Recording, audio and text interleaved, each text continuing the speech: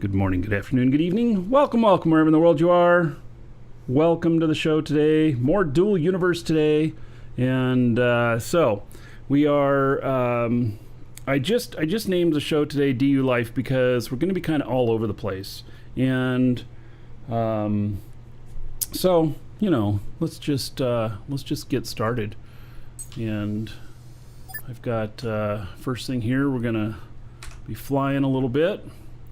And so, yeah, let's see here.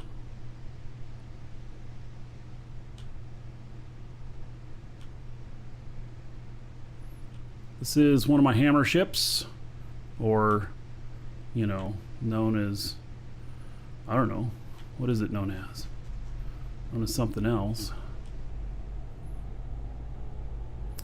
Thunderchild.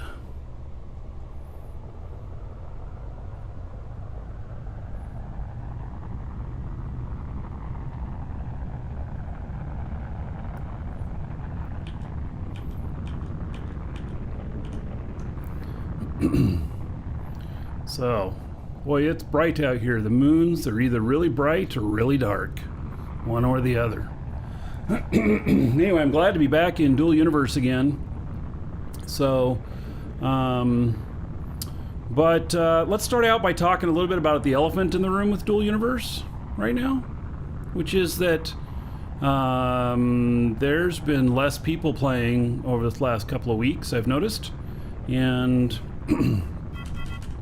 a lot of that has to do with, I think, the lack of content. And at the same time, though,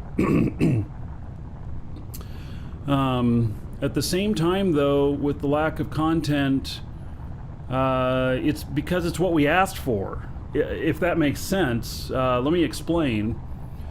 We asked for greater stability, quality control, and less huge game-breaking bugs to be introduced into the game with each content patch.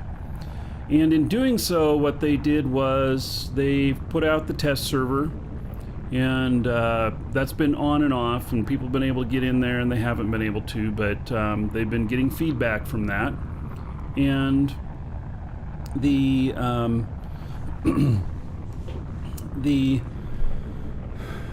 the deal with that is that it's caused a longer development cycle. And so with a longer development cycle, it actually is, it is it's an issue because we get less content. Less content equals less casual players. Us hardcore people are still here. And so I think that it's a little bit of a tough period to go through with the game. And I really hope that they can get, with the new plans of the quality control and the test server and everything, that they can get a good cadence of stuff flowing out. I do know that people have been testing the 0.24 stuff that's been on the test server, and I've heard some pretty good feedback about that. So, we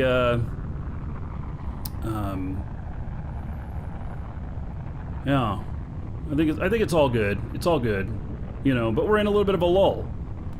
And so I look forward to 0.24. Do I expect that when it's published that we'll not have any game-breaking bugs? No, I expect that we'll have some, but it shouldn't be as bad as what it has been previously. The team here making the game, this is JC's first game as far as I'm aware of. And to build an MMO is probably one of the most complicated types of games you can build. And because there's a lot more to it than just gameplay and fun, there's all the communication of everybody interacting with each other and syncing all of that up. And technologically, it's really, really difficult. And so, but I think that that if we can get quality in here, and then we can get some good momentum, that things will be really good. And so that's what I'm going to work toward. My part on that is to stream DU, attract new players, and get new people in here. So that's exactly what I'm going to work on, and that's exactly why I will be doing some other games and not just focusing as heavily on Dual Universe. And what I mean by that is, like last week we did Eve. So I got a ton of new followers, got really good views last week. I was #1 for the week of the most watched broadcaster for Eve Online, which I feel like is a pretty good accomplishment. And then I typically am #1 for Dual Universe here. So last week with Eve, we'll now have people coming in this week that that were introduced to me through Eve, and hopefully they can come in and see this wonderful game, Dual Universe, and maybe want to join us here too. And the exact opposite happens as well. I've seen some of you that I got to know in Dual Universe hop into Eve as well. And so I left next week as a blank canvas for what we'll do on the show. I'm not 100% sure yet. I'm thinking about throwing a day of Shroud of the Avatar in, and maybe we should do that on like Saturday or something, and so we can all go out adventuring or something. I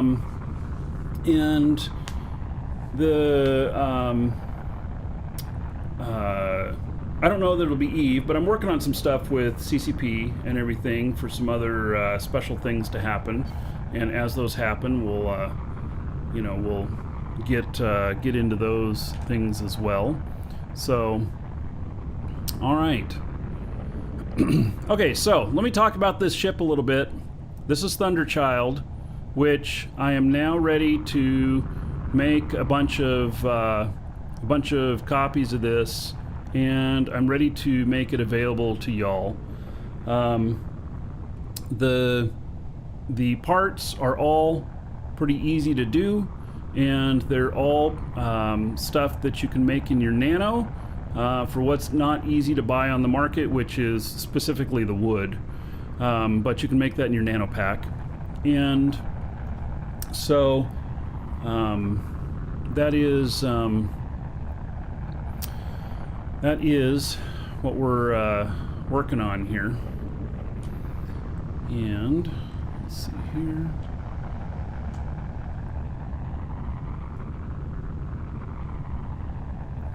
All right, I'm turning a little bit as we go. So I saw a really good diagram, and hello Rick, oh, and hello Eugene and Prince. Yes. I saw a really good diagram showing what it is to be in the pipe and what is not. It was on Reddit, and it really showed, one planet here, another planet here, and right in between, this area right in between is where the pirates hang out, and they watch for you and wait for you. They will have ships placed at multiple locations along the way, and they will measure which direction you're going and at what speed and everything, and then they intercept you. And it's almost certain death. So you have to go out of the pipe. So if these are the two planets here, you have to go up to get out of the pipe, and then over, and then maybe back down. If you could just go up and then straight into here, you still end up at the pipe at the end. And so unless you're willing to use like the last 10 SU or whatever to warp stop, you still need to go up. And so you have a couple of corrections. So for my part here with this ship, I mean, I've got where I'm going and everything, but I cannot take a direct route. A direct route will mean death. But I did build these as throwaways. So the hammer here, it's a large container. It's one large space engine, and then everything else required to fly it.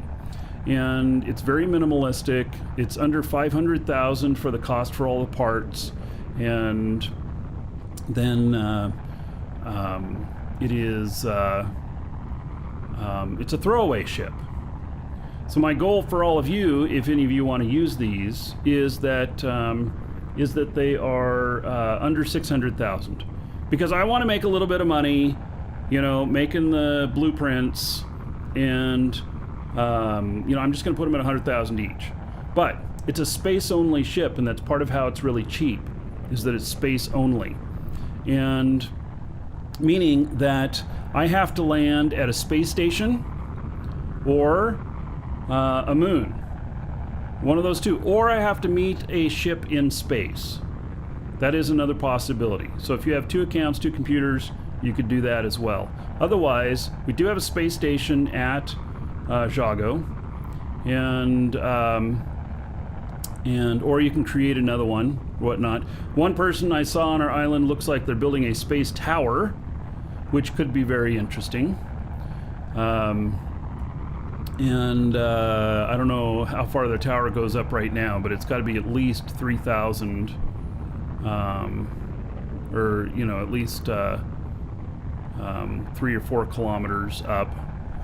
And what do they have to hit? They have to hit probably over 6 to be space, and probably need to be about 10 to be effective, which is really, really a big ask. I don't want to build anything that tall, but that's what they've been doing. So, all right. So this guy, we're going to get him all the way up to speed, and then let him go for a while. And you have the office building ready. All right, spaceman. You could, if it'll fit up there and everything, you could just bring it over and let me know how much I owe you. So, yeah. Yep. So, it's a gift? Oh, man. I know it cost you something. Okay, so are you bringing is it a good design, and you're going to bring a dispenser or whatnot, and set it out there and sell people blueprints of it and stuff? So, you just found 3 adjacent 3.8 million ore squares on Mattis, and are they claimed by somebody else? Because that Mattis is so heavily populated that I can't believe that there's anything like that that's not already claimed.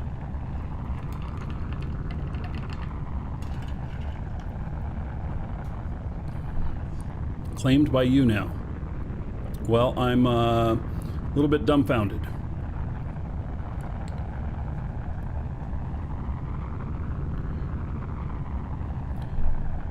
Yeah. It's got megas in it. So that's where I've got some ore on board here. It's just tier 1 ore, and this is where I've got. So it's worth, I don't know what. It's 190,000. Oh, that's right. I was going to buy another calculator. Shit. I need another calculator. My other calculator finally gave it up. I've had that calculator for, I don't know, 30 years. And it finally went kaput. I hate using Windows calculator. But, so I got 190,000 times 25. I want to keep the loads under 5 million value. Hey, Blazemonger. Calculator on phone. Yeah, I do. But I like the tactile touch, because I actually use it with the business and stuff too. Doing calculations on the side while I'm doing the books and everything. So, yeah. Elthorn, you and 2 friends plan on going to PvP area soon? You're a bit cautious. Yeah, well, so a lot of us live out on Jago. If you want some friendlies, we're probably we are the biggest group out here on Jago. There's pirates out here too, but we're friendly. and everything. You can be in multiple orgs. You could join us, Dragon's Assembly, and we've got 3 or 4 islands out here. So, cooking the books, only cooking them properly. Yeah. What about an abacus? Well, you know, I go old school on some things by like having a real calculator, but I'm not going that old. Yeah. All right, so we're gonna get this up to like 28, 29,000, and then we're gonna let it go. So yeah.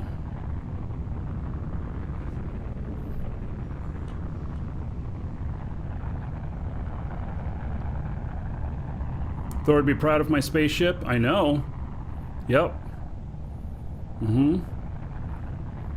It's very tough too. You know, I landed one of these in the ocean a couple weeks ago on accident. It wasn't on purpose, but I survived. Yeah, holy shit, I survived. Yeah. Amazing. Well, landed might be the wrong term. I survived. I survived getting back to the planet. It was not intended, but it's what happened. Yes. So, yep. I cratered into the planet. Well, no, there was no crater. About half the stuff was burnt out, though. So, yeah, it was good. Yeah. All right, so I understand Rick is going to be coming out today. He says he has something for me. And then we also got our space, or our office today. And then let's see here. Spaceman's bringing that out. And then I've got another ship being brought out today, and I can't remember what it is, but another creator bringing out a ship sometime today. I haven't talked to him in over a week, but we had planned on today, and so I pinged him this morning, and we'll see. We got all week though. Anything you can walk away from is considered a landing. I'll take that. Yeah.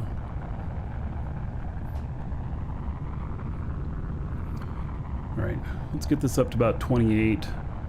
The chances of me running into something out here outside of the pipe are pretty low, unless I have a stowaway. Yes. Time frame. So I'll have a character on Jago logged in about an hour, Rick. But take your time. You can just message me whenever. I can also switch characters around. Well, maybe. I'm going to be flying another one here in a minute. And so, yeah. I have no idea what Rick is. Rick just said he's bringing me something. I have no idea what. He probably found some beef jerky out on the planet. Something like that in game. Yeah. Which, by the way, all that other beef jerky, yes, that was good.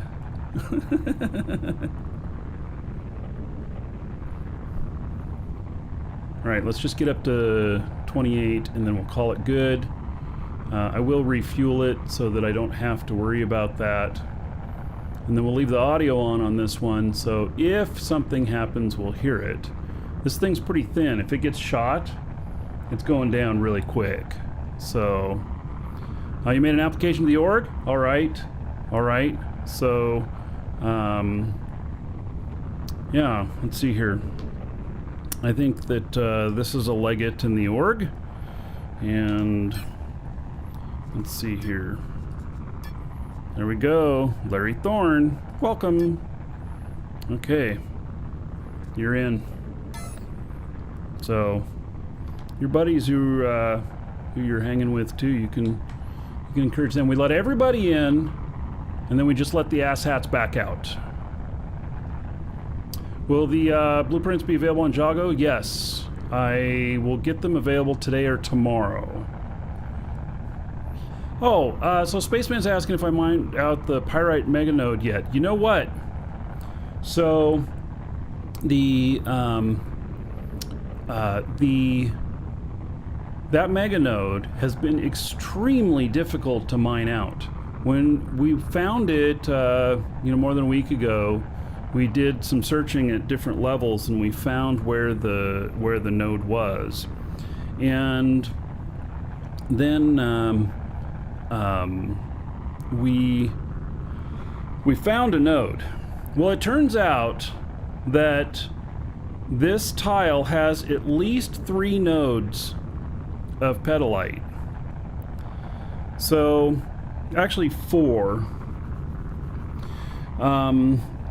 Flo mined out like half of it and then couldn't find the rest, gave the tile to me, and then I found another 100,000 or so, and I mined Hail that to the out. Dragon King, baby. And then we did that special scanning, and we found another node of it, which it didn't look quite big enough because it said it was what, 400,000 or something like that, but it didn't look big enough, and it turns out it wasn't that big. It was around 100,000, which means there's about 300,000 still left on the tile somewhere, which I haven't been able to find yet.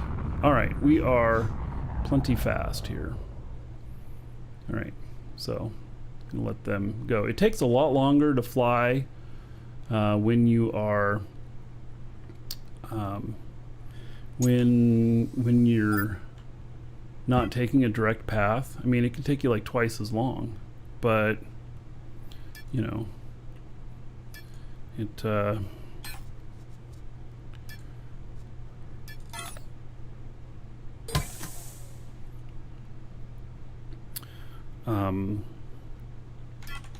it is safer.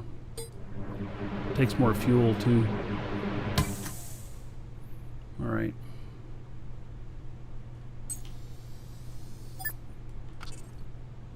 Has anyone asked if I stopped playing Eve yet? Nope, not today. I'm sure somebody will. Even though I just did a week of it. All right. That one's good.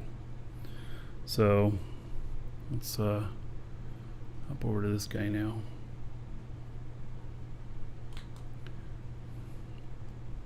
All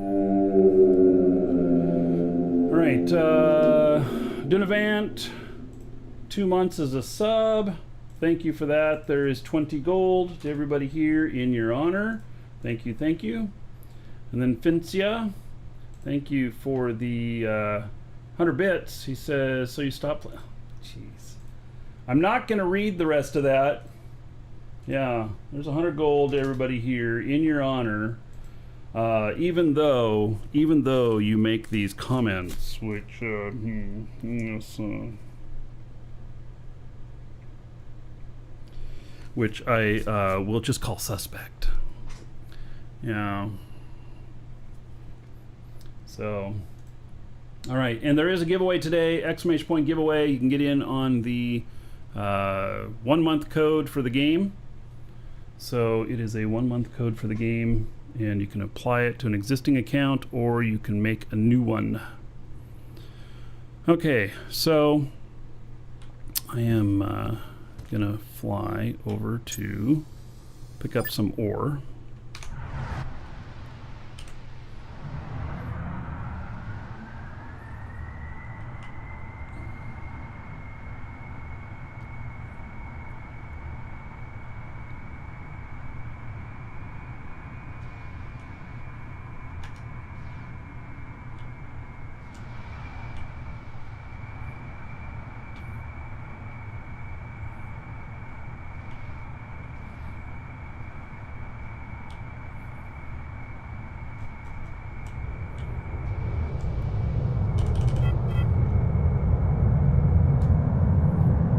This is the Horizon. Big ass ship.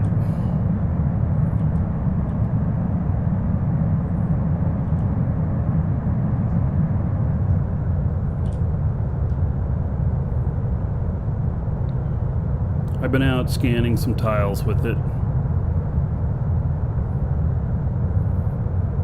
Slowly turning myself into a Wookiee. I might already be there.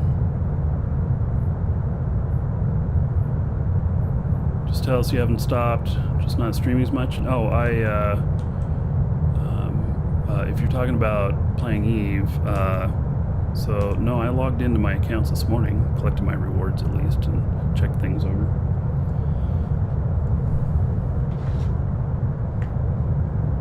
By the way, I have construction workers coming over today too. I don't know when they're going to be here, but we have 3 rooms that are torn up, and so yeah, storm damage we had in November, and they're finally this week getting it all finished up.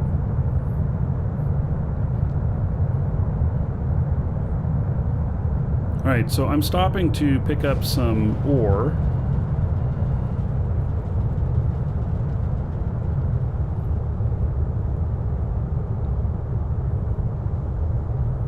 And then I'm gonna deliver some more up to the moon base.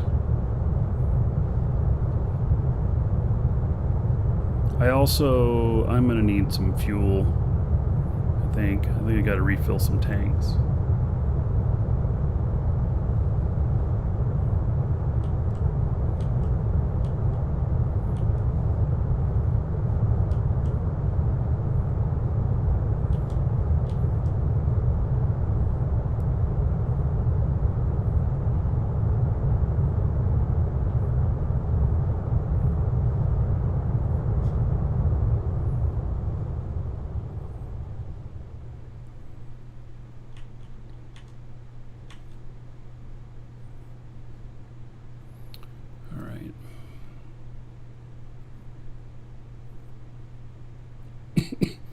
My co-pilot and crossbow blaster skills coming along.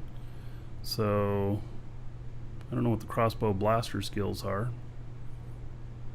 And who's the co-pilot? Is that my cat? Oh, you're talking like Star Wars reference again here. Yeah, I missed it. Took me a second.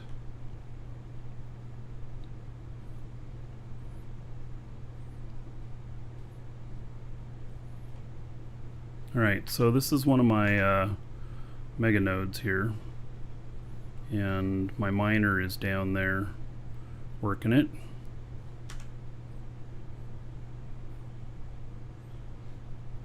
So we'll land down there and we're gonna pick up some ore from that ship. Badass ship. Yeah, this is a medium core too, but it's huge. It's really, really big. It sucks down a lot of fuel. You gotta kind of learn how to fly, you know, to save fuel and stuff, and also put some skills into fuel economy.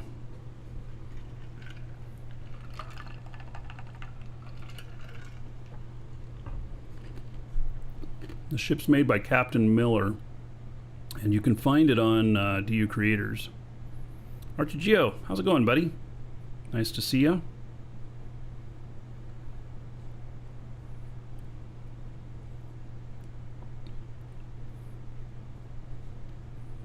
Did you see week before last, Archigeo? It's my fault. It's got to be my fault because I know that there's warnings about this. We used the autopilot to put me into orbit on a planet, and we used retro braking, and it got me a little too close to the planet. It was great. I lived though, but I took a space-only ship and landed in the ocean.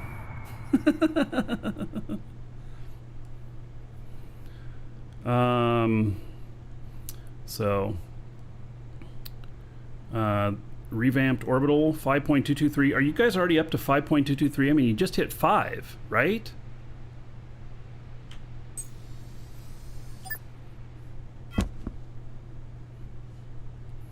All right, what am I connected to here? To that. All right, so lots of new stuff. Okay, well, I'm not. I'm happy with how things are at the moment. And I will upgrade later. And you know me, I want to stay a little bit behind the curve. Things are working right now, and so I want to just kind of leave it at that. Okay, so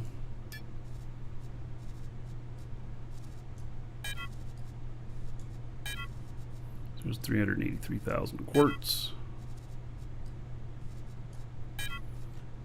Okay, that ship is ready to fill up again.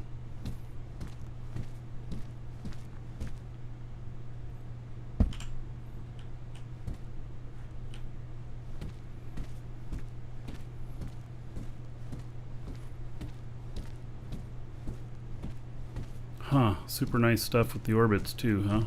All right, well, I'll let you guys make a couple of refinements to all that stuff if you just published a bunch of stuff. I'll give you guys a couple of weeks to make refinements and work out the bugs, if there are any, and then I'll dive in. So, yeah. Yep, that's my plan. I can be patient. All right, let's go to the base now. So we're going to Felly Coal Mine. Or, no, Felly... Is it Felly Coal Mine? Oh, I guess it is. I got... You know, so I've got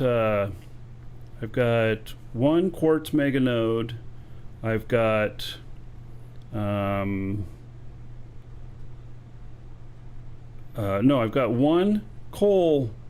No... Did I mine all that? Shit, I don't remember now. I got one bauxite mega node. I've got some sort of amount of coal. Maybe it's a mega node left. And then I've got 7 frickin' quartz mega nodes out here. So, yeah. All right, we're gonna fuel up at this spot.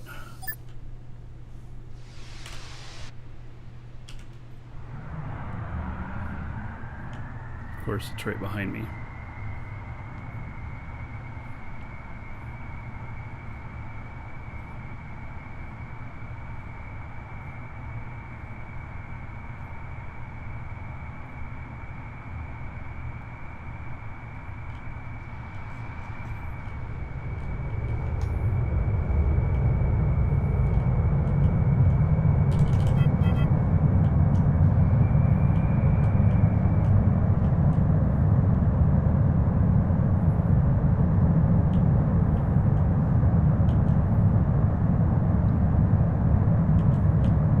It's amazing how even this monster machine here I'm playing on can get a little bit bogged down on the FPS and everything.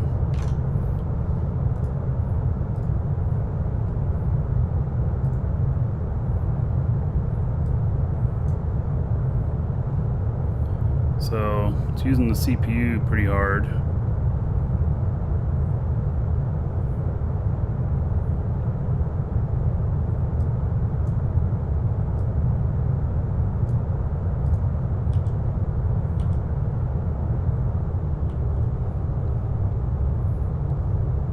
Hello, Matt.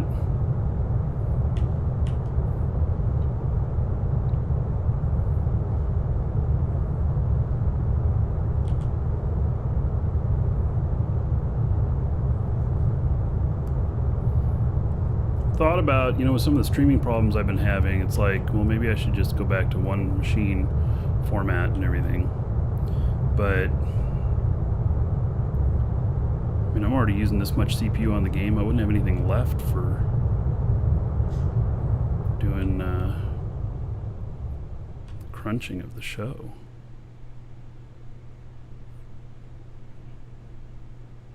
They do need to optimize stuff, and hopefully there's some optimizations in 0.24 more improvements.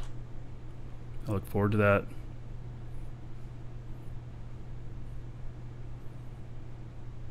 Ships with over 400 elements. Yeah, and I have 300 and something on this, I think.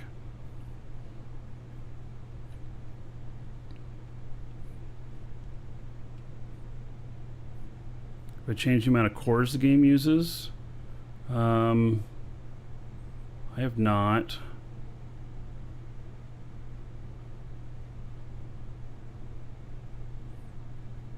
But this is an Intel.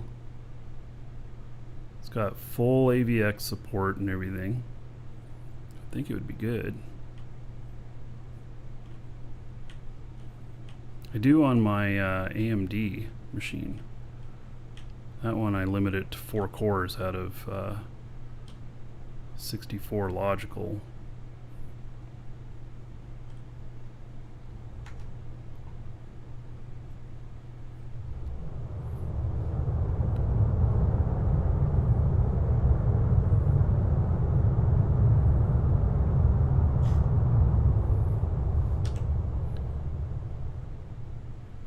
Yeah, I have reduced rendering in the game before.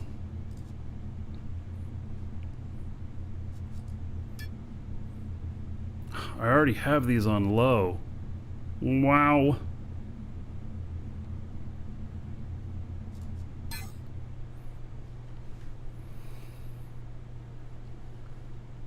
How about that?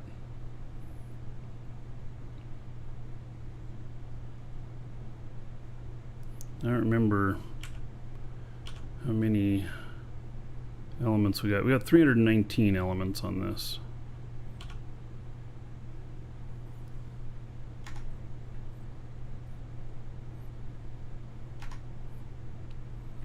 Let's get a little more speed going down. We got a ways to go.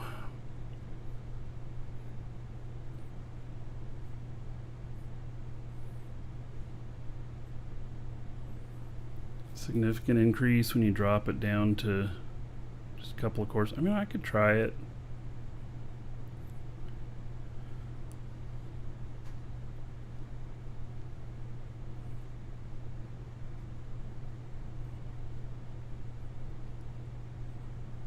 I'm not going to change that while flying though.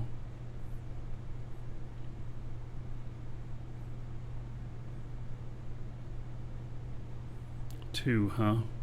I did that on my AMD when I changed it to like 2. Oh,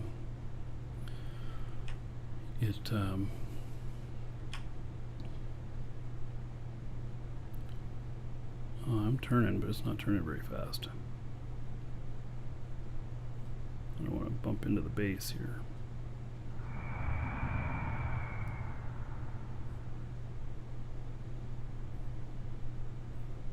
Yeah, I just don't want to change it while flying. How did you change this? It's in your graphics settings, actually.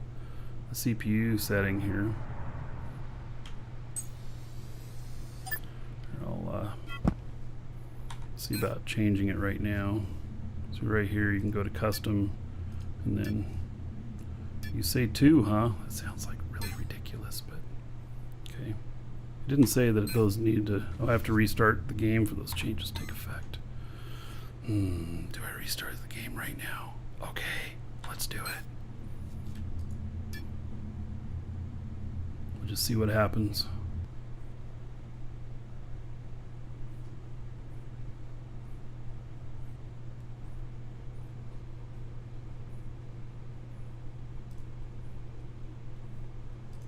And 2 may not be enough.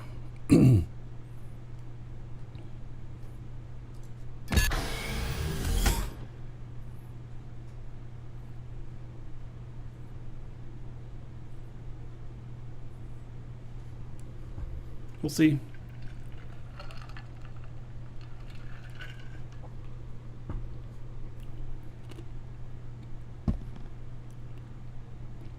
All right, well, feels okay so far.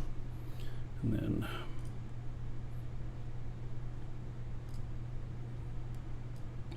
so I changed this. This is at 10 cores, 20 logical. So I don't know which two it's using, but I don't need to get quite that granular. Okay.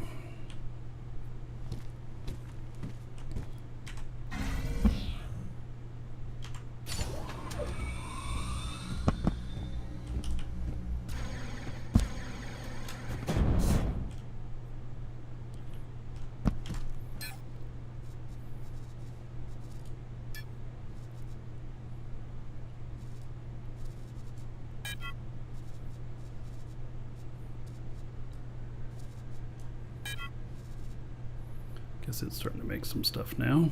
Heard something turn on.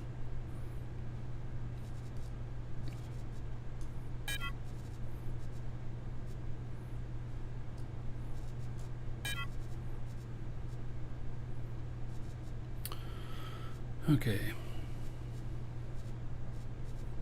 Then I need to look in here. What do we got in here? Got stuff for making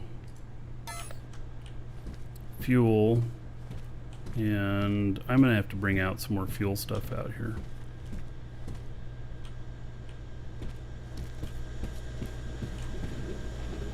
I should have turned these around so I can see what's what. And I can't even get in and look at them. I don't have the talents for it.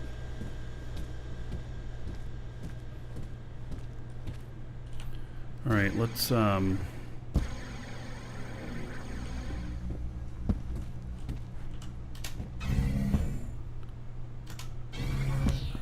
the space tanks here. I have extra space tanks in this too.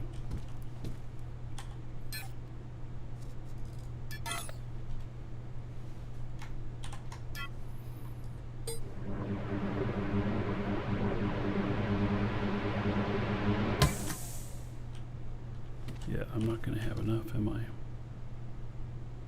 It's nitron. Nitron. This fuel is 1. I don't know what the other fuel is. Alright. So, takes me completely out.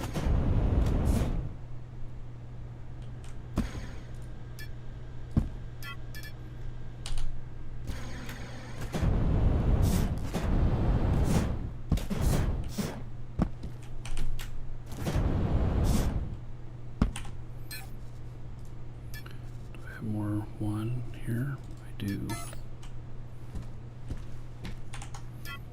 Oh, only 13 more kiloliters. Okay. And then I got 56 kiloliters of this. Holy shit. I'm really gonna have to get some fuel production going on out here.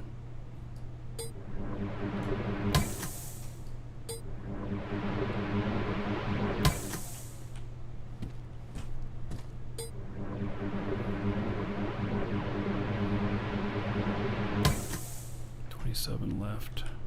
I don't know if I'm gonna have enough to fill all these tanks.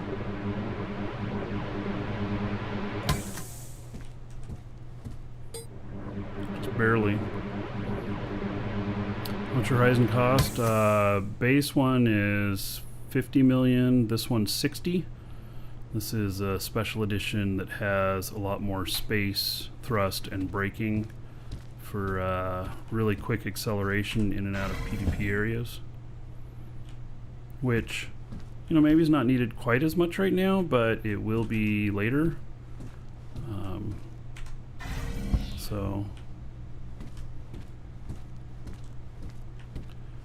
okay, so these are X1. Oh gosh. Yeah, I really don't have enough of that, do I? I don't have enough of everything else either. I wonder what kind of fuel that's making.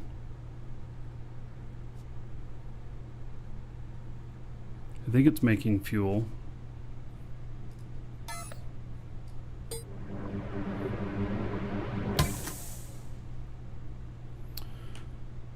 I couldn't fill everything up.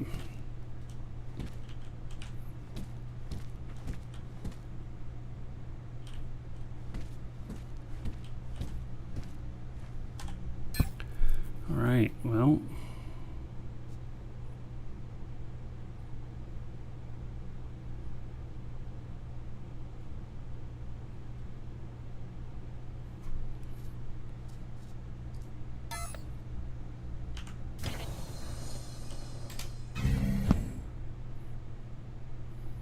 Got down to negative 22 and you couldn't use the toilet because the pipes froze? Dude. Got buckets? Sounds bad. Yeah, a friend of mine sent me a screenshot of a place he was at. It was negative 22 a couple days ago.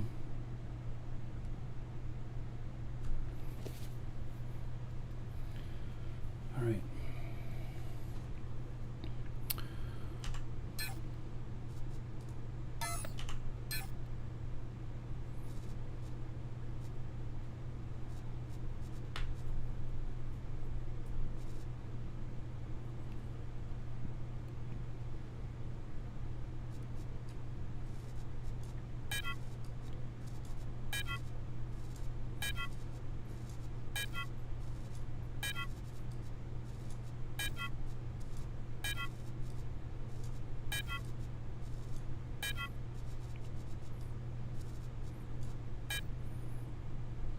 I think I'll leave those cores out here.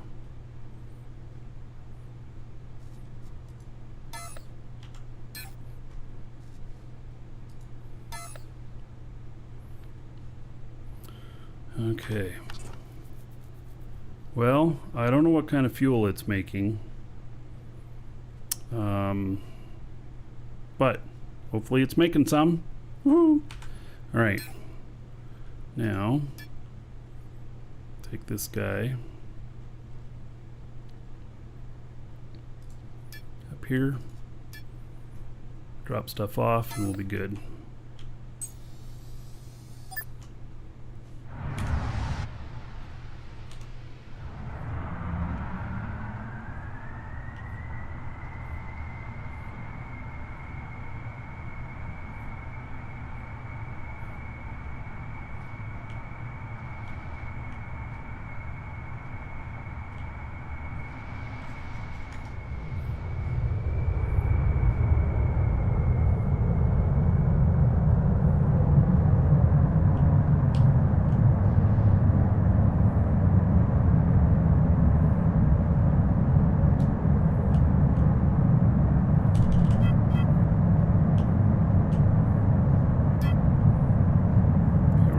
Felly.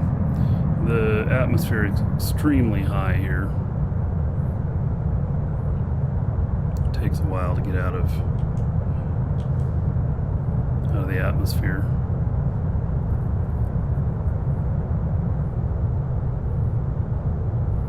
I'm living the good life. It was 80 yesterday. It's only going to be 60 something today. But you know,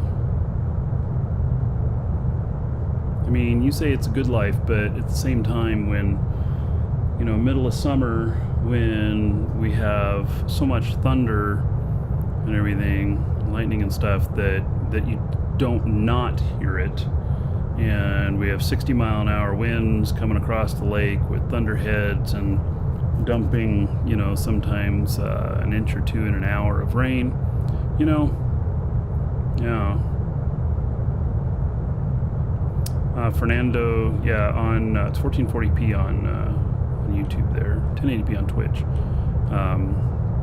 and I could turn it down a bit, but I've already turned it down from 4K, so my video card's at 41%, so.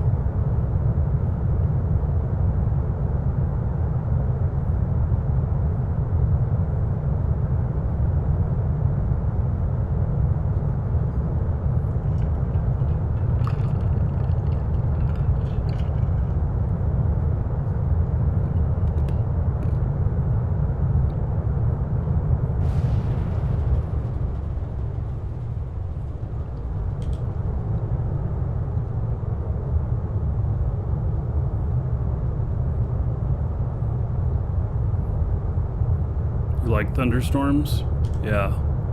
Well, was it last year or the year before? It hit my barbecue. Caught my barbecue on fire. It seriously Get lit up.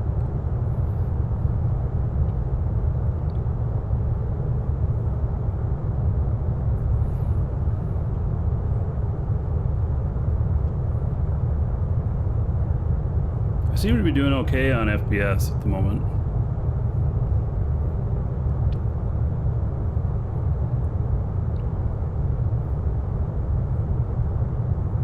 We've had lightning strike the house here before. It's very unnerving. All the walls shake. Hear pictures rattle on the wall. Stuff.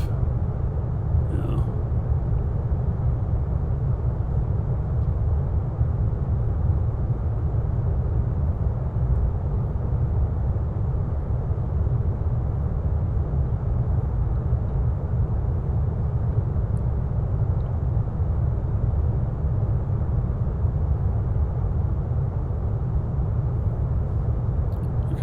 Don't like that my base is on the other side of the planet from where the moon is.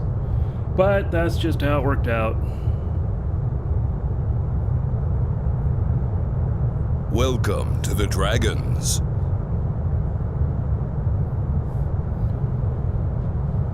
Arkham Storm, thank you for the sub on YouTube.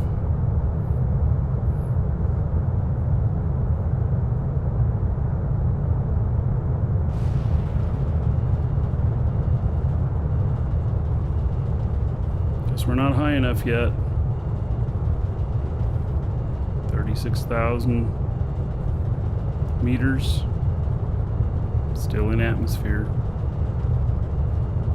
Atmosphere is 0.16.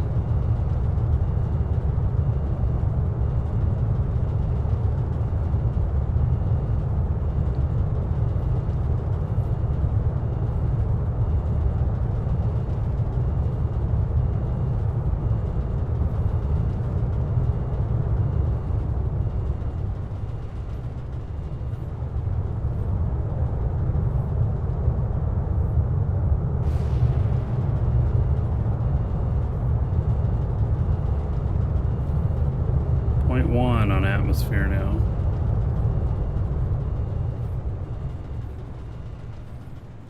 .9.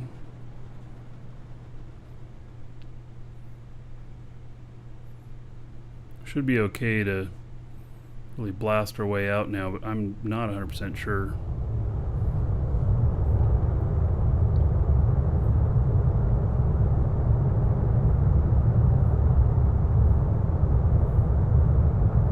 Still using atmospheric engines.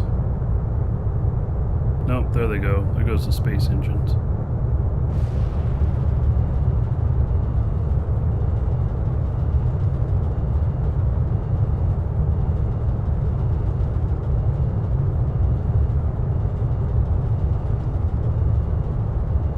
Hail to the Dragon King, baby.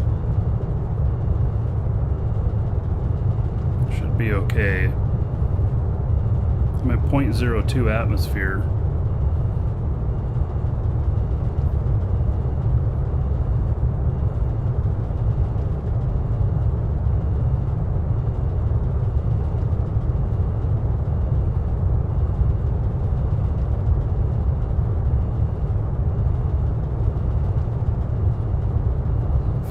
It says I have 0.00 atmosphere, but yet I'm still glowing in the front.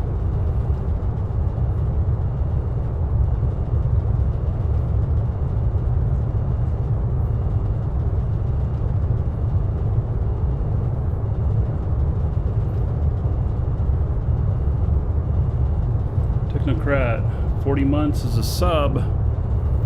Right.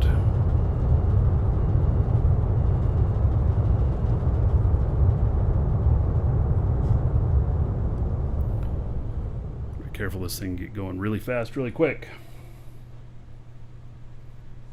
So 40 months.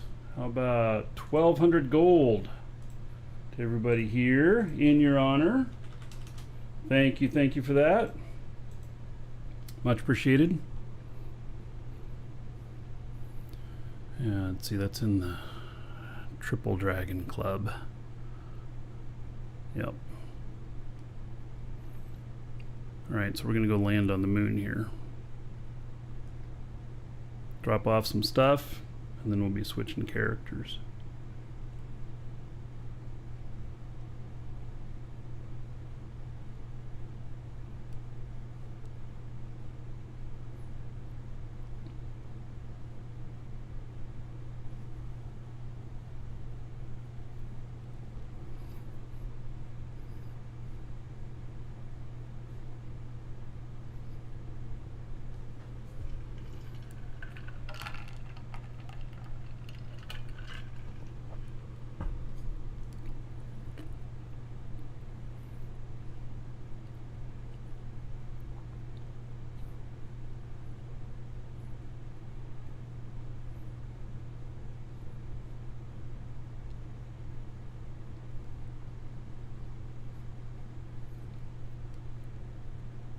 kind of slow boating just a little bit.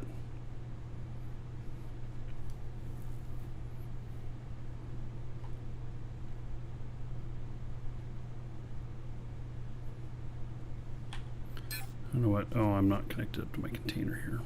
All right.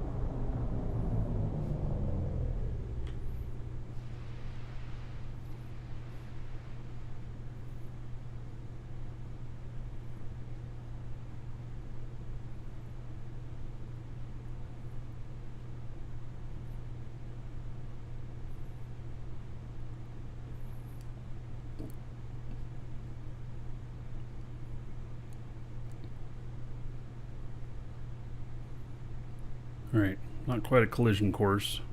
I don't want to make a collision course to be spot on where I'm going, just in case I misjudge speed or something like that. It'd be really bad to plow into the moon with this.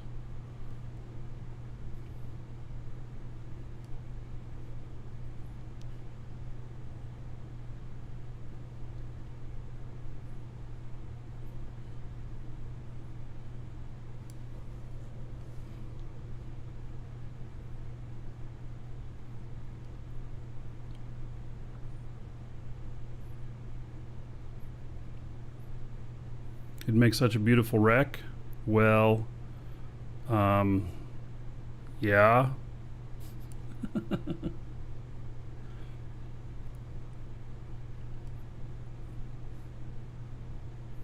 the game's out of NDA. How's the game so far? I mean, I'm really enjoying it. So it's quite a challenge, especially, space flight and everything. There's quite a good learning curve on that, but it's a hell of a lot of fun.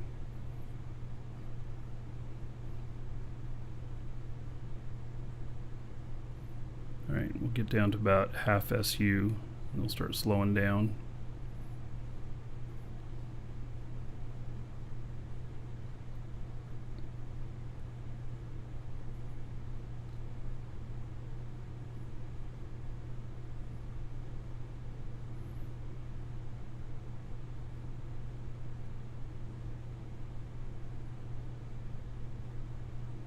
A little bit hard to see what the numbers are on there.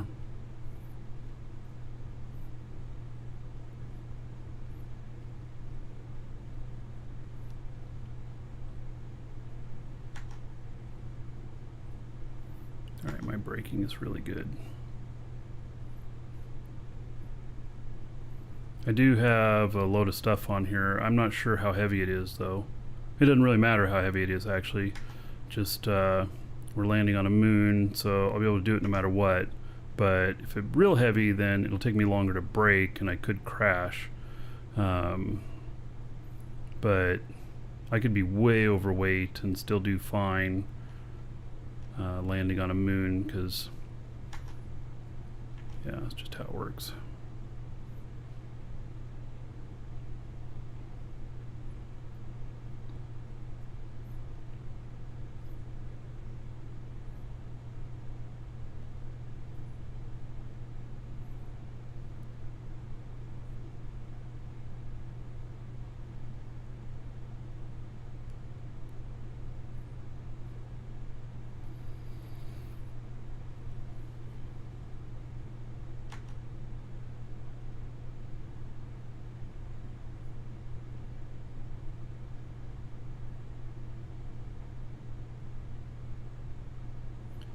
Alright, now let's see here, how are we going to do this?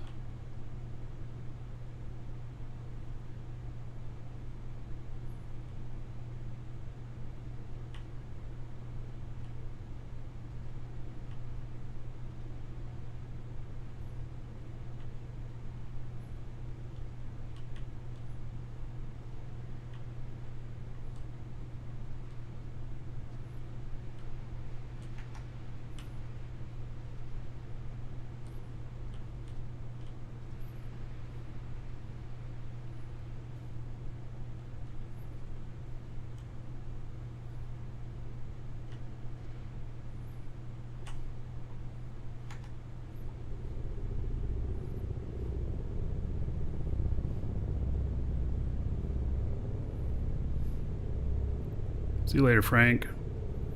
Nice seeing you today.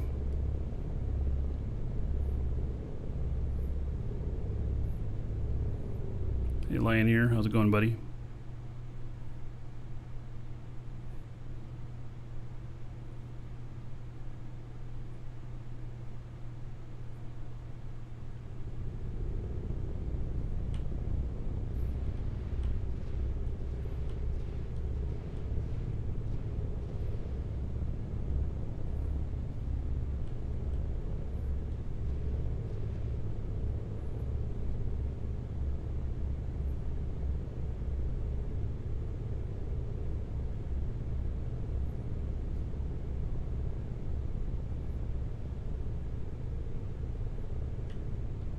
Wow, that is hard to see the line on there, isn't it?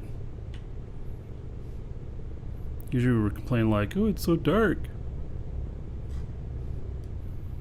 This is like so bright.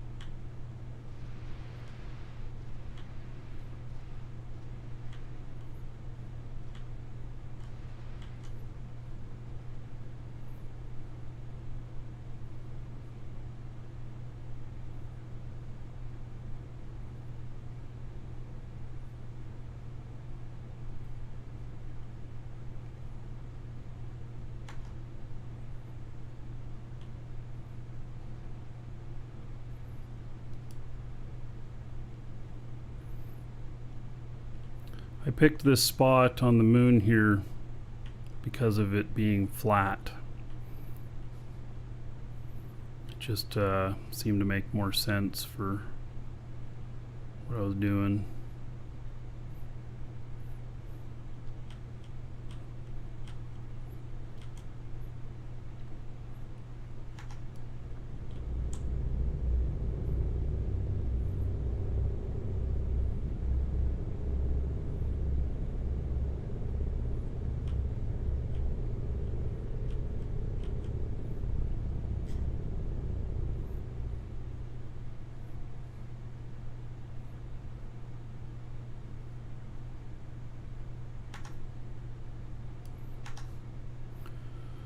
All right, straight down.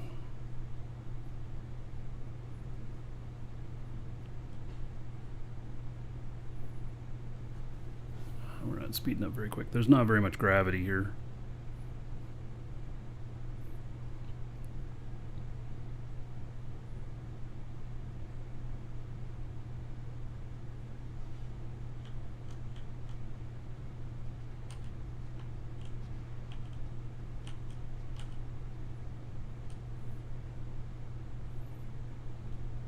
I don't have any downward thrusters on this. I've thought about putting some on, but it's okay, just take it a little bit slower.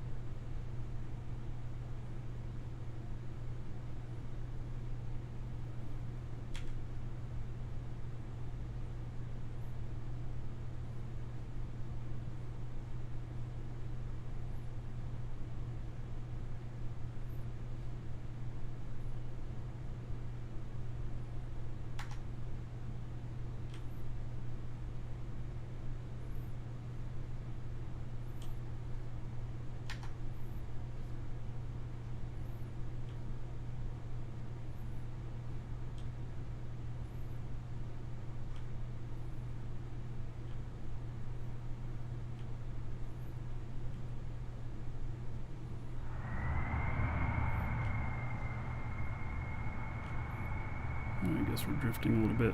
All right, sit down right here. It's close enough.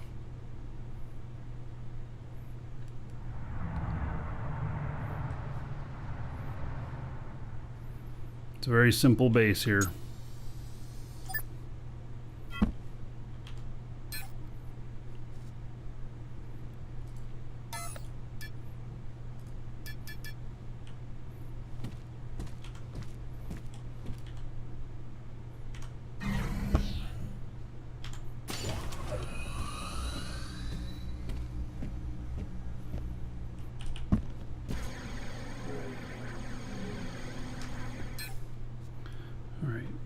More X1 fuel here.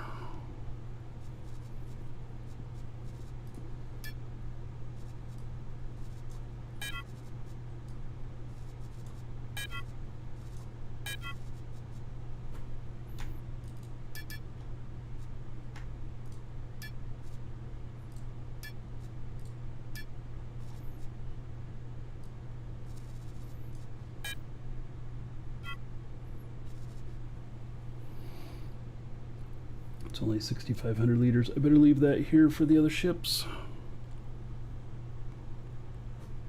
if they need it. All right. So, made it here. This guy's gonna park here for a while.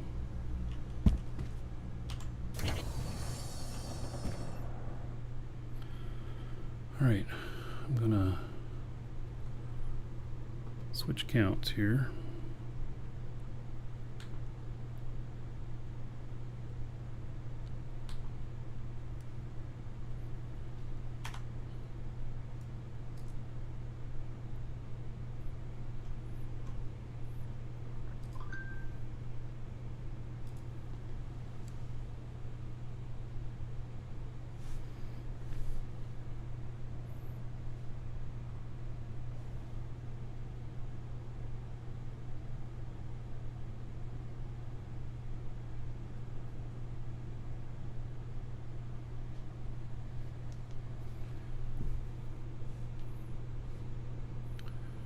Right.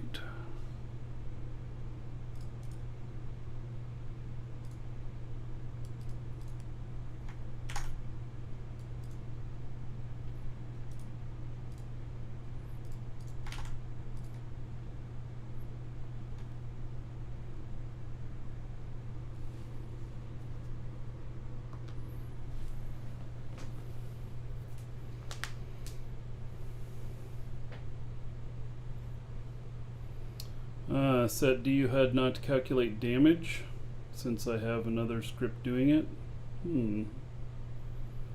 All right.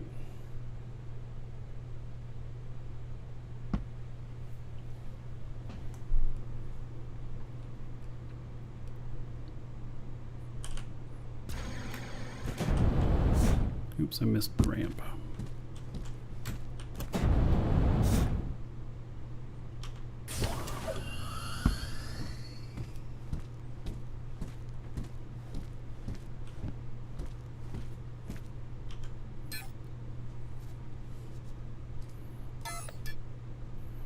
Oh, I've already got this as my linked container. Alrighty then.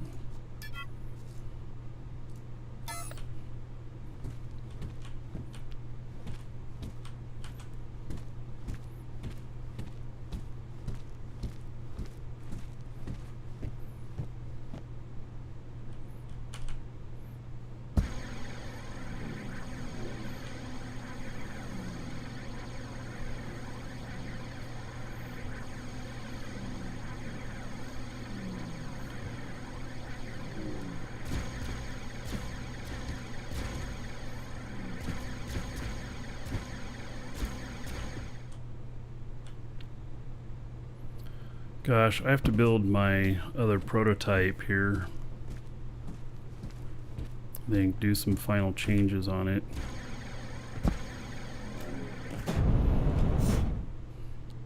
See how we're doing on X1 fuel here. 75 liters there. Okay. 75 kiloliters. Okay. And then we need to take some scrap metal up there.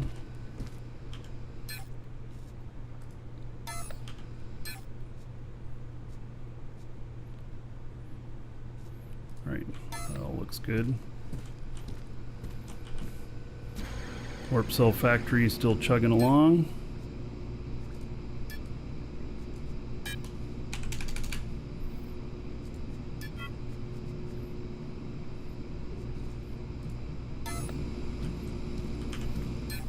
What are we doing on our product here? Oh, I'm almost out of aluminum. What? Damn. It's always something.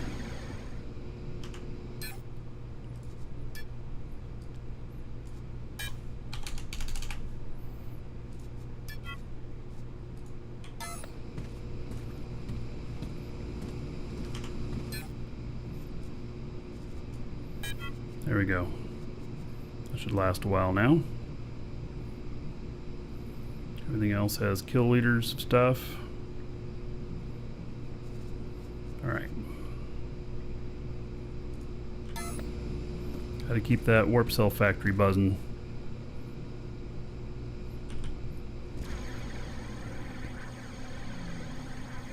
Hey, Apocalypse. Yeah, I'm getting some ship stuff ready here. We're,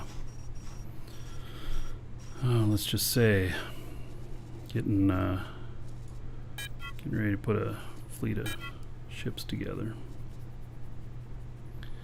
So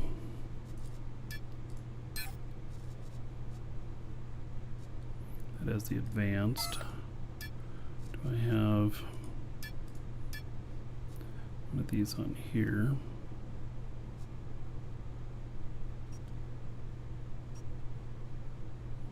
It's Thunderchild. Wish these had dates on them.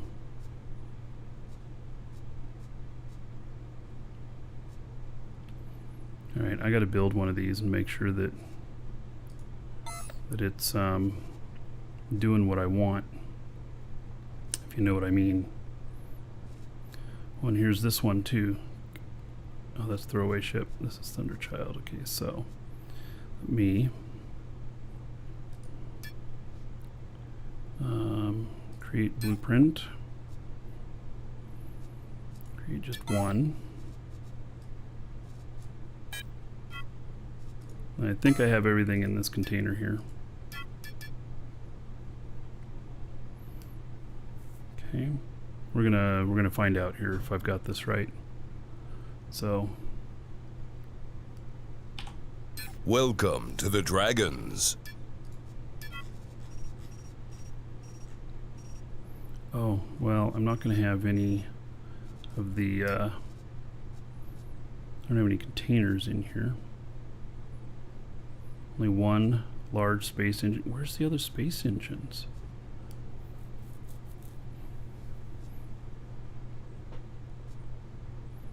And I don't have either one of these. Gee whiz.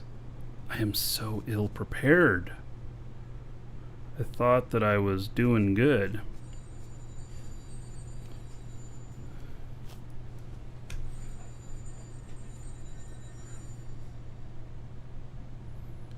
Hello?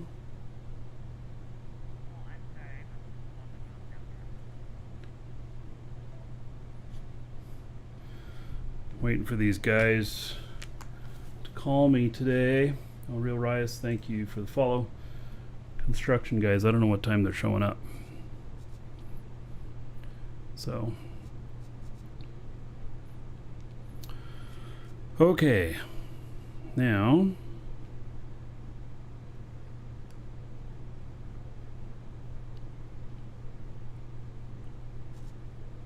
I don't have any of the adjusters. Where is... Oh, did I put all this stuff on... You know what? Maybe I put it in another box.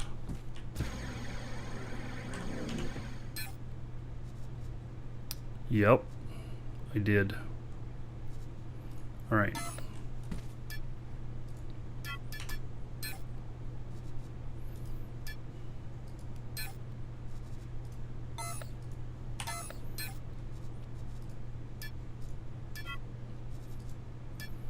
There we go. This looks better. Oh, but this has the wrong... Oh, this has the advanced space array. Alright, so that's got to come out. This is the wrong... That's the wrong stuff in there. Let me make sure I have the right stuff over here. Golly. You know, I really wish there was revision numbers on these things, you know. So, okay, that looks right. And then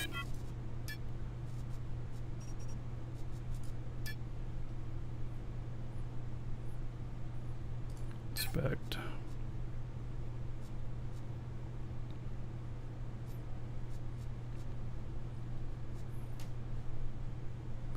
All right, that looks right.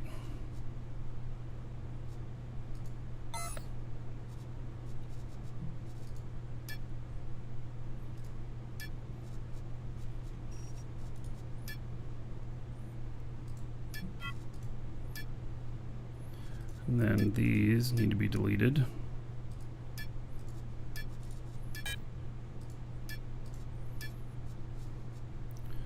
Okay.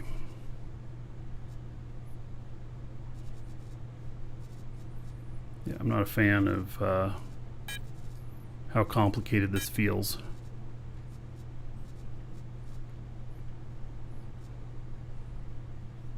I need more of this wood. That's one thing I talked about, was maybe changing that to something else that might be a little bit easier to deal with.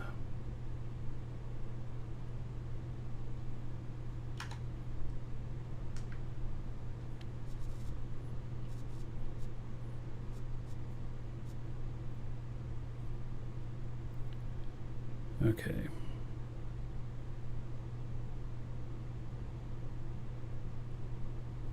What is all this stuff?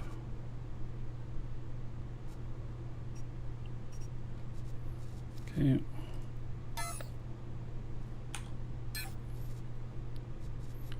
So, that's right, I was going to take this out of there. The advanced radars. They don't need to be in there. I'm just trying to get these together so that, you know, it's enough of the parts.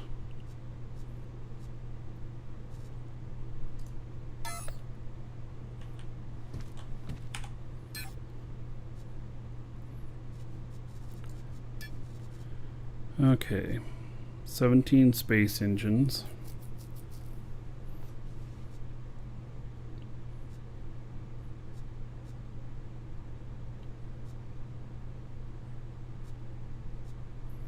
So, looks like I have enough stuff to build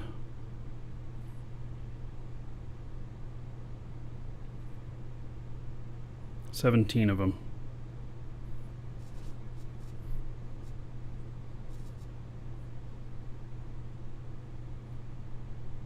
No, not 17. Like 7 or 8. Yeah, I was reading that as 3,321. It's not. It's dark brown wood 3, and it's 321 cubic meters. So, all right, we're gonna put one together right here, and just to make sure it's right.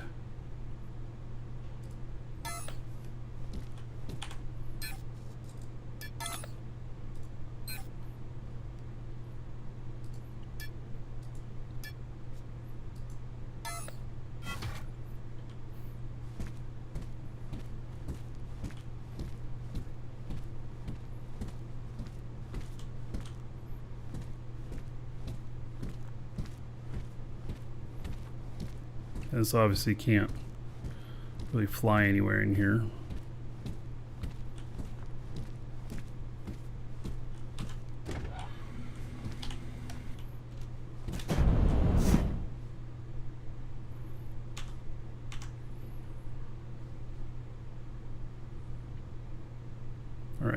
I don't know what version it's got in here. 5.01. Okay.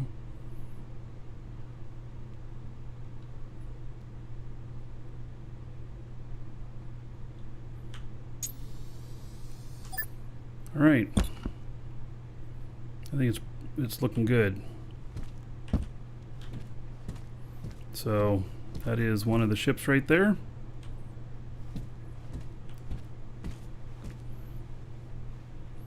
And that is all ready to go. So yeah, it looks really nice.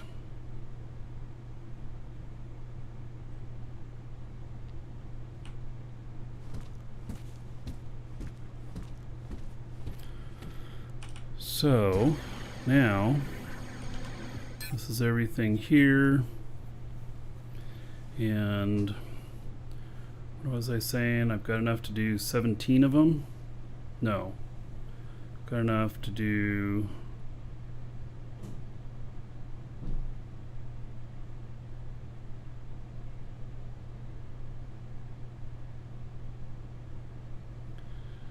yeah, I don't have enough to do 17 of them.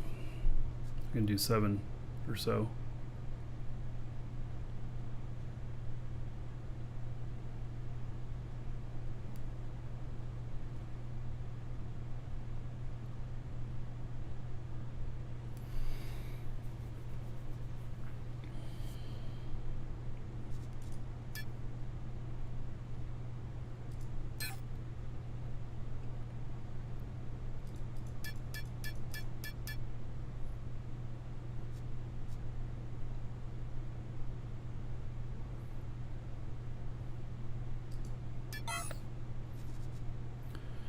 Alright, so I'm gonna put on board enough to do 7 of these.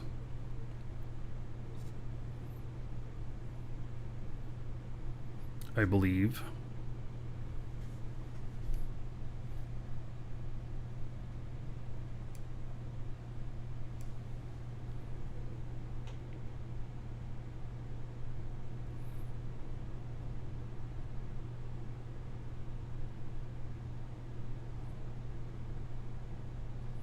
Yep, 7.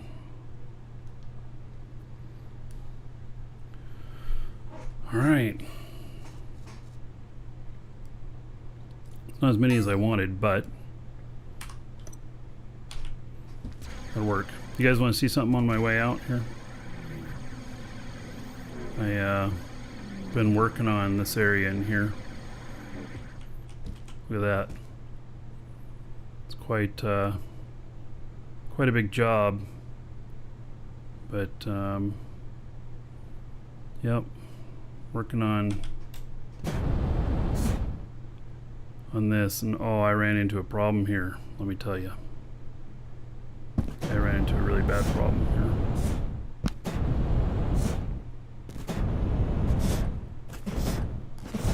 Look at that. Look at all that dirt. So apparently I was off by like a pixel or something while I was taking out the last layer, and it was dark. I didn't see all of these, so I've started having to take them out by hand, which is really crazy. And I tried using this a bit, which worked well, but I can reach them all from the ground, and so it's easier. If I couldn't reach them from the ground, then that would make it even easier. But yeah, we're working on getting this all good to go, and so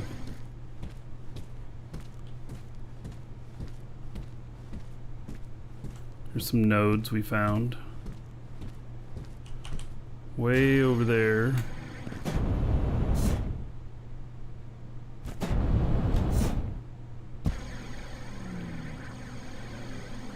That node. Oh, it's quartz. Oh, never mind. I thought it was something else. Hey, I found another node that's maybe it's up there still. I found a node of calcium. And then I also have a chromite node up there. Anyway, I have a lot of dirt to clean up. Hey Rick, no problem.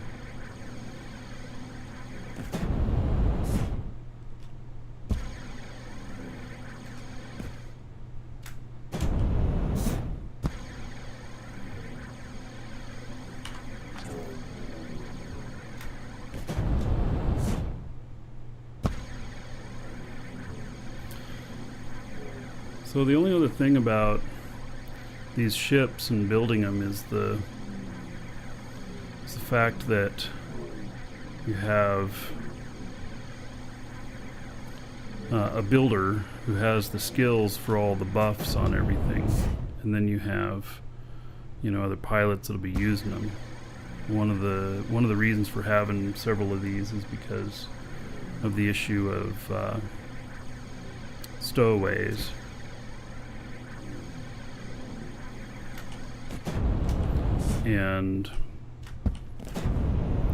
But if you just have a pilot, you know, placing the stuff out every time, none of the items are going to be boosted. They'll all just be stock. So it's kind of a issue.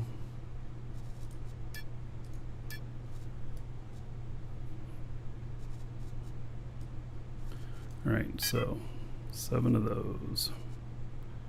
And then how many adjusters? 16 per. Okay.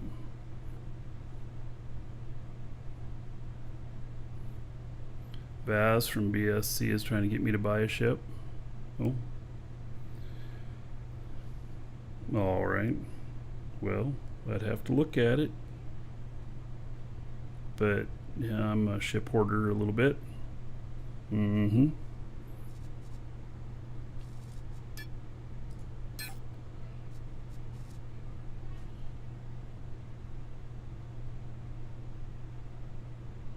So 112 of those need to go over.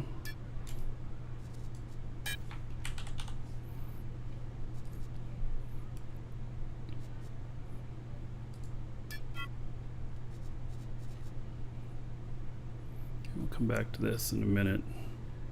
This guy, I've got him stopped now.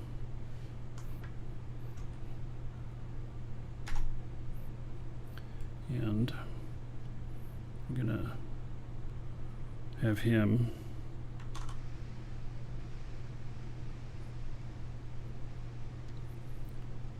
start heading to Final Destination.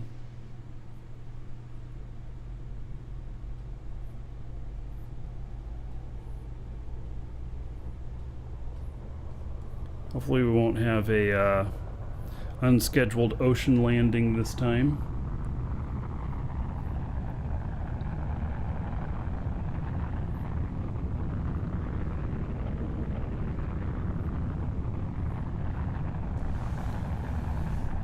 When they bring base attacks, will our base be deep enough to not be affected? You know, I don't know how that part's going to work out.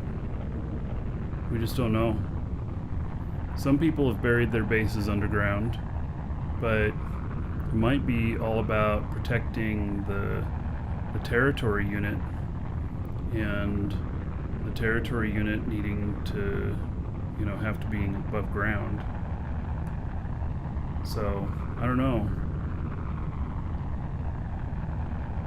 Dirt has no hit points, meaning that you can start shooting the dirt and make big holes in the ground.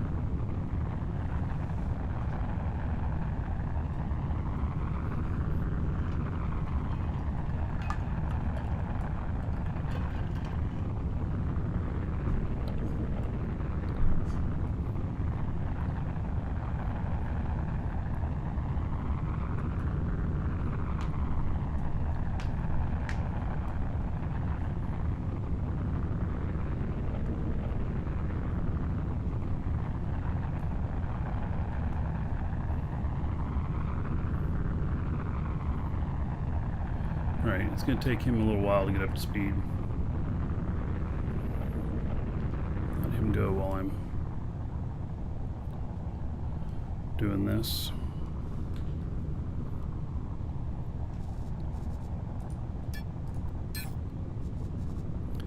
All right. Well, I only have 16 basic space engines. Oh wait, I was doing 7 though. Yeah.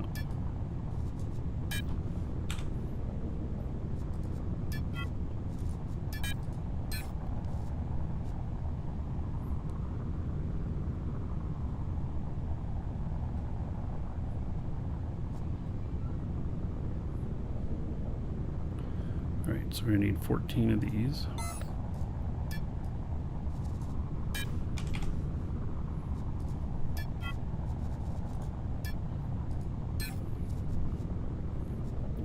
Seven containers.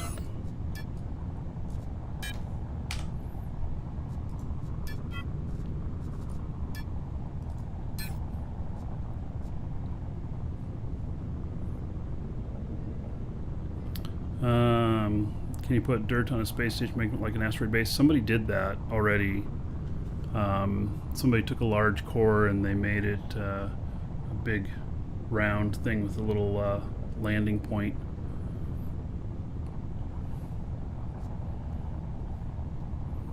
Yeah, I saw it on Reddit. Somebody posted that. So data bank and dynamic cores, 7 of each.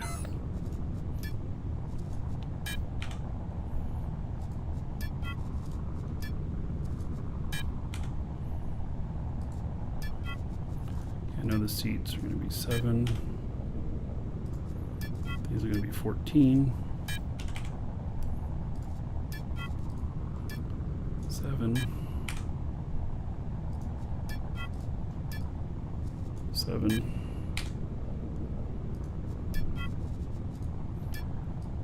Booster 7. 14.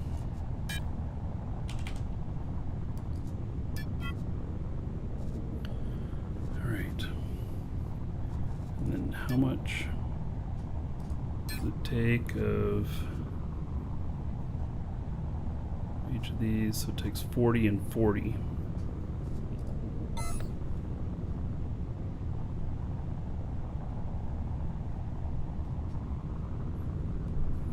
So we need 280 of each.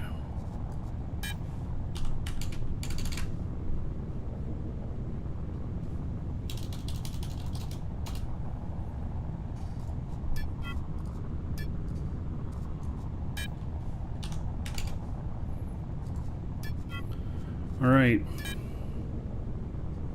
This should show that we have enough here. Where is this reading from? Basic Space Engine L, 9. I'm reading it out of here.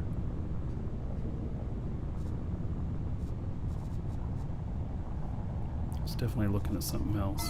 Let's see here. Oh, I got a link to that, probably.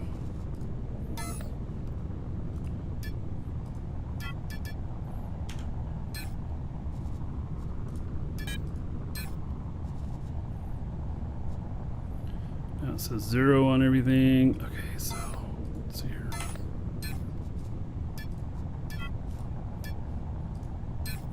There we go. 7, 14, 7, 7, 7, 7, 14. Space radars. Fuck. Okay. Forgot the radars. Oh, and we need 3 of each of those. Darn it. So I need another 7 vertical booster M and 7 space radars.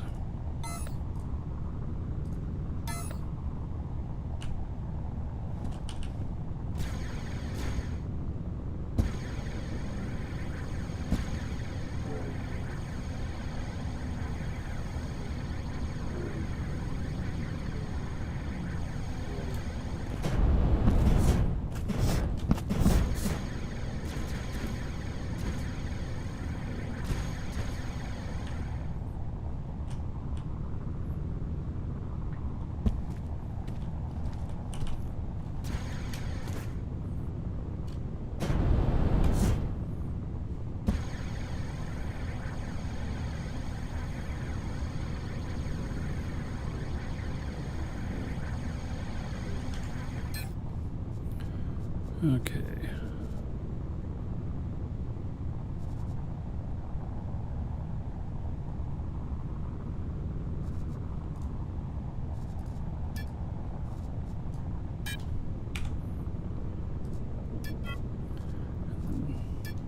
Seven more vertical boosters.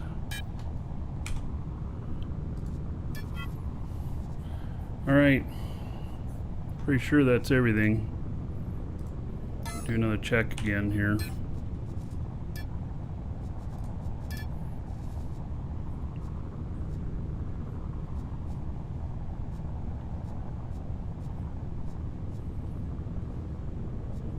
All right, I'm ready to take that up to the space station.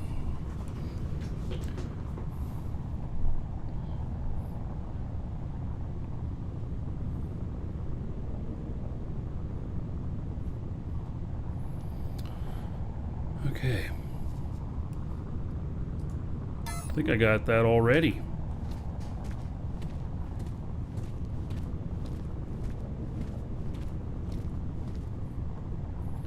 So this guy is still accelerating. He's got full load.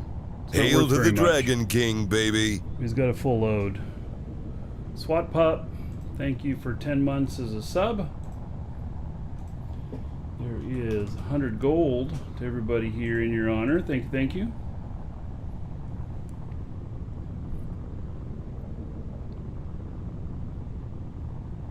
It's going to take it a while to get up to speed. It's not even real heavy stuff. Just think if it was real heavy. Oh, they're here.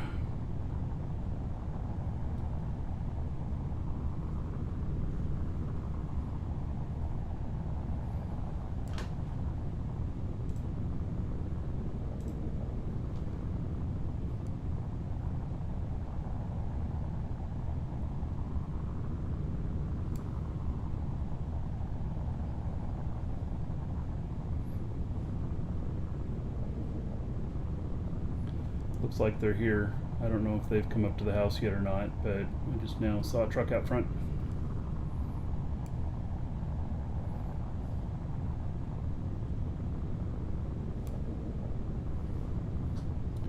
All right, let my wife know.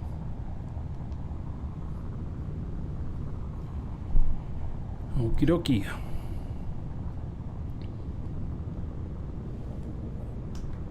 So Rick, so you're still coming? How long till you'll be here?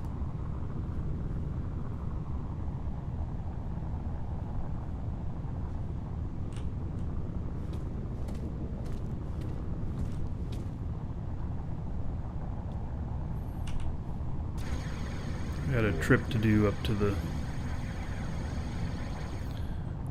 space station. I just arrived above Jago. All right, no problem. Let's go check out the market.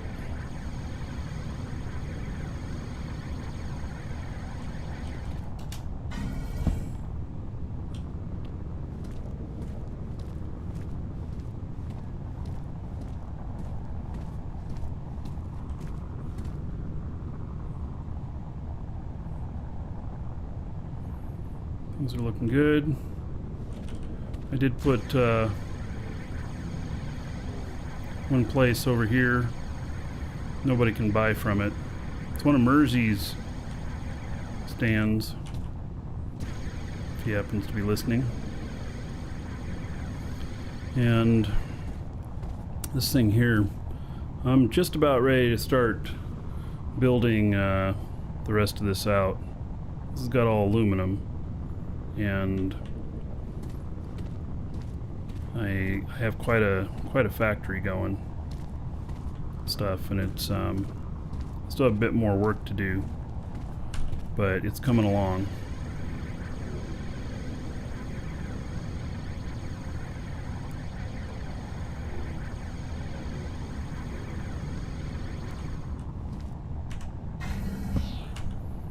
So one of the things I have to do is I have to make more containers.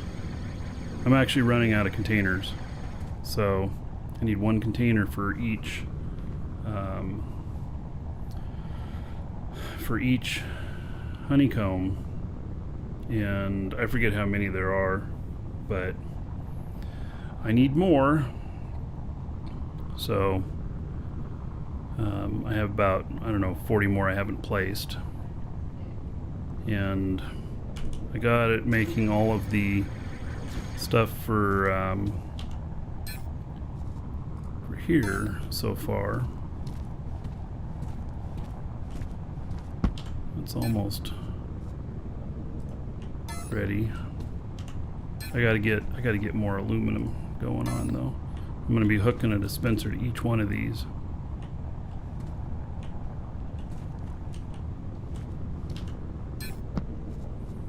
And I keep feeding the beast. I do need to. I've got buy orders up for bauxite, and I'm gonna have to go get some today.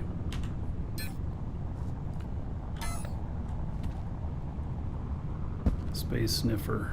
I well them. You are well, or you will something. I'm not sure what you're saying, Space Sniffer. Right, I'm gonna step away for just a moment. Be right back.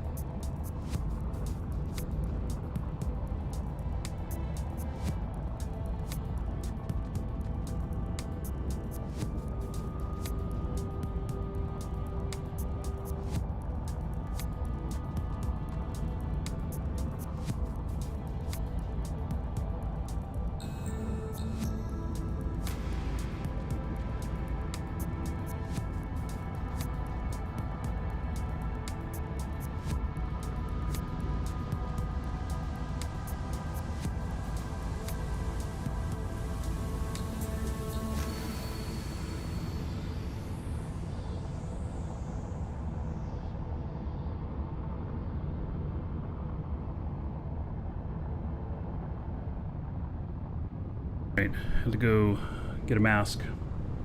Oh, is my camera off? It looks like it's off. My lips out of sync.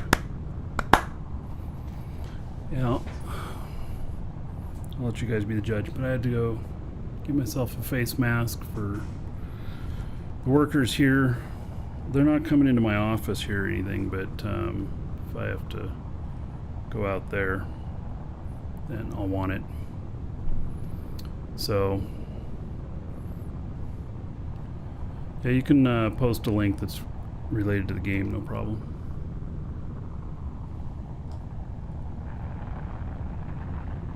Put on a hazmat suit. Yeah.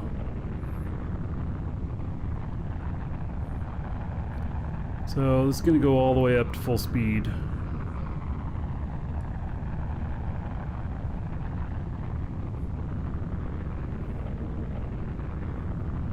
Still got another 2,000 to go. Well, that's the ship you were going to see if I was interested in. Oh.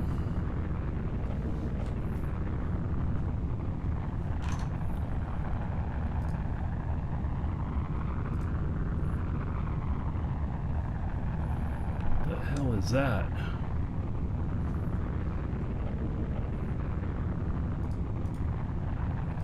I'll bring up another browser I can show on the show.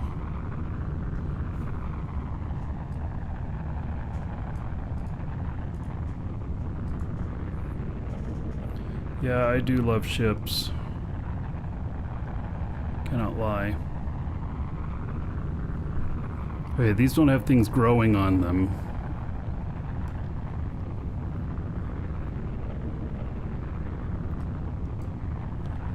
Huh.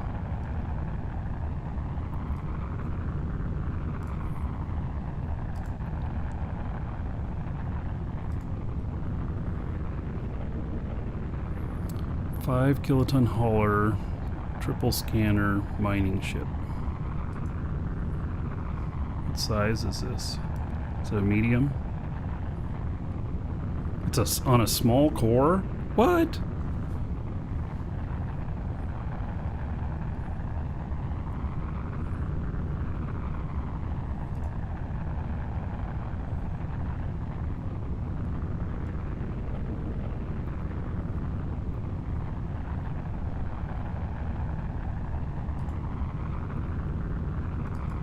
This is really a small core?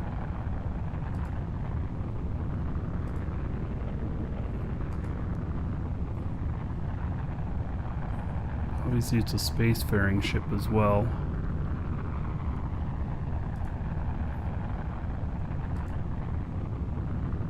You can get a triple scanner into a small core.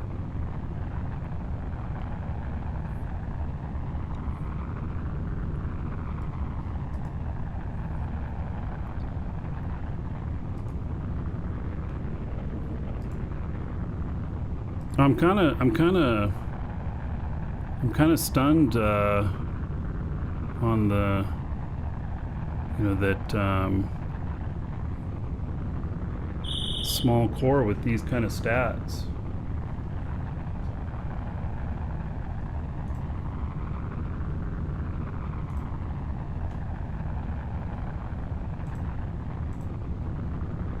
So I'm going to take care of a customer.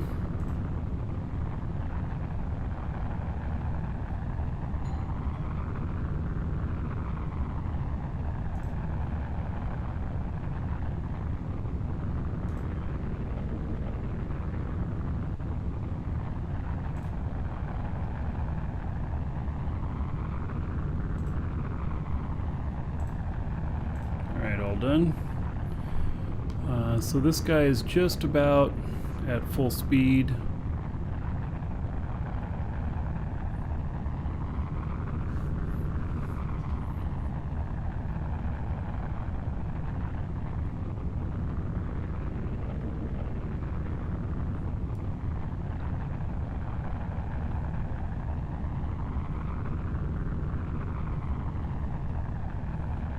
So this will auto shut off, and then I don't know if it's gonna roll itself right away or not. That was one thing that was interesting. The time when I got too low in orbit. Oh, and I changed the orbit distance on this, I think. I think we went really high, didn't we? Yeah, we tested it.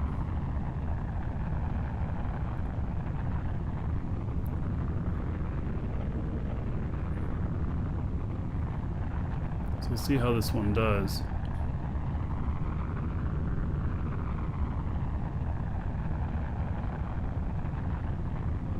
Yeah, we increased the orbit greatly to be a much larger orbit to help keep from crashing into the planet.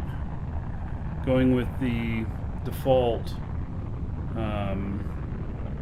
is where it had the problem.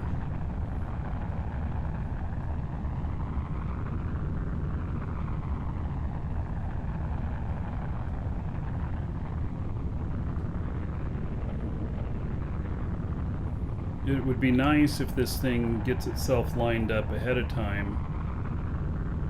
So at other time it didn't line itself up until it was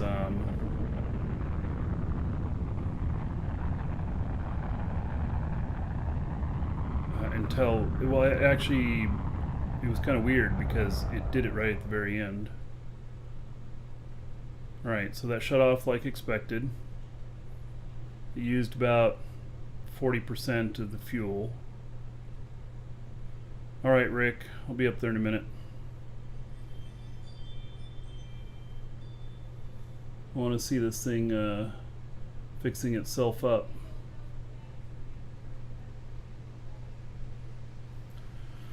Triple scanner set uploaded.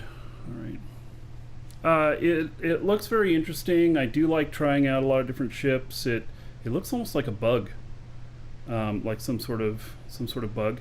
And I think that your field of view, you must have turned it way up,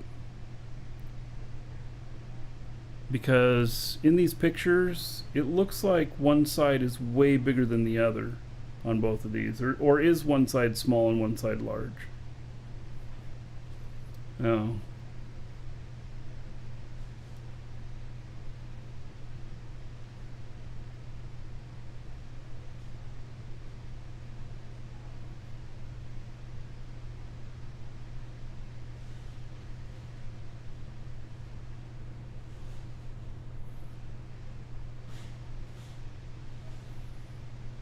Look at that, it almost got it.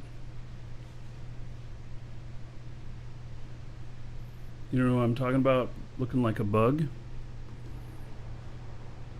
Don't these look like some sort of bugs? They look like some sort of beetle or something. And then I'm just talking about the engines. The ones on the outside look way bigger than the ones on the inside. I suspect that's a field of view thing.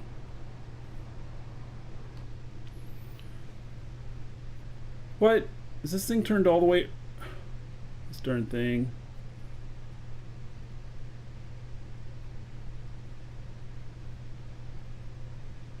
It was doing really well. It looked like it had almost nailed it first shot.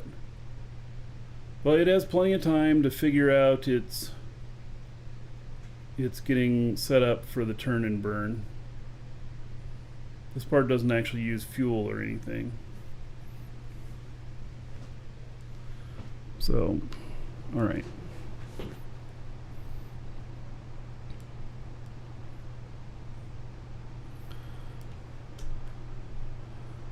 So, triple scanner ship.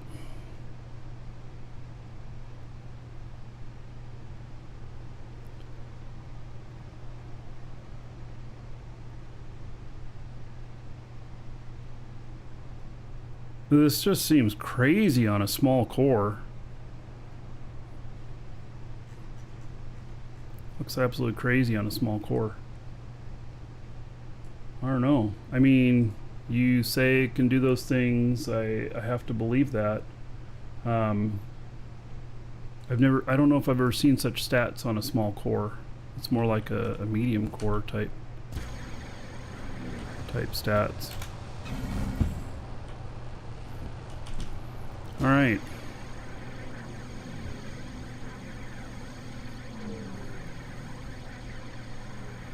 Refresh the page and I'll see the setup 3 scanners.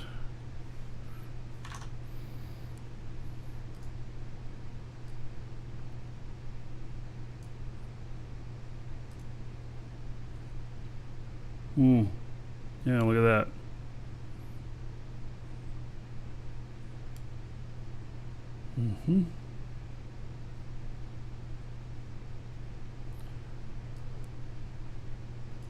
Well, it's piqued my interest. I'm on crash test here, Rick.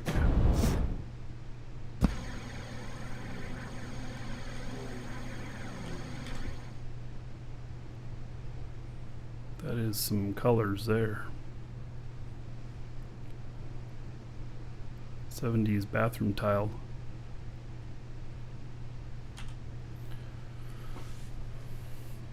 So what do you got going on, Rick? Prepare to be wow?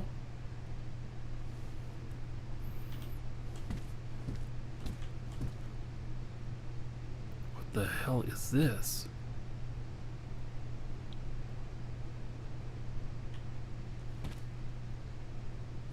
Oh my god, it's a fucking flying taco.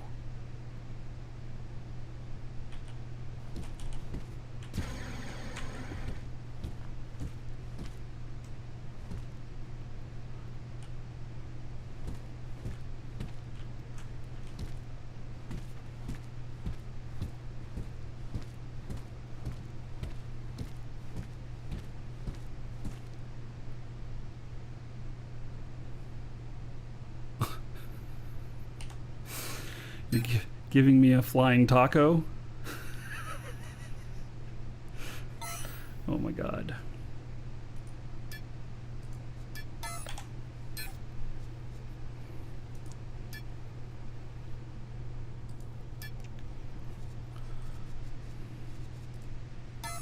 It's a pocket taco?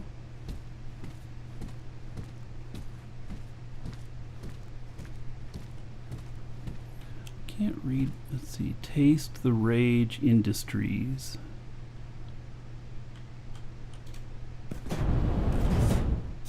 Oh, there's a controller up here. All right. I bet you it's going to need some fuel. I just got to find the fuel tank.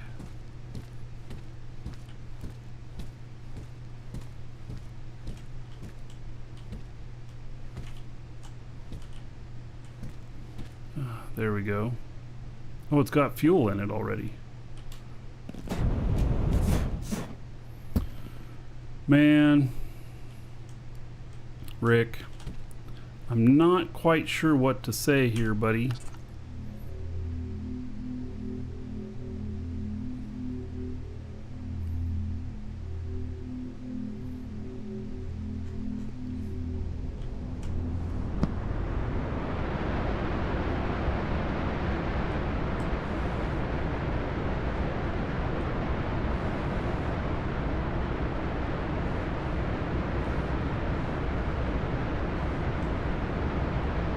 It flies.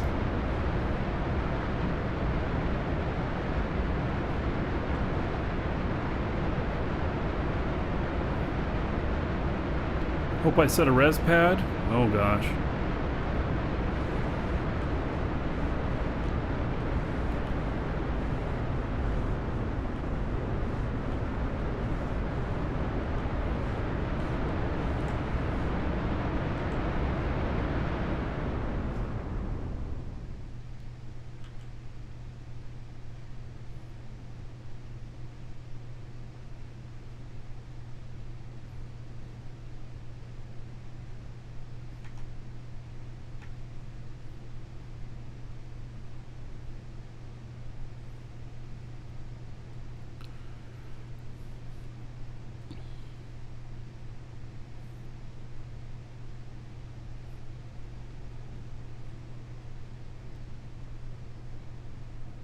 Can't see what's under me, but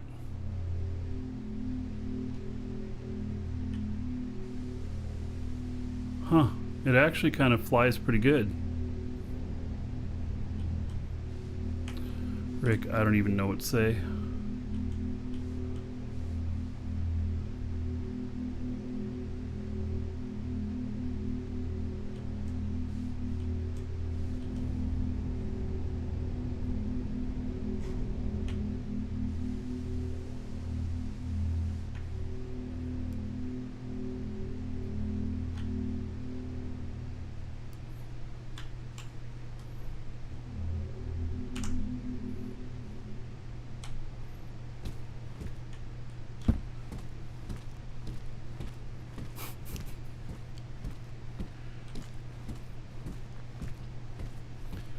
All right.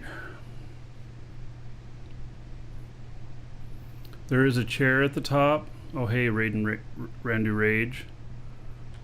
Yeah, I see that you see a little sign on here.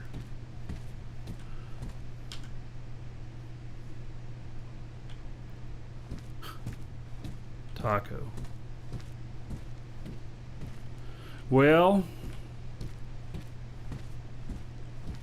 sit in the chair and use remote. All right.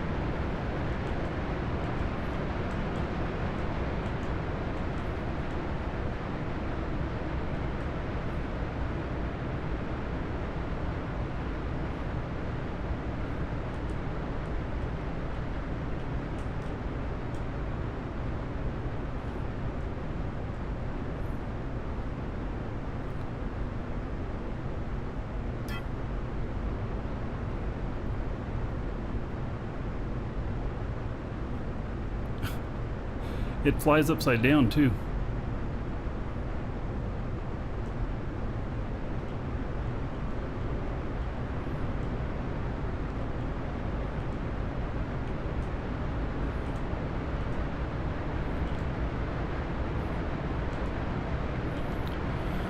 All right.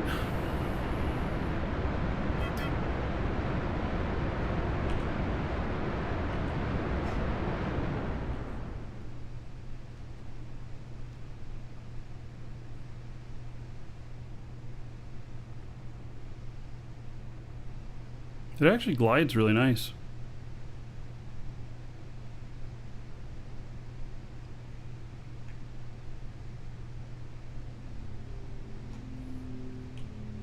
Yeah, it actually flies pretty good for a taco.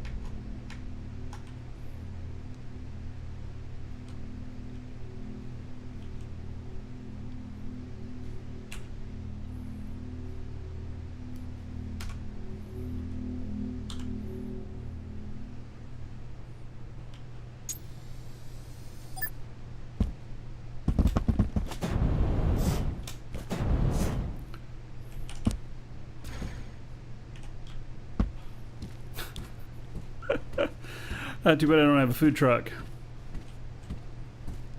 Yeah, too bad we don't eat food. We just attach a food dispenser to that. Mm-hmm. All right. Well, thank you, Rick. That, Yes, and Ready Rage. That's I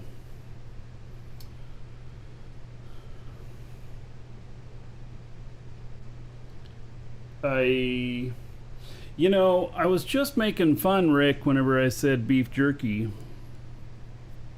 Little did I know you were actually bringing food.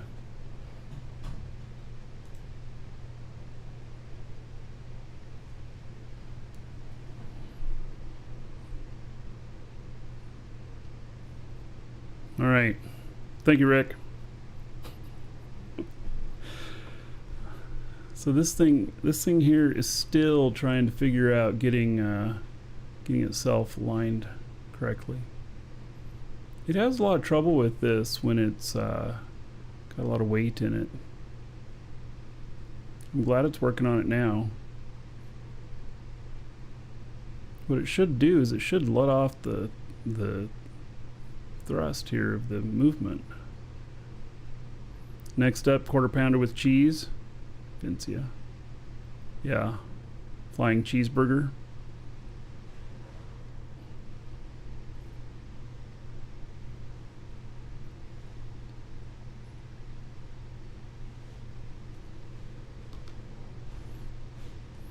All right, officially that's crazy.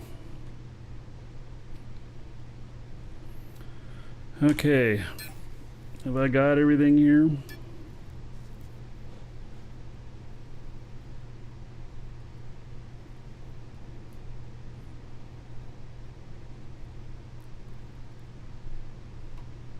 I think so.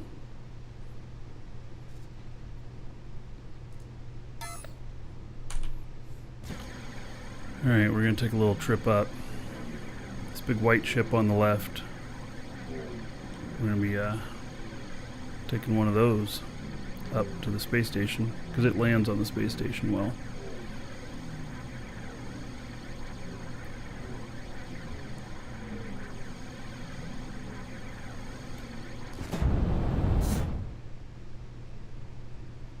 Well, I don't remember if I put any downward thrust on this.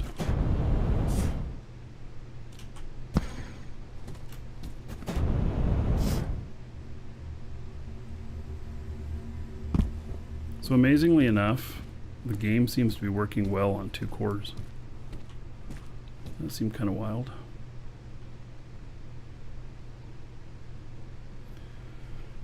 Right, I got another character I need to get on board here.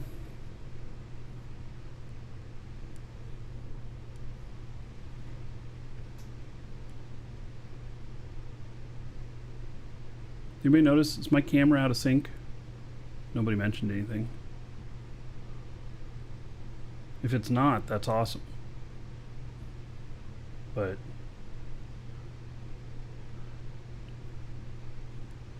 put a lot of work into trying to make it work right.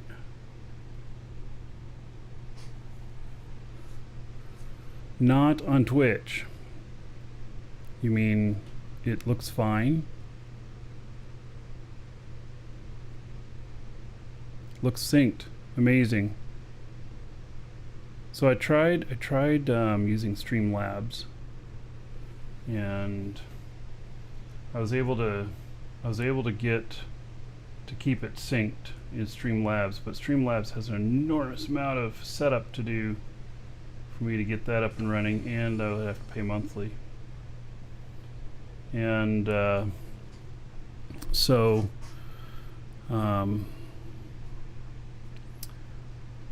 then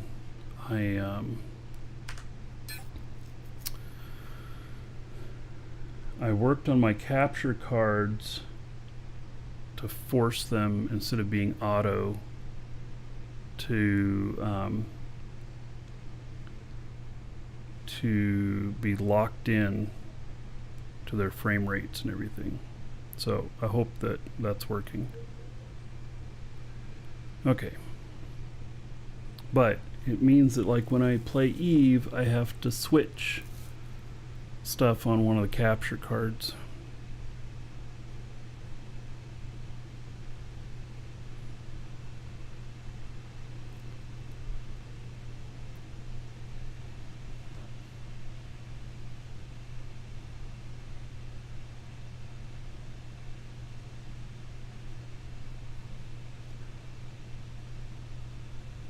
Let's see here.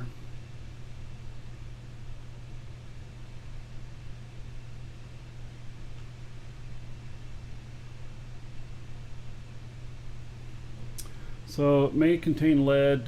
You could message me directly in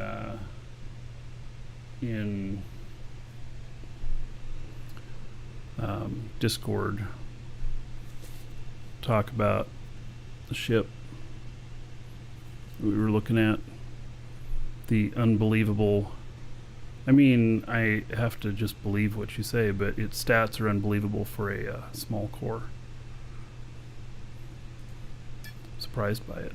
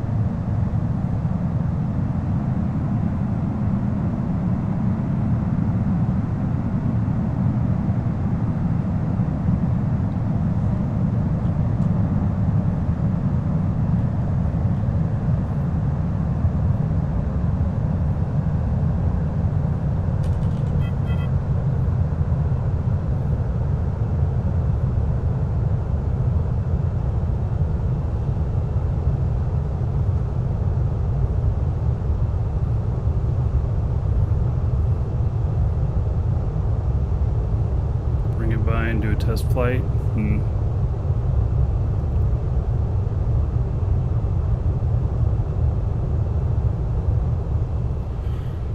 Well,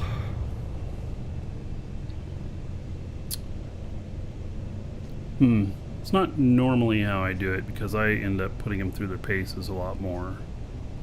I mean, I'd be able to tell if it flies well empty.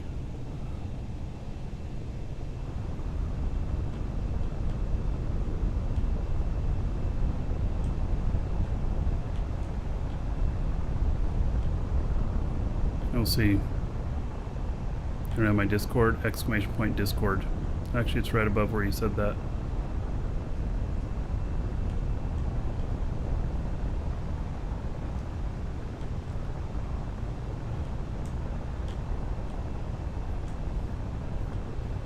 Alright, I'm going too fast now. Can I get this up? Alright, we're gonna have to let off the gas. Gauge the brakes.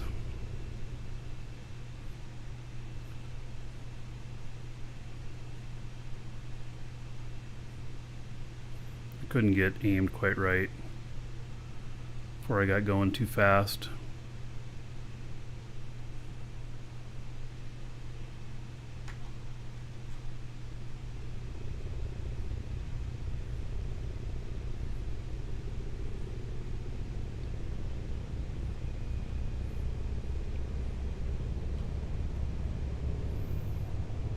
Me going up, landing on the space station.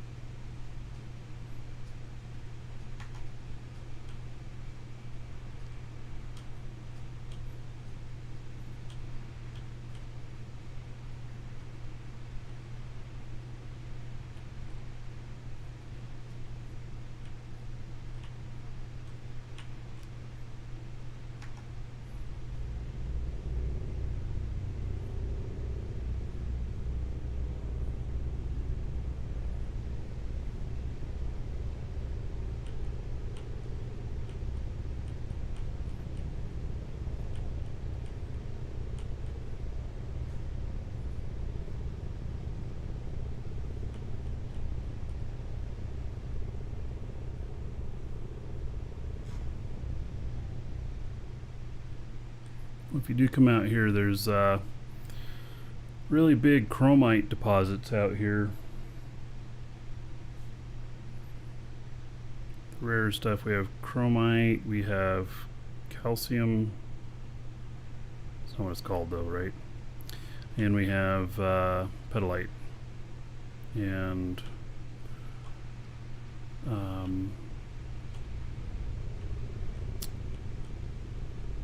two others, level 4 and 5. Columbite and quebeculite.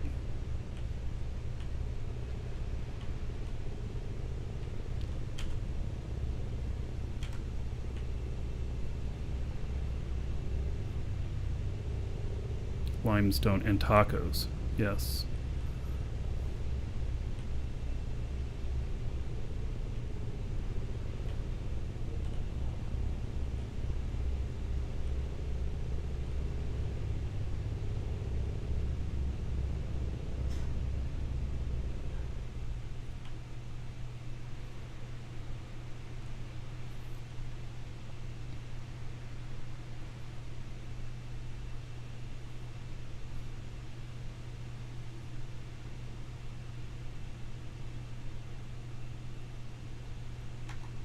Chromite, you can find nodes of 100,000 after a few scans.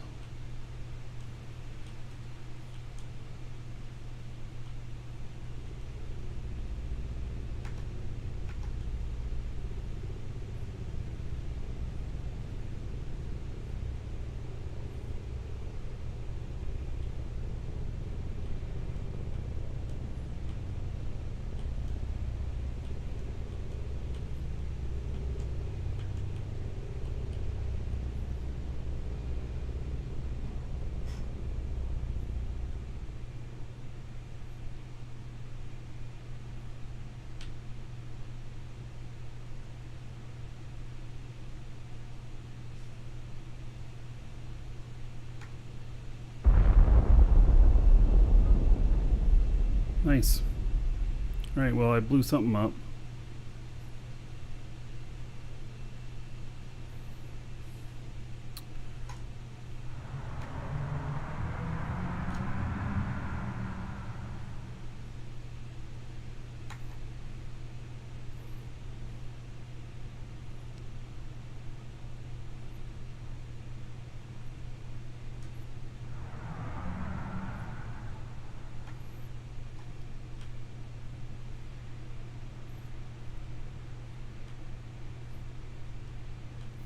Yeah, I hit a little bit hard. So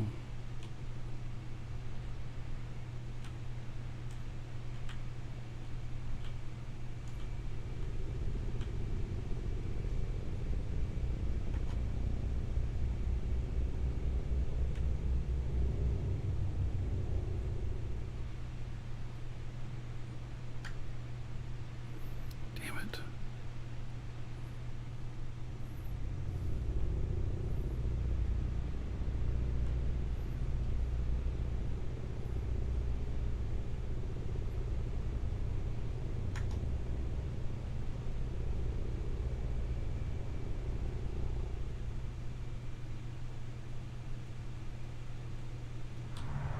Shit. God damn it.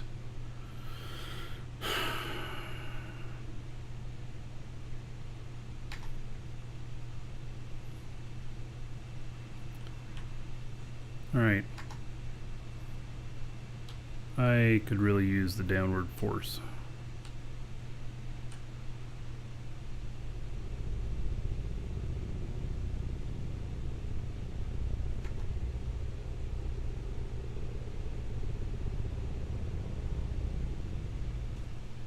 And we'll see if I don't know if I'm going to float off is a problem.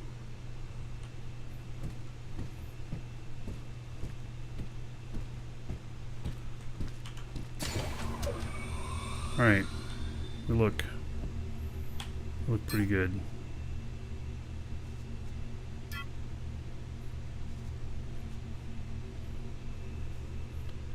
Bigger landing pads on the space station. I mean,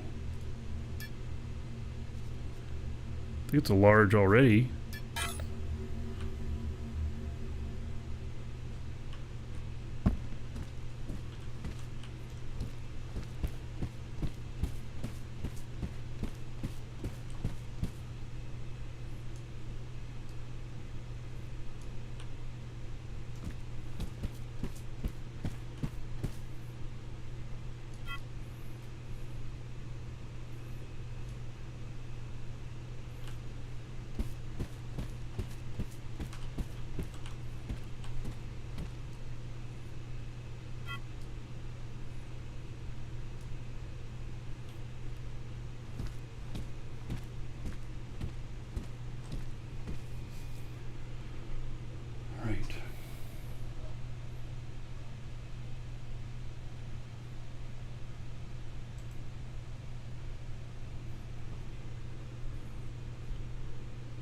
I think that was everything that was broken.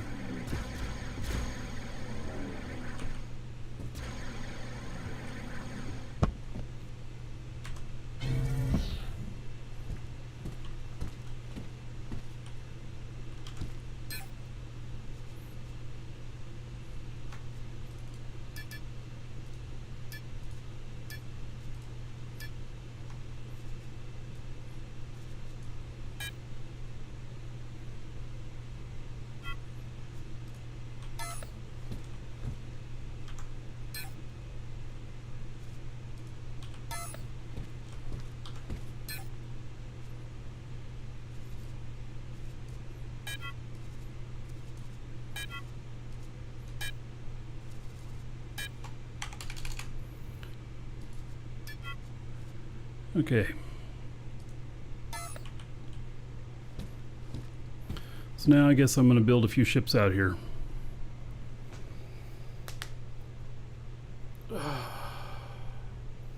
You design the Mobius ships. Here you're talking about downward force quite a bit. Elaborate. So it's just having for landing where gravity is not in your favor. Like this space station.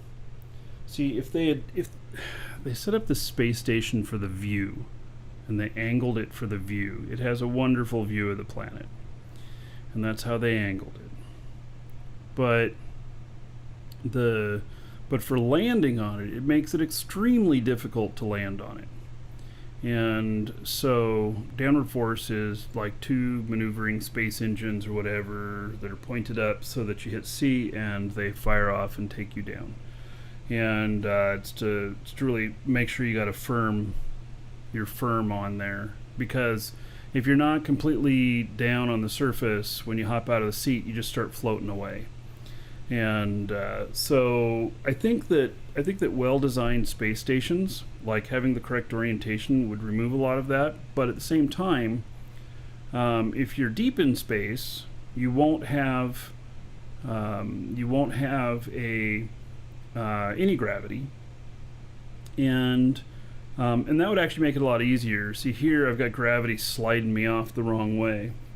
I've thought about, in fact, just putting up another space station that is pointed the right direction, because this one's such a pain in the ass. But this is all built out already, and you know, it's just what they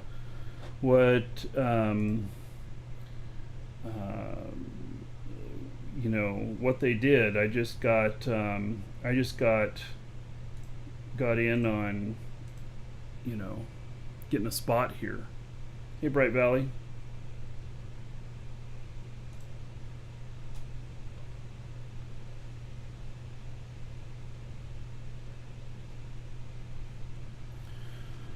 All right, we're going to put together some ships out here.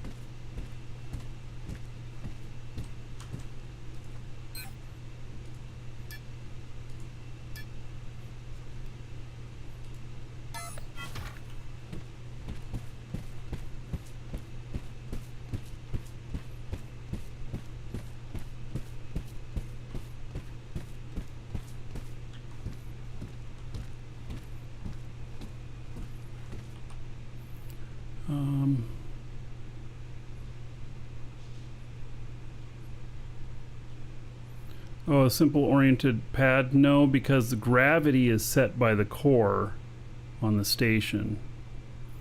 And so, given the orientation of everything, I'd be landing on the side wall of it, and then anybody who was walking across the station sections would all of a sudden have their gravity flipped. And then that that can get all wonky and stuff too, you know.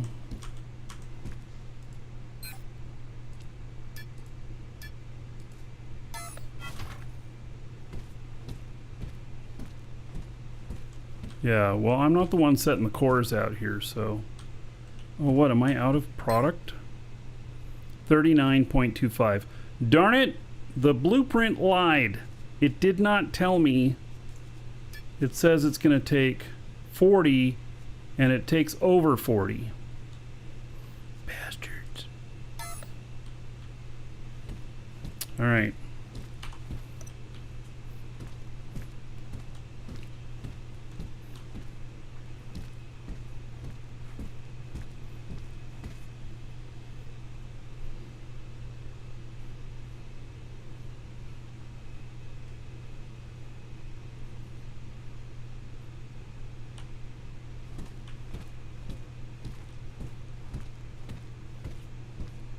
Yeah, I always do one extra. I didn't have any extra though.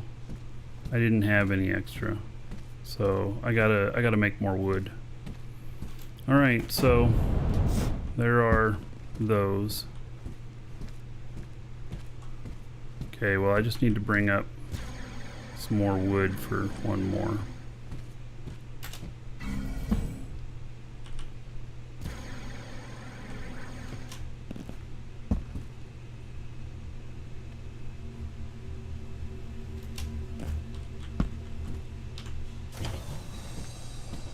Oh, yeah, he's gonna have to get off the ship before I leave. Alright.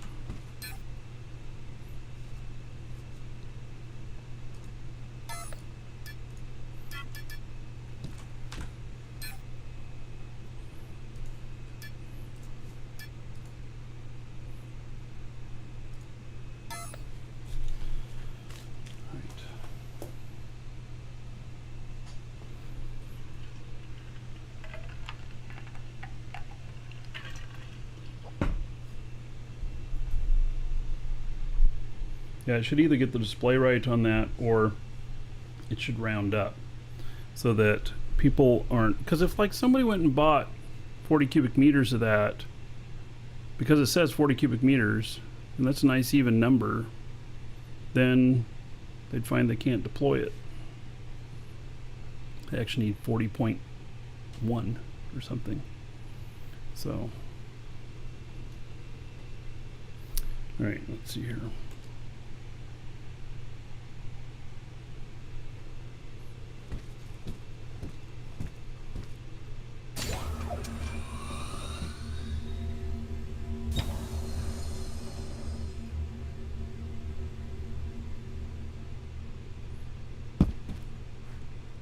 Why can't I deactivate that?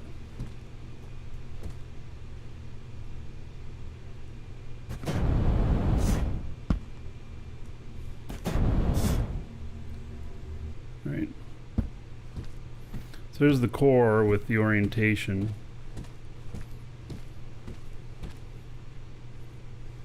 Yeah, it's kind of screwy. You know, this space station was built a long time ago. So I can't, I can't say anything bad about, the person who put it together and everything. There was a lot we didn't know. There's still a lot that we don't know, Okay. It's got the fuel. It does. Declares linked container.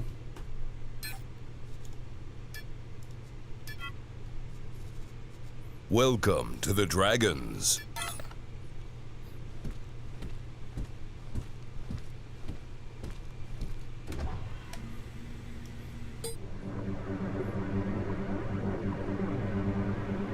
Oh, I thought that was 75,000 that I was bringing up. It was 15,000. Damn, I have a hard time reading those numbers sometimes. Well, that is pretty shitty, because now I don't have enough fuel up here.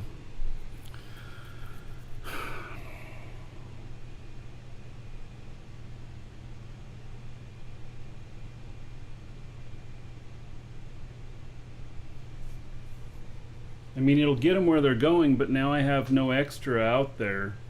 I hope it's making fuel out there.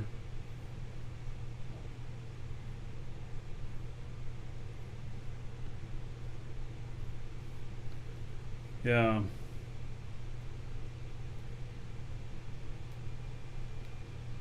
You're on a road trip to Tioma. All right. Let's see here. So I can't help. Oh, you're fine. You're fine. VR to it to check it. Oh, I don't have VR on this ship or nothing.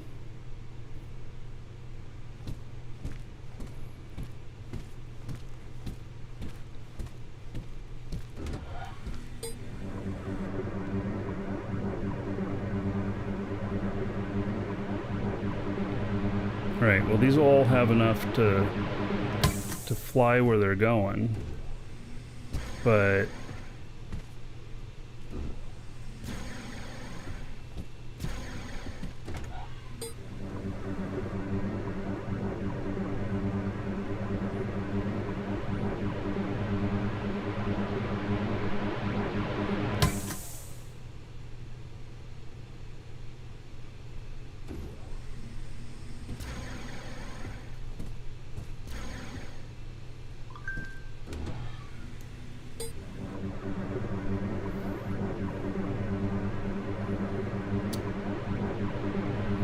I'm going to be short on even fueling all these all the way up.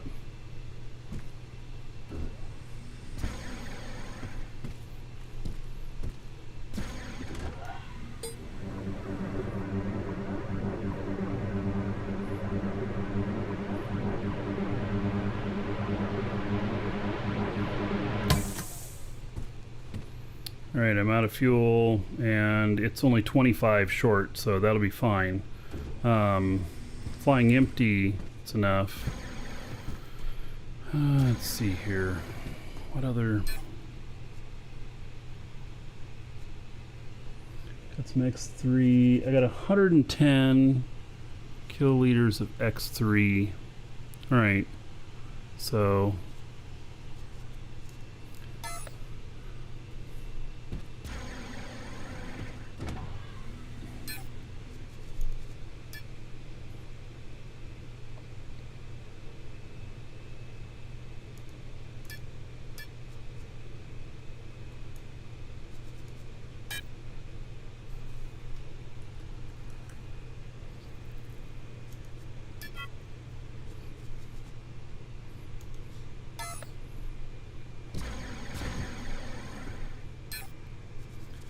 Right, that's that.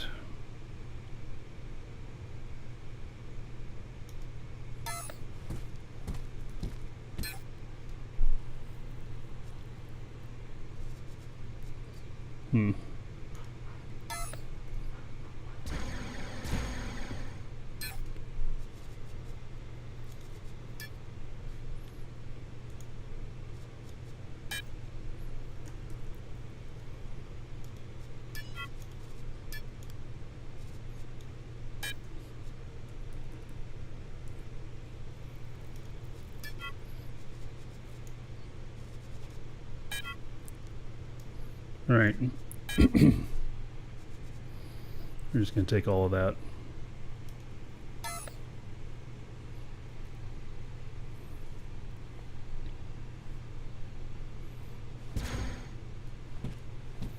Now, we'll see if we can get out of here okay.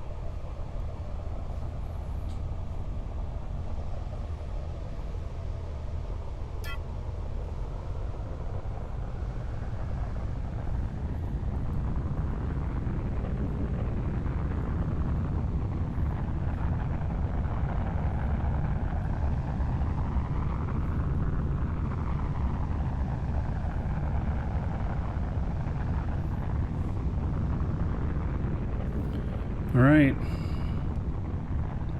Off we go.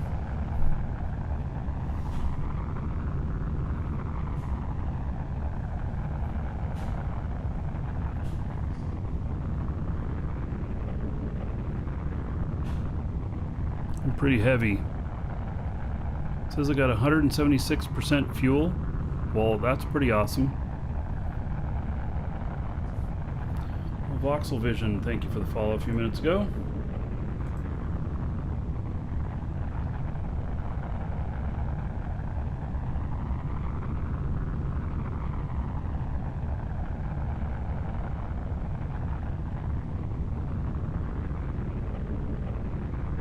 I think I'm really heavy.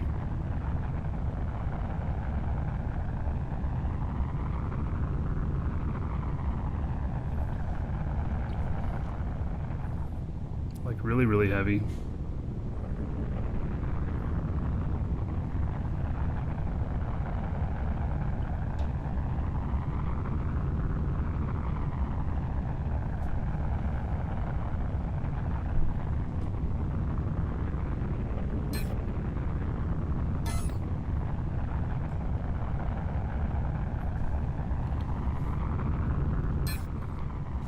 Oh, I didn't connect up to that box, huh?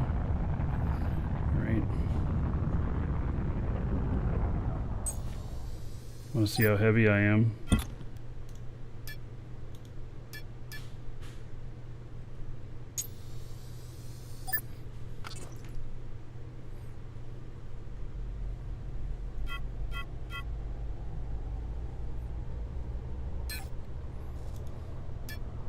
$720. I'm twice as heavy as the other one. All right. It's going to take almost. It's going to take more than a full tank to get to my destination. Being this heavy. Pretty sure.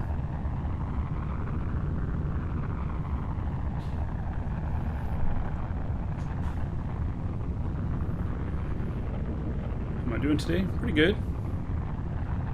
Yeah.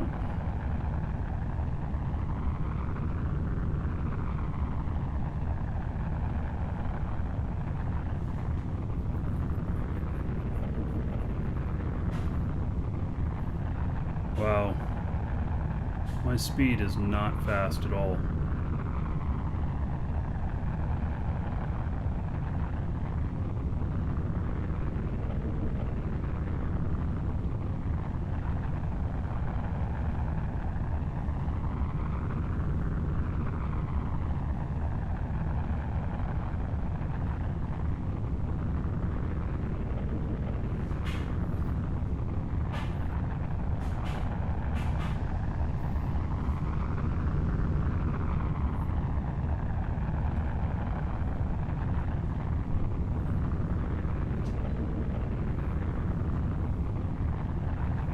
With this much weight, I feel a little underpowered.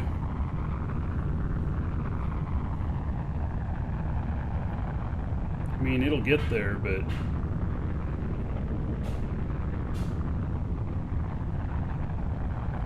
use the can of emergency Schwartz. I don't know what that is.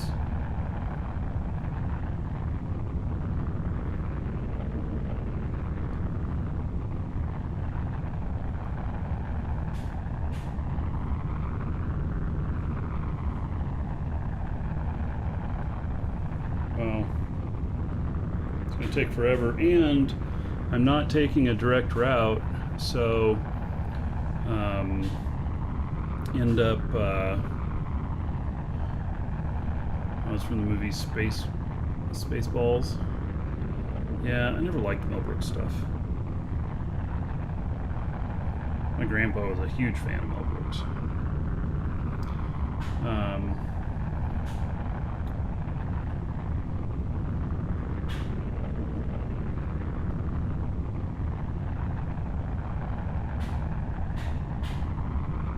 Yeah, I don't know what my fuel actually is, because it says I'm at 163% right now, which means that, see, some of the settings stayed in here, but obviously some others didn't.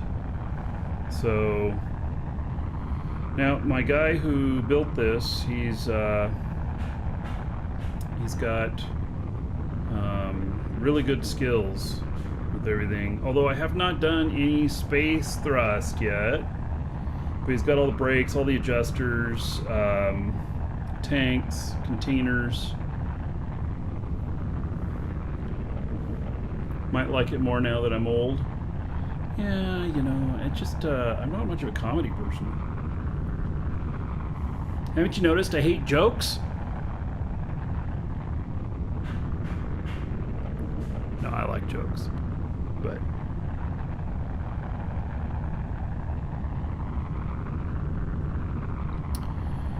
wow. This is going to take some time.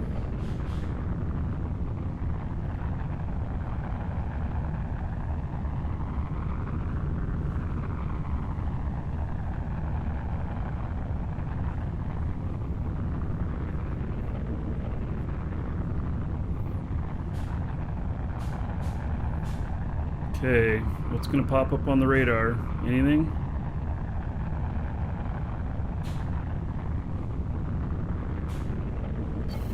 We have contact.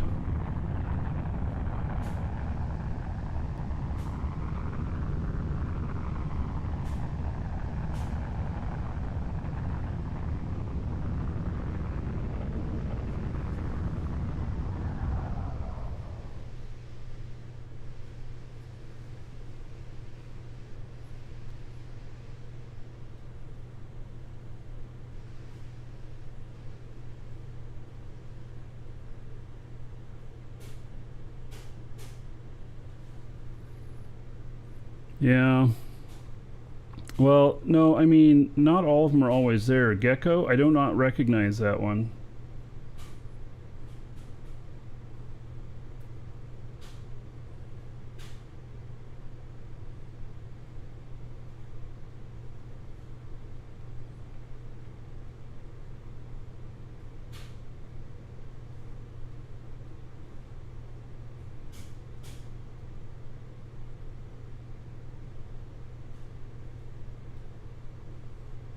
I'm just making sure they're not coming after me.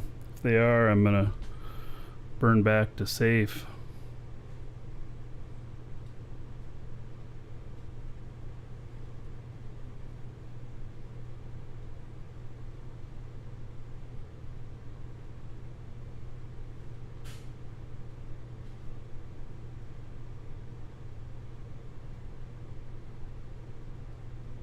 We got to get 2SU away from them to get off the radar.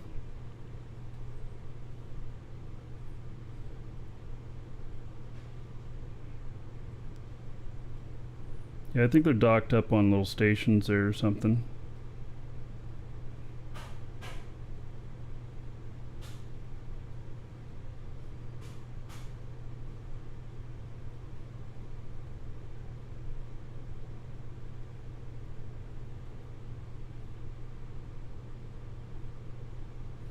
Yeah, they would be much faster than me and catch me easy, yes.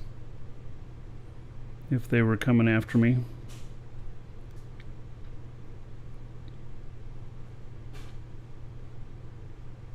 I might have a chance to get back to the safe zone, but, you know, probably not. It'd probably equal my death. That's why these are throwaway ships.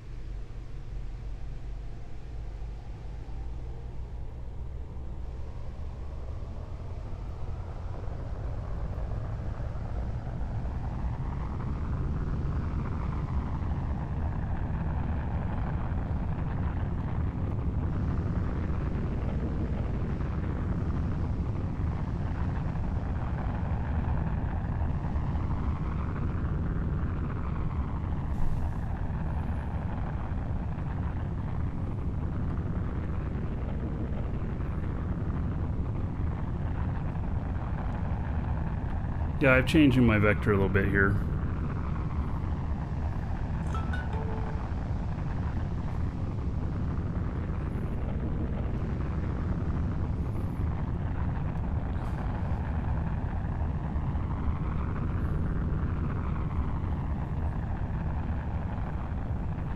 I doubt that I'll see another one because that was right at the beginning of the pipe.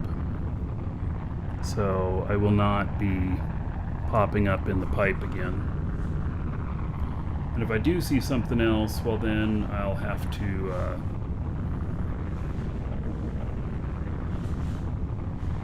do something a little bit different.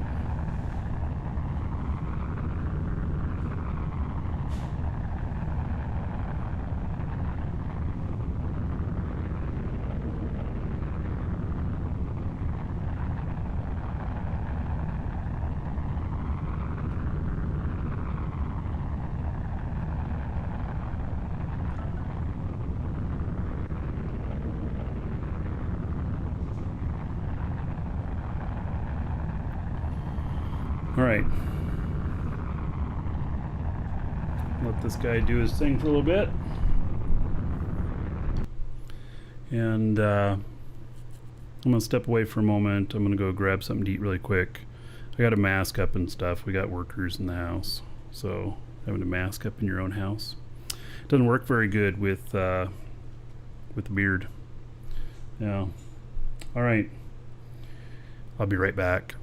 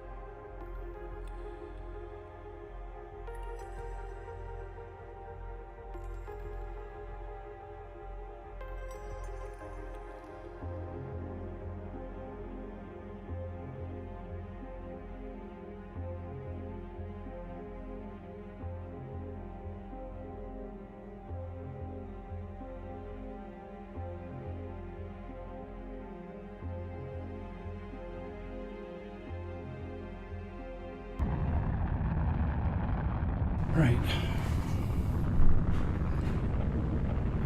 This guy is still blazing along.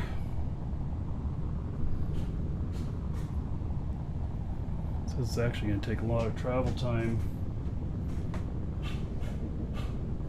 So my kitchen's all torn up, stuff. I had to use a plastic kid's bowl for my food and everything. I couldn't get over to the cabinets.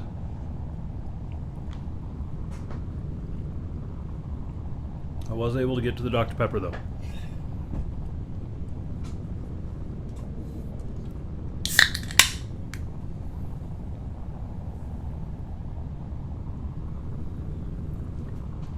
You know, the important stuff.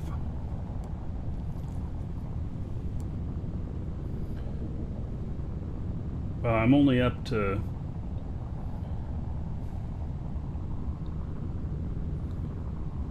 not even 15,000.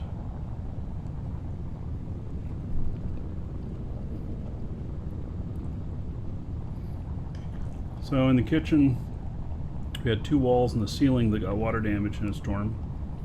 And then in our dining room, we had 1 wall that got water in it. In our garage, ceiling got water in it. So I think they're putting in new drywall today.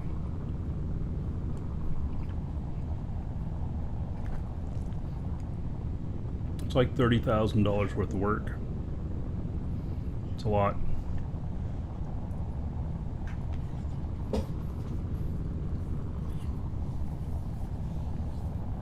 No, insurance didn't cover it. The deductible is 40 grand.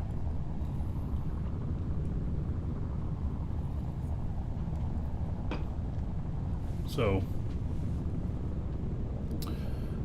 it's a pretty high deductible to keep the premiums down, but it, you know, if it were, you know, hurricane come through and blow the house down and everything, then all but 40 grand would be covered. And so it's really, the insurance is for catastrophic. Yeah, and I'm not having to pay because I'm still renting the place, but we are buying it, and so we'll be buying it here about 6 weeks now. So I'm not 100% sure what type of insurance it is, but I just know what my landlord told me. So yeah, he has a 10% house value deductible. He thought that he should insure it at $400,000 when it was worth $310 when he put the insurance on it, because he just wanted to cover everything, and then found out that his deductible is 10%, so it didn't even meet that.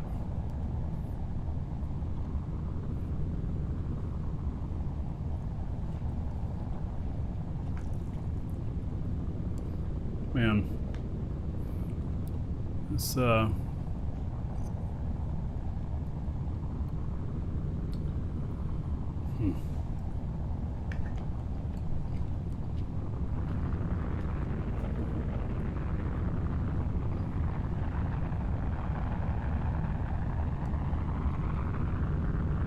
problem is, I'd love to just save a bunch of fuel and stuff and say, okay, go direct to the target now, but the problem is that I'll be in the pipe for too long.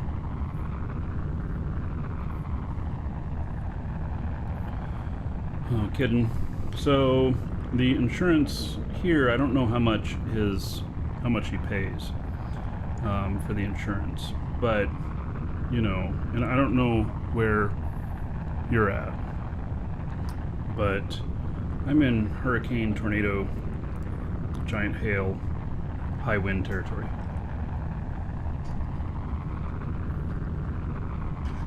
And I live on a lake out back, pond out front.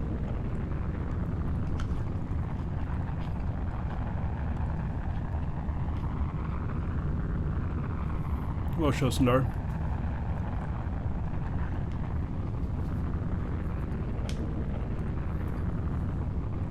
Yeah, we won't see floods out here. It's not how it works. Even though we're pretty low lying, I mean our elevation is 30 or 40 feet, but the lake several feet below us, and at least a couple feet before that, there's a floodgate that everything would flow over that if this lake got too high. It's unlikely. I've never seen it get anywhere near the floodgate.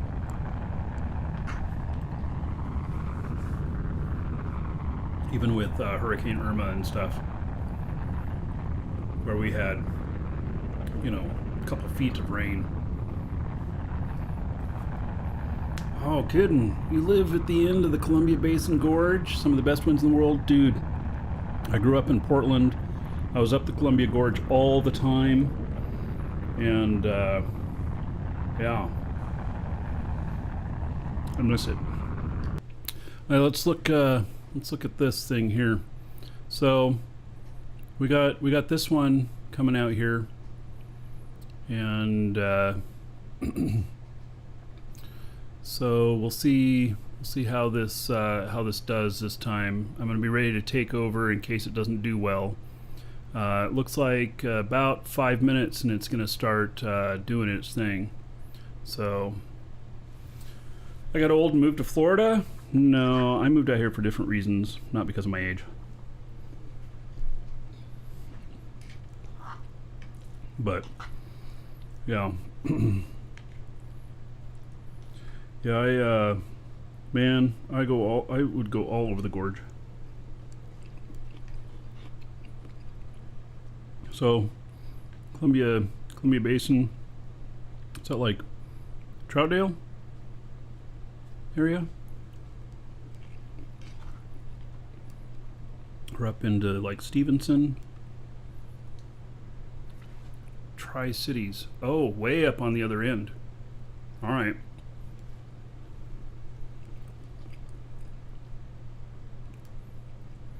Bright Valley, you're older than me? Probably. Or, I mean, okay.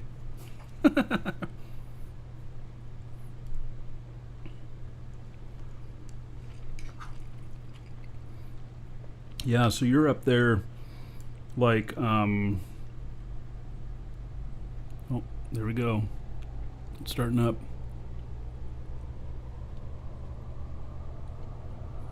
Like, Palouse Falls and stuff. I was up at Palouse Falls, which is up the other end of the Columbia.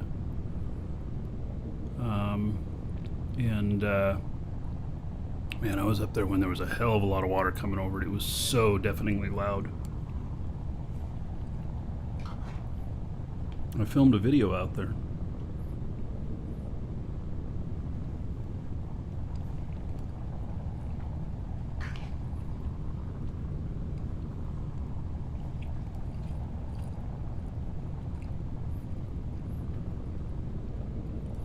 All right, so the hope is that this will put me into a good orbit. That's the plan.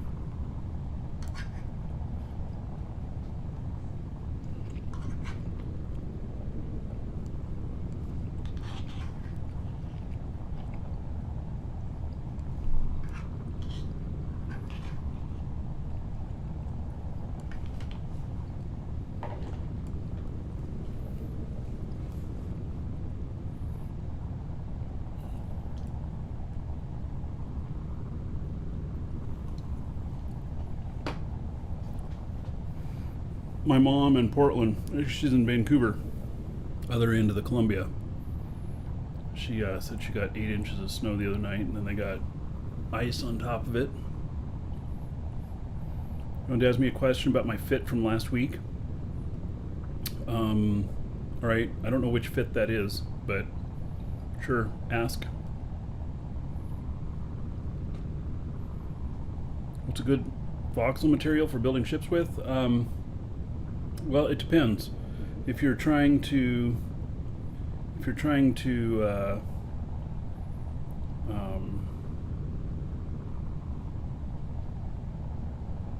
Bright Valley. Okay, so that's a different game. Exclamation point EWB. All my fits are there.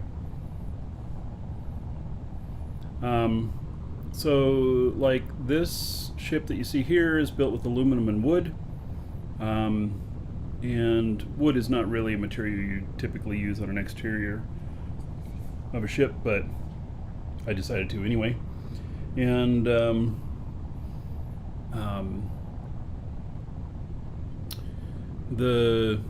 it depends on whether you want lightness, because like at one extreme you'd use like lithium voxels, but they have no hit points whatsoever, and if you get shot at it, it'll just rip right through it. Or you go on the other end and you use like steel or cobalt or you know, some other stuff where you'll have a little bit more protection, but it's not a huge amount more. So, and it adds a lot of weight. Typically, the more HP the voxels have, the more weight it is. So, treat your ships like ammunition. You know, they eventually get spent. You know, consider that you'll always lose them. This is a throwaway ship. That's what I built this for, is to be a throwaway ship. So if I lose this ship because, you know, pirates or whatever, then fine. All right, look at that. We're just about into the safe zone. Nothing on the radar contacts.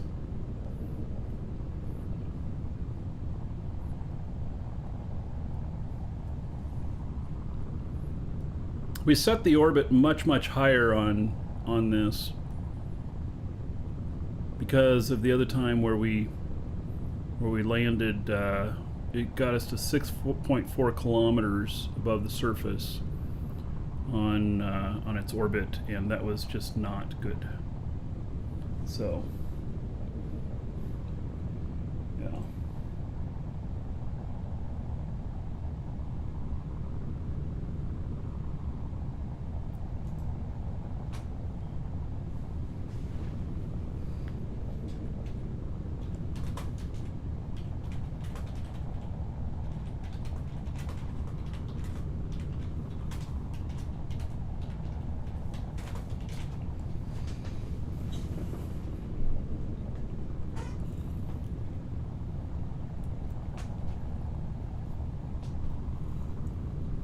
That was good. I like a good cold can of Dr. Pepper.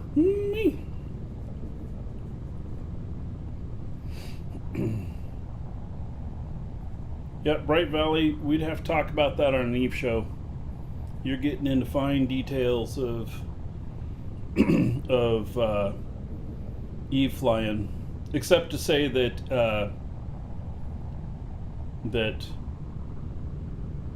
Serpentis Angel, you're not fitting for Serpentis Angel. You're fitting for just one of them, I think. Anyway, it works really well. So, all right. So we are almost stopped here. We'll see what this does. Supposedly, it's going to put me in orbit.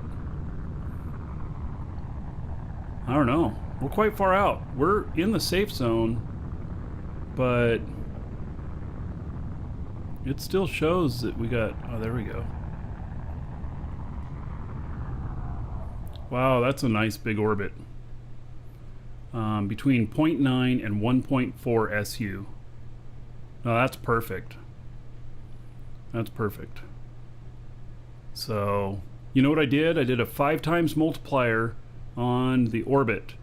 I wanted to keep it well within the safe zone and as far away from the planet as possible. because the turn and burn stuff can really mess with the orbits.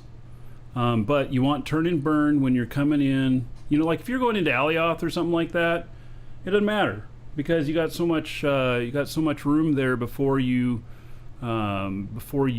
actually you got a huge amount of safe zone there to work with.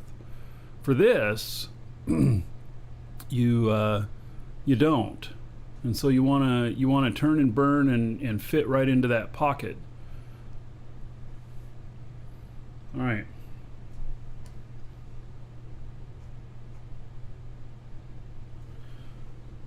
My other one here is still going. I just turned off the throttle, so I used more than half a tank.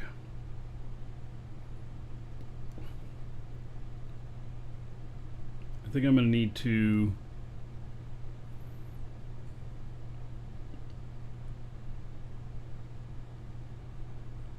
it's a fraction of lag with the voice now.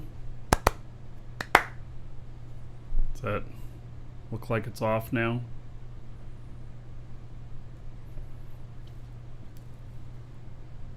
Does look like it's off now. Okay, let me try something here. Yeah, I've been this damn thing.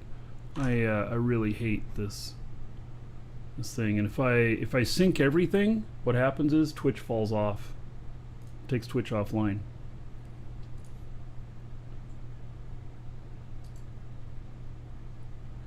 All right.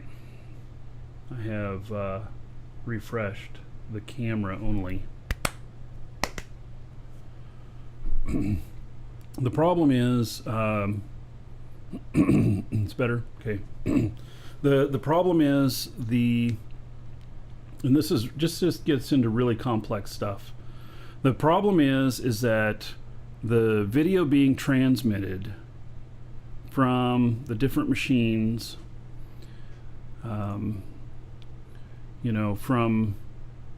so two of those machines are actually HDMI connections into it, and then the camera's an HDMI connection into it, and we've got this one here, which is 1080p at 59.97 FPS. Then we've got 1440p at 60 FPS. And then the other one here is local, doesn't have the problem. And then my camera here, 30 or 1080p 30 FPS, and getting all of those synced to where they're all the same FPS and everything. And then on the receiving end, it interpolates it different, and it just gets nuts. And so those little microseconds cause the video to be off from the audio, and it's just crazy. It's nuts. So yeah, 59.97 is, I couldn't get it to do 60. And I'm not using the new software. So that was another thing. So I started setting up the new software and working on that, and the problem is that I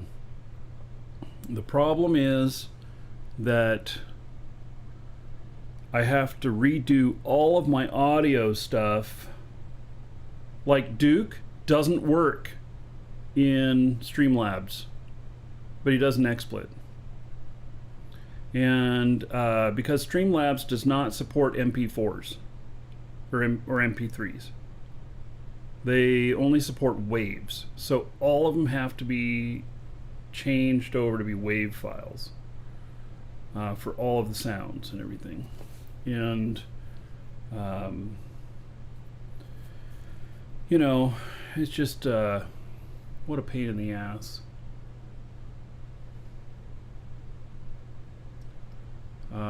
Anyway, and there's a lot to learn with it, and then I have to pay monthly for it, and then also it looks like I can't do 1440p to to YouTube and 1080p to Twitch. They have to both be exactly the same, and I might have to dumb it down to the Twitch standards, because Twitch standards are much lower than YouTube standards. So, yeah, it's a bitch. All right, so let's go land this thing here.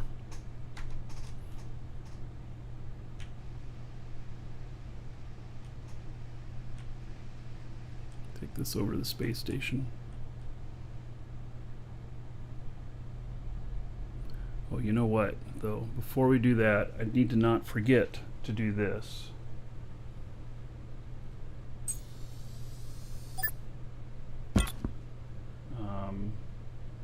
That fuel is X1. Don't have any more X1, so we're going to pull that out.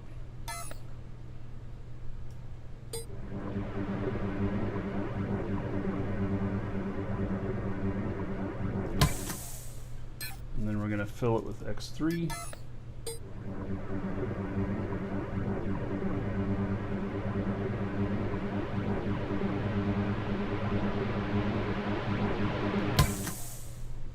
All right.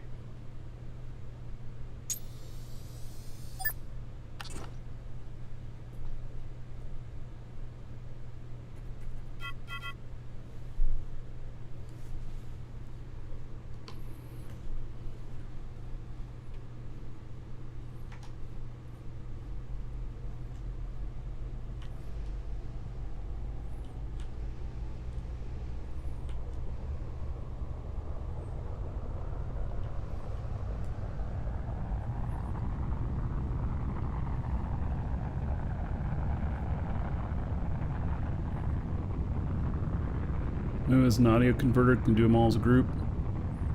Yeah, all right. I just a pain in the ass, all that stuff.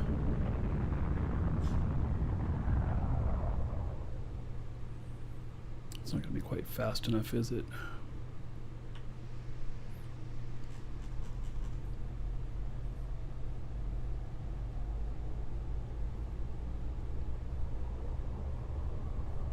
Oh, and this one won't have enough fuel to take off again. I'm gonna have to get more fuel up there.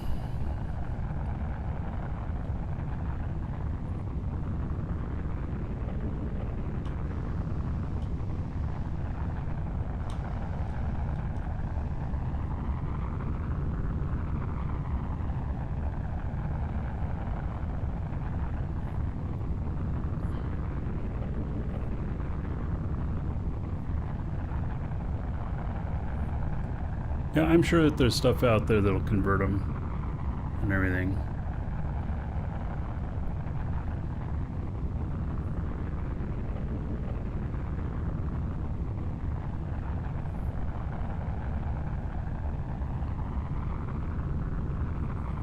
All right, we'll get up to about 3,000.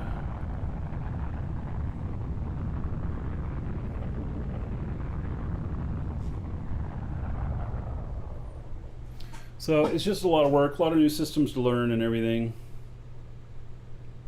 And I'm not sure that I'm willing to give up the lower quality on YouTube.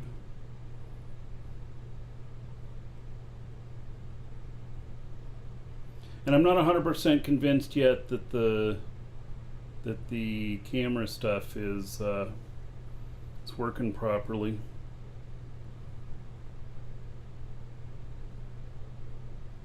I have to test with it some more. And I can't test without paying for it. I can't fully test, which kind of sucks.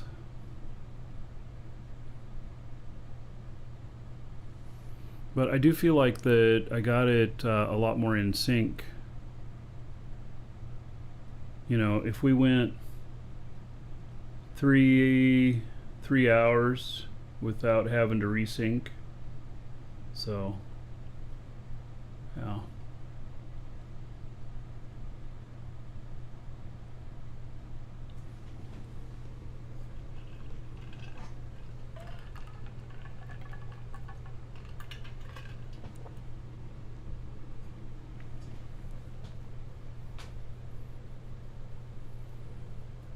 Talking about OBS, no, I'm XSplit 3 hours and didn't have to resync. The other option is to always stay in sync. Is I switch to a webcam, but the camera isn't nearly as good as this one.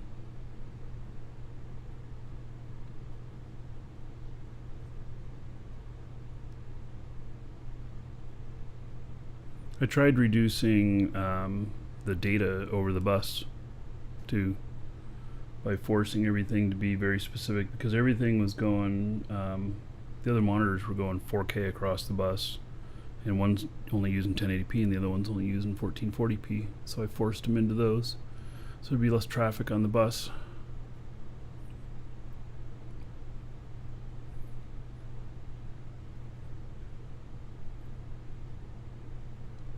Wonder if that's going to put me right out by the station. How well that's gonna do here. And I'm gonna have to land this puppy inside.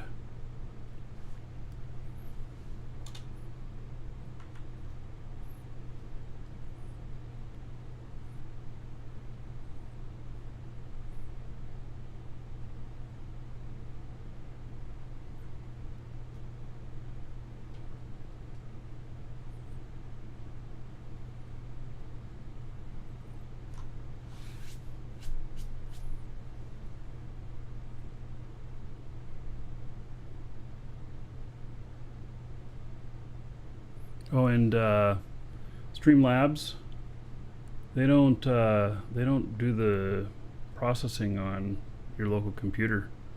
They're using a service like Restream that allows you to broadcast to multiple.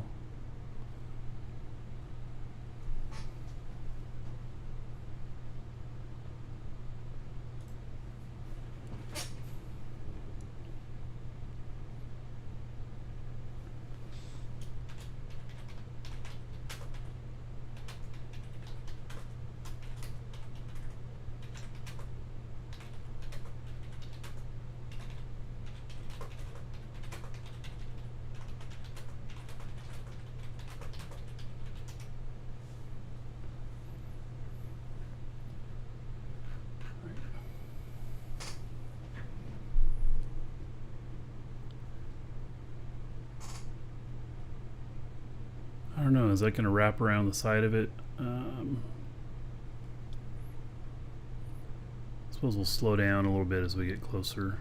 Get to like within a half SU.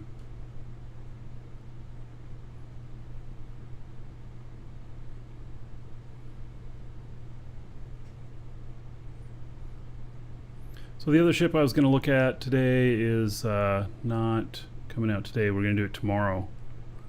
And he offered that if any org members want to take a look at it while he's out here, you'll be able to. I actually forget what kind of ship it is.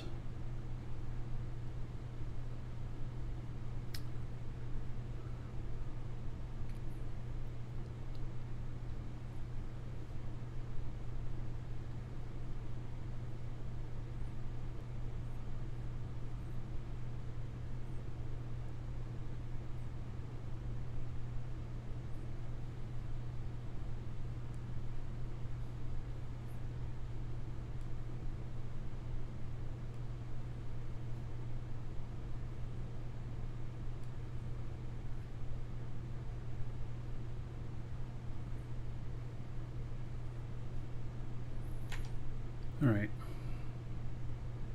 Slow down a bit here. Will that bring in the curve?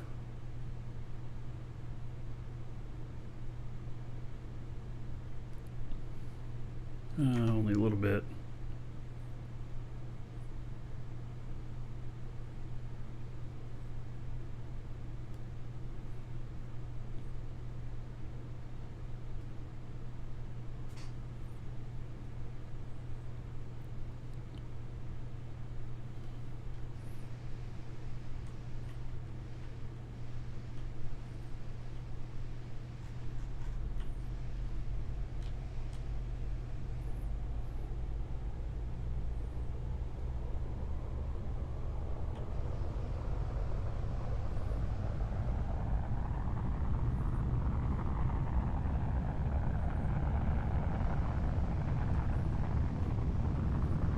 we can get this closer to our target.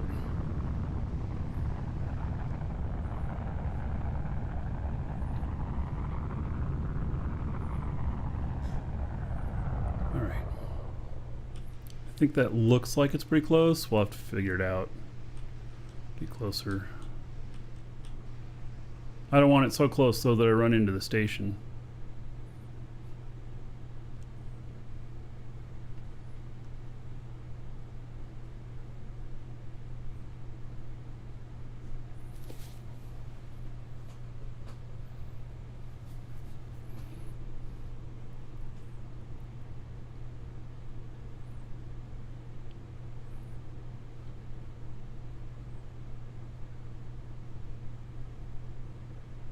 Takes a lot of time to fly these ships all over the place, doesn't it?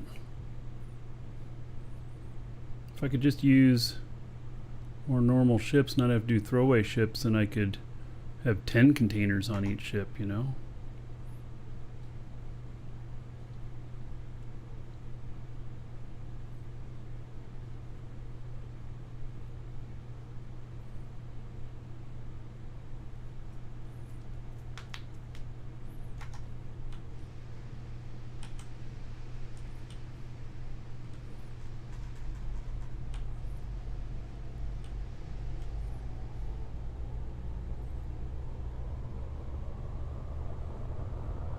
Latest one, you can get a few clicks off a station. Really? Alright, that sounds pretty interesting.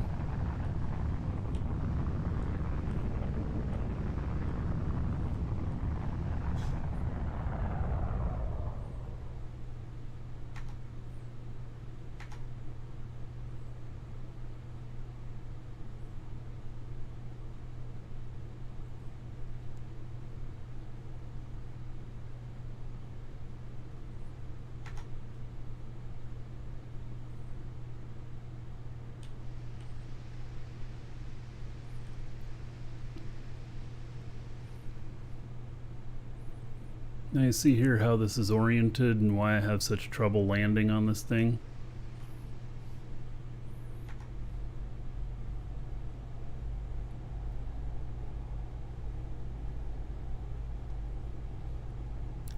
Don't get me wrong, I like a challenge though.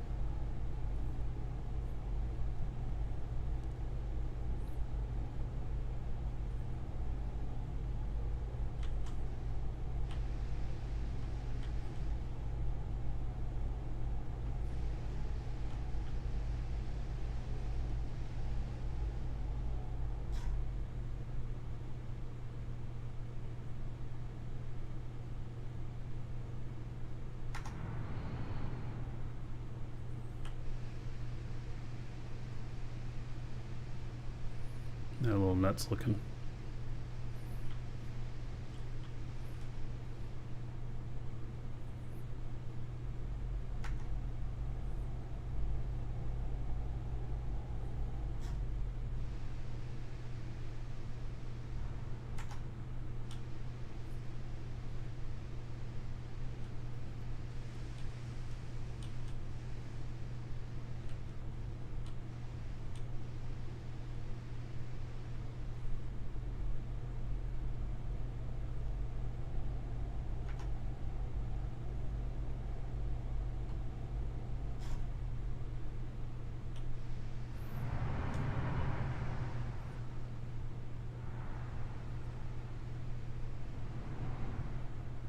Well, I guess this landed itself here.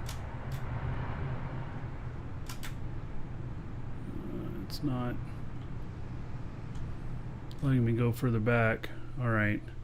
So if I wanted the downward force, you can see those little engines right there. Push it down. Hey, well, I think it's landed.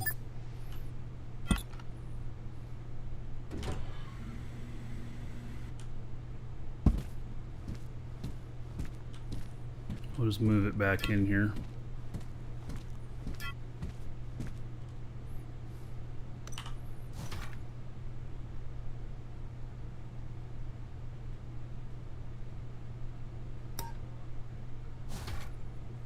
Gotta be careful while moving these things. So I don't know what happens if you're out here, you saw I lost connection and it started moving on its own again. I don't know what happens if you reach the maximum of how far you can move something and then it releases like that and starts floating away, if you just lose it. I've often wondered, and I don't know.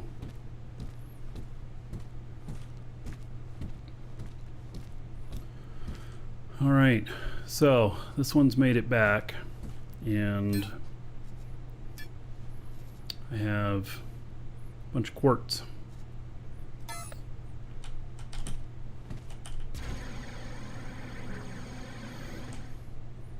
Actually, I don't think there's anything else for me to take back, so I'll go up here and go to the ship up here and just put it in here.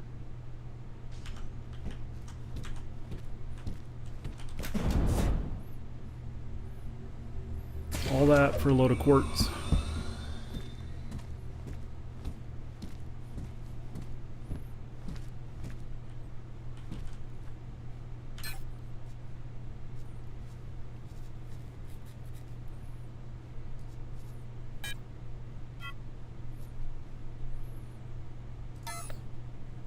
I'm gonna need more fuel. Well, I don't have any control over that. Oh, I can't see the...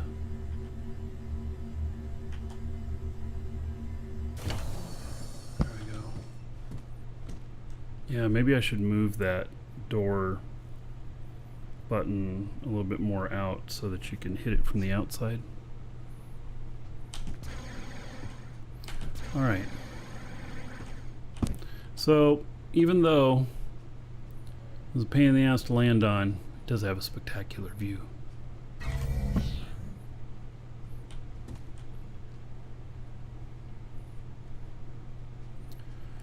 All right, so this guy is...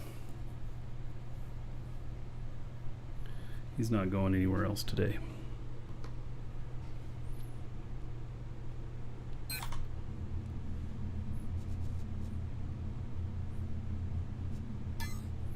I need a pocket fave for the doors. I don't know what I'm not quite sure what you're referring to.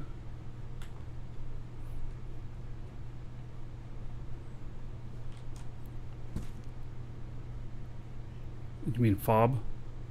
Like, remote control for your car? Ooh, that would be nice, huh?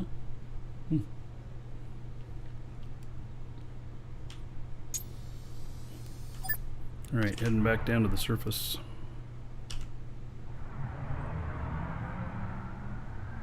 No fucking way!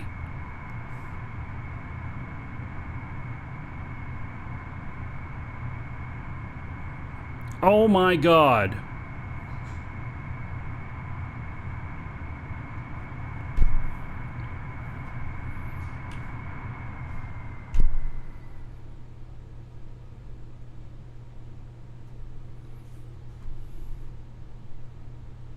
They were never parented on this in the first place.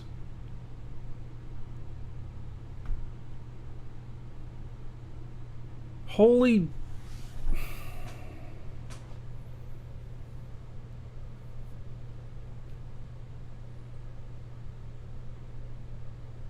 Now I'm really lamenting that I don't have downward force.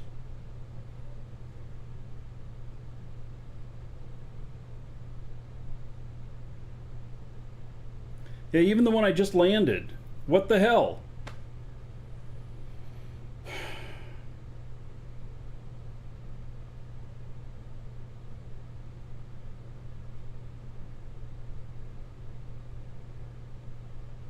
Just contact NQ? Oh, sure, I'll make a ticket. It'll be fixed next week.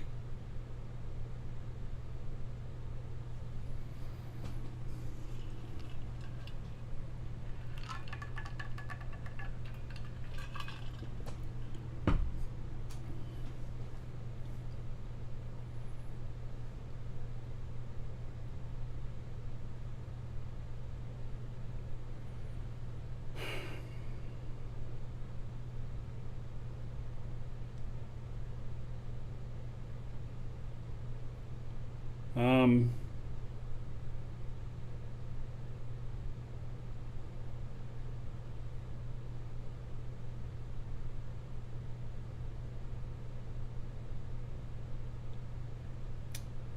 trying to think about what to do here.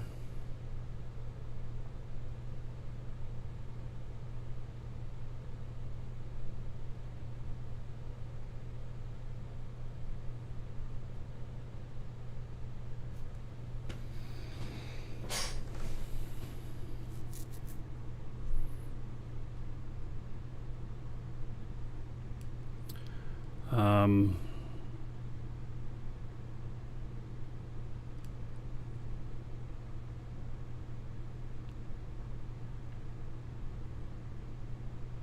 this is baloney. I mean, is this going to happen to me all the time? I mean, even the one that I wasn't flying with this character, that was not associated with this ship at all, is stuck on here.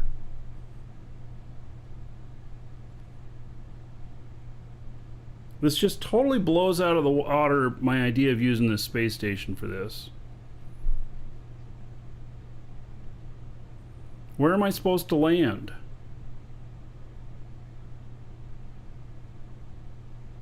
Now, part of the bug is they will go directly through. I have another ship like this that's bugged, that's sitting down on the surface because somebody else got their shuttle stuck inside my ship. Teffers, saved 3%. Thank you for the support.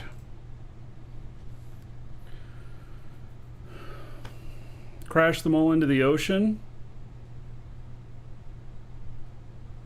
Yeah, well, so if you land far enough away, you can do. Fuck me, man. All right.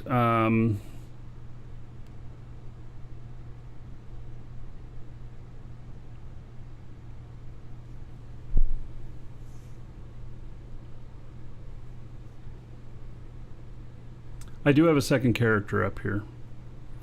And so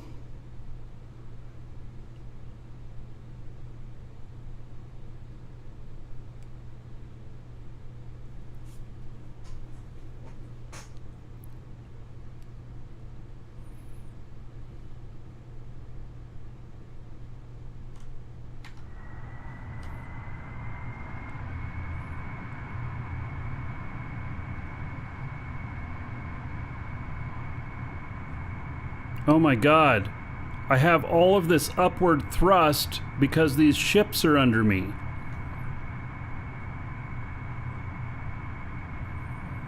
Holy fuck, I'm gonna run out of fuel.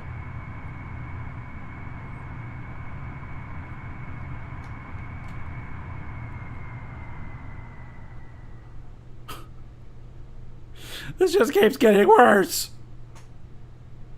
Flip over? No. Yeah, I'm holding Alt C right now. And so, yeah, I moved. Okay, so I lowered the thrust.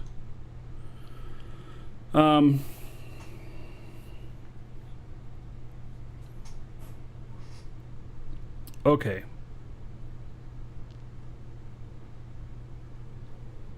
So let me log this other guy in again.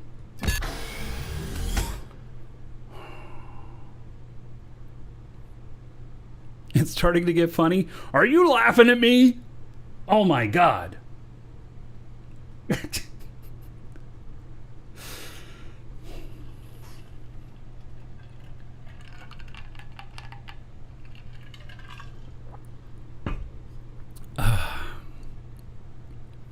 Call a lifeline? No. I'm going to do this the same as everybody else. I mean, seriously. Like, if you guys can't, if this could happen to any one of you. So instead of me, I mean, obviously I have some direct lines of communication with people at Nova Quark, and I could call in and be like, save me, you know? But let's do this the same way Everybody else is doing this. And, you know, so that we can just present what we have to go through to make it work. And if anyone from Nova Quark is watching, then, you know, you can work at making this kind of stuff not happen. Okay.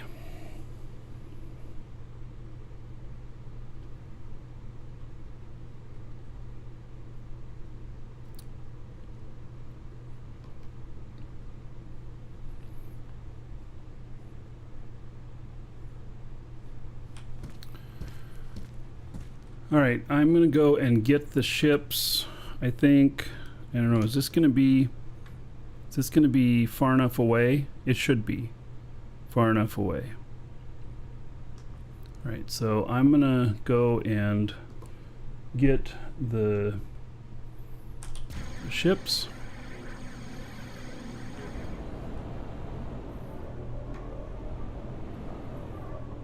So there they are up there.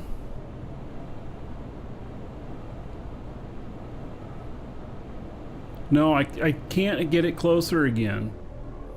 I can't. Because that's the problem. They'll just take off with me again if my other ship's too close. They're parenting onto the ship when they shouldn't be.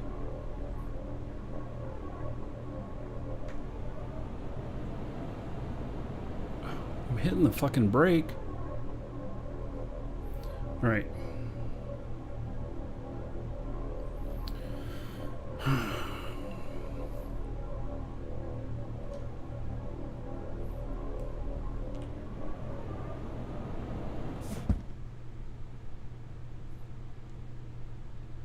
I am going to say something here.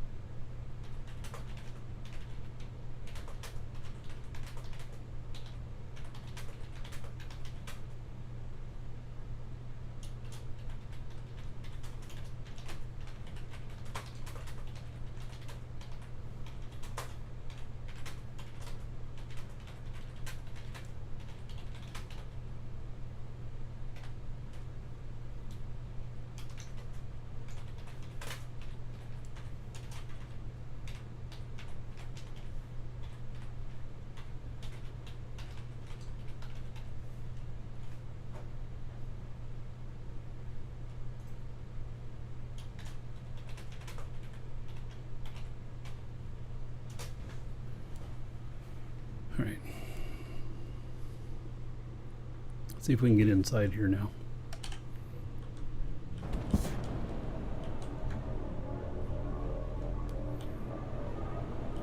Thank God all these have fuel.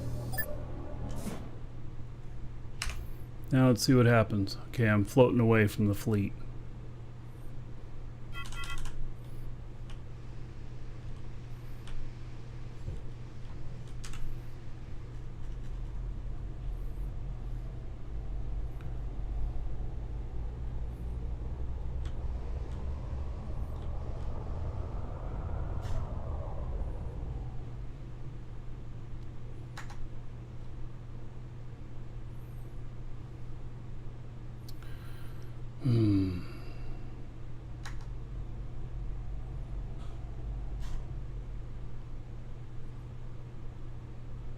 It's gonna be a mess parking them all in there.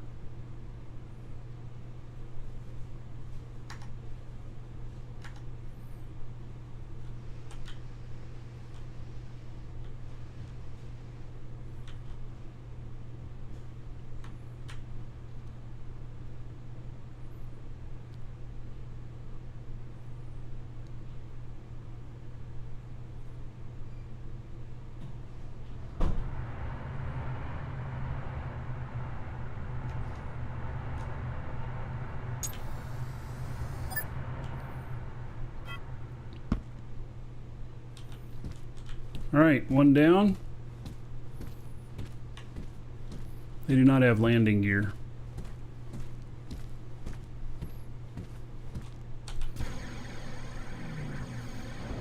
Alright, so if you're just joining, what happened is I deployed a fleet of ships here,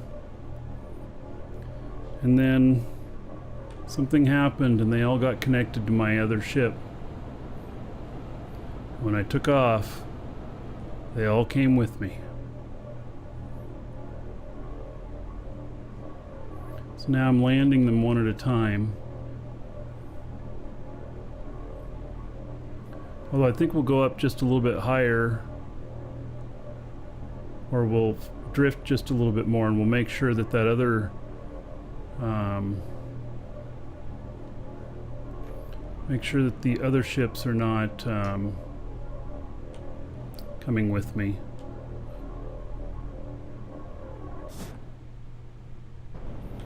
So we'll get this guy down here. They all wanted to fly with me, yeah.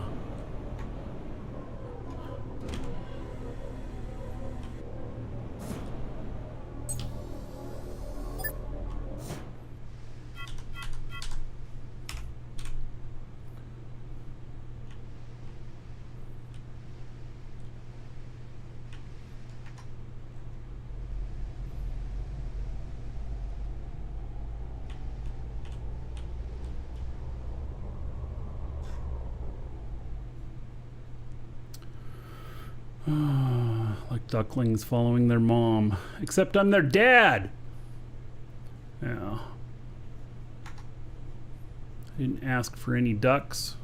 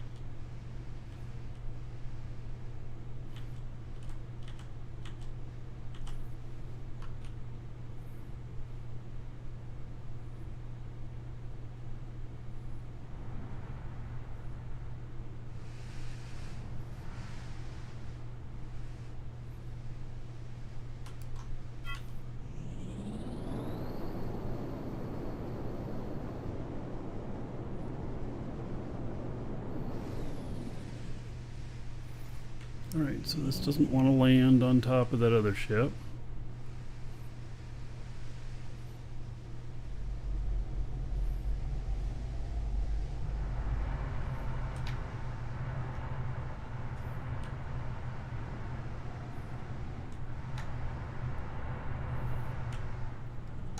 There's the downward force to set her down.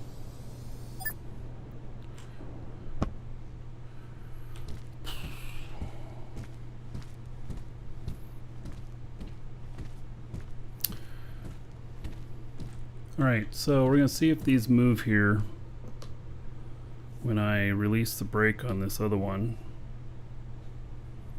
Hopefully they don't. Nope, they're not moving. Okay, so we're far enough away. I still got 4 more ships to go grab.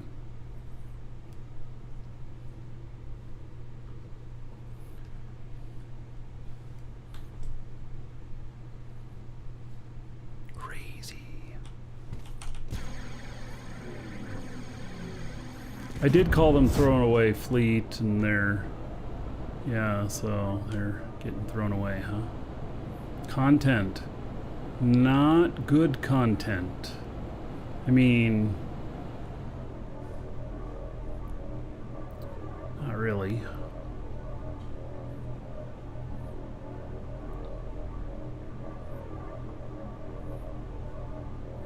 How many ships is that? 6 ships that took off with this?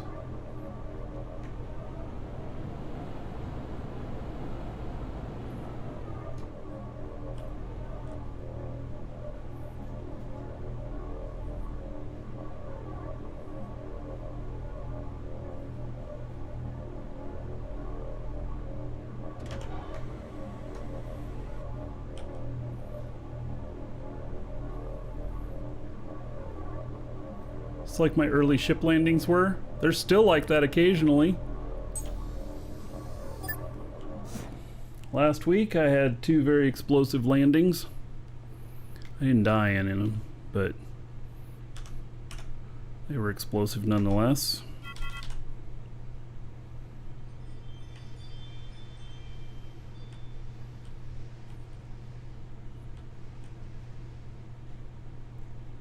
Oh, this fucker doesn't have fuel.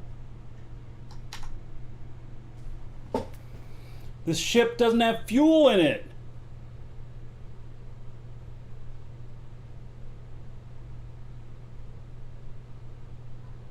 I hope that I'm connected to a container that has some fuel in it.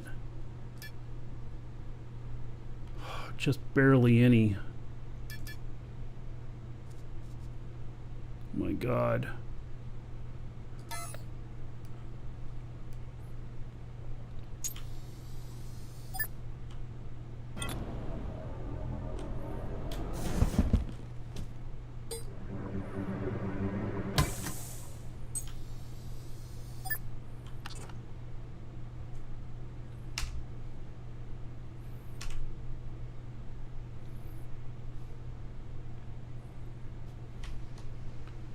I didn't realize one of them didn't have fuel in it. Oh my God.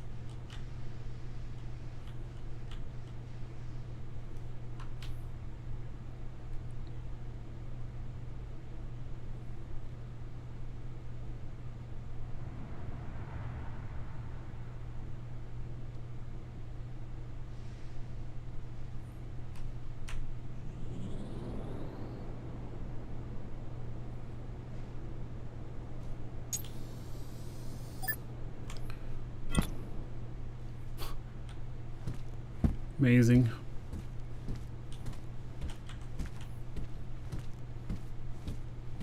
All right. Wonder if any others don't have fuel in them as well.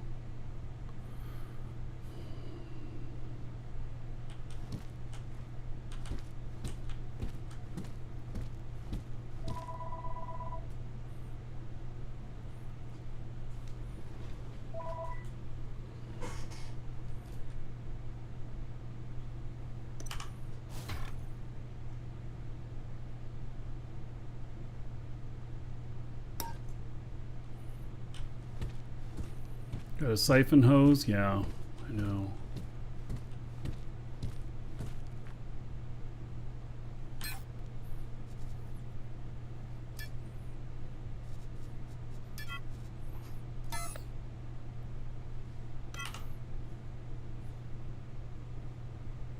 There was obviously enough fuel to do this, so. Alright, I got fuel in my pack now.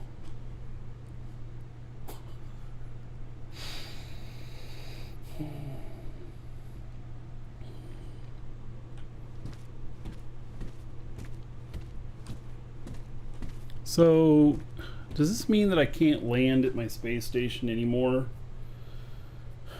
I'm gonna have to land all the way at the other end every time? Probably does. Man.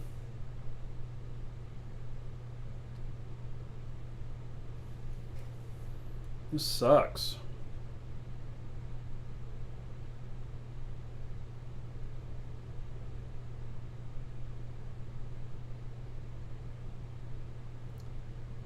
Yeah, I might need a second core on here. Let's Just don't land on the same core. Well, so I've been told that basically you need to be at least 500 meters away.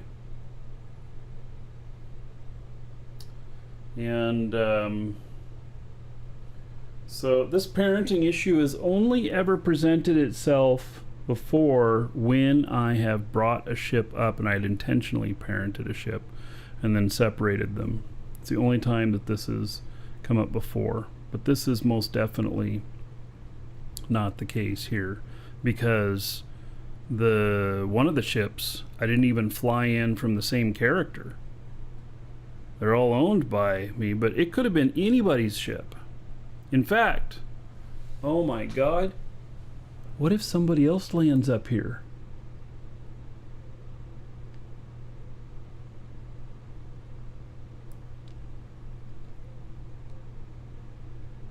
Somebody else could land up here and just take all my ships. I already had it happen once at Sinan. When I logged back in, I'm like, where's my ship? And it showed that it was hundreds of SU away. It was at a space station in Alioth. And then it was inside the space station. And I've got this same issue right now with my Kestrel, where there's a ship stuck inside it. And so we put in a ticket for that, and I can't fly that until that's fixed. Otherwise, he goes with me everywhere.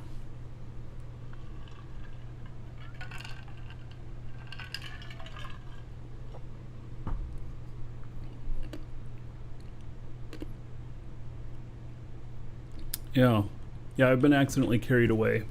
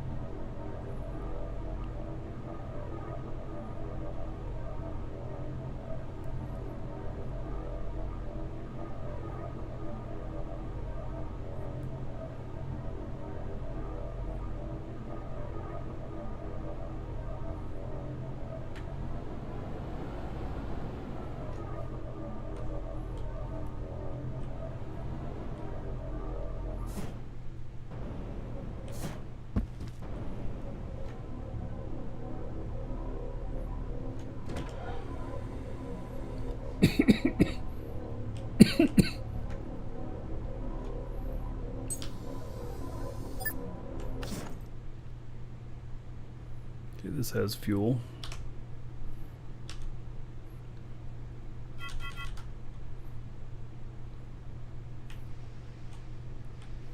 These things are so responsive when they're empty. They work like really amazing, very agile.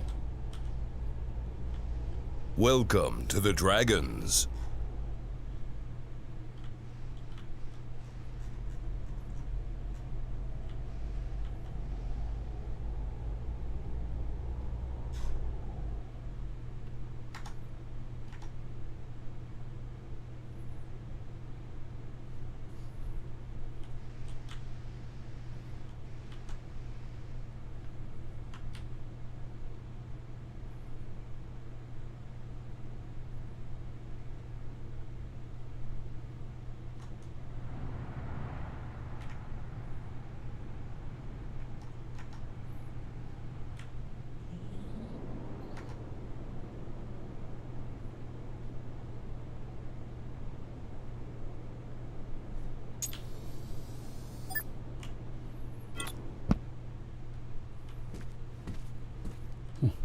That one didn't go so bad.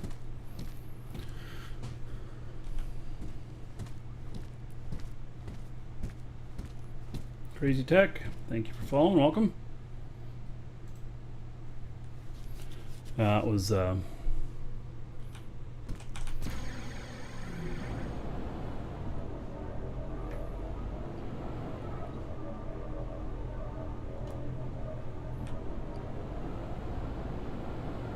Thank God I have characters to figure this out.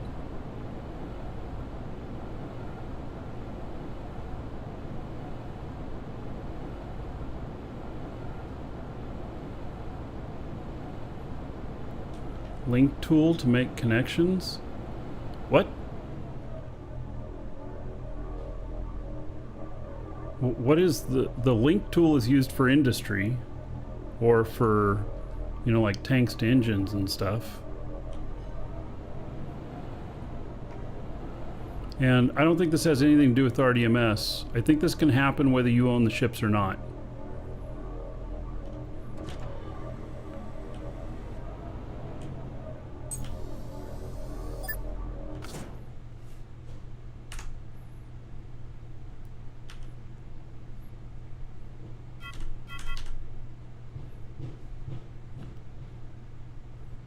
Maneuver tool?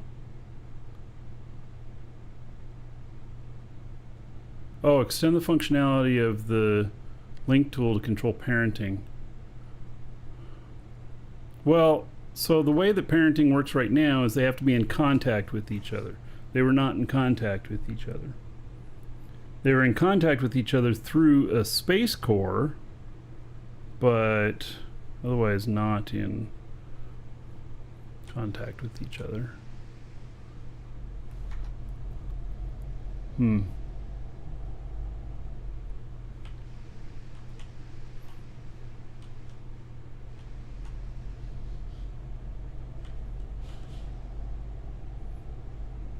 It could be an issue with space core coding.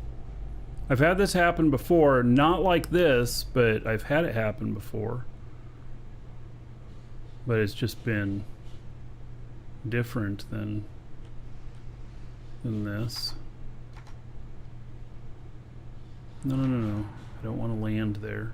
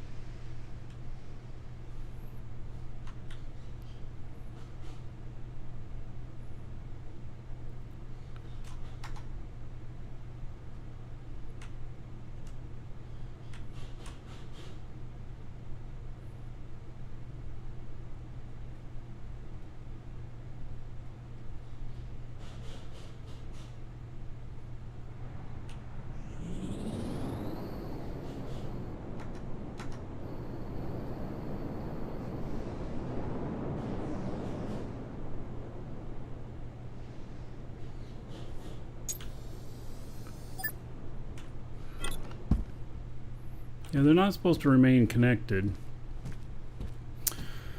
You know, like I was saying before, beginning of the show, it's like, you know, MMOs are especially hard because of interactions between players and that functionality and everything. This is one of those instances of that.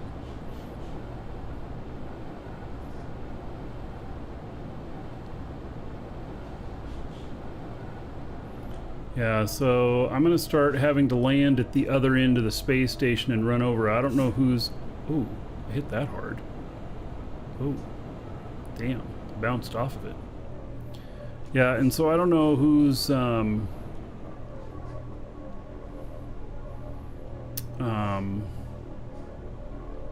who's at the other end, but I'm just going to have to start landing at the other end, and then I'm going to have to run across all the time. Can't land at my own spot. But I don't know, you know, what happens if I'm near somebody else's ship?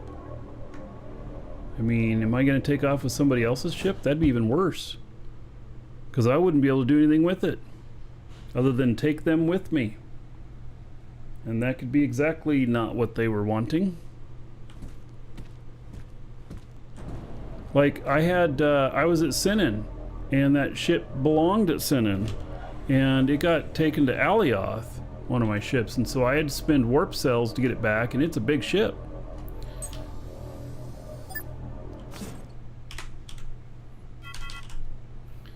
And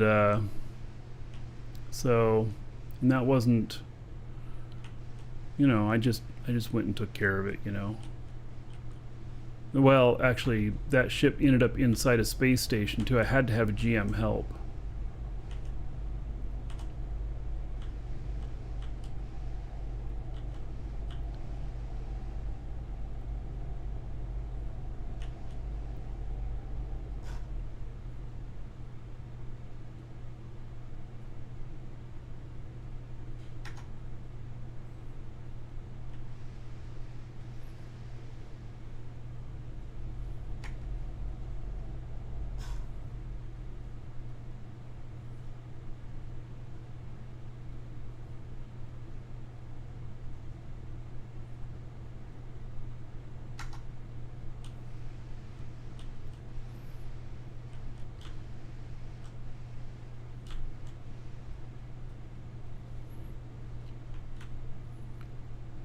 You see me pause here for a second like this. I'm just holding down Alt-C to lower my upward thrust.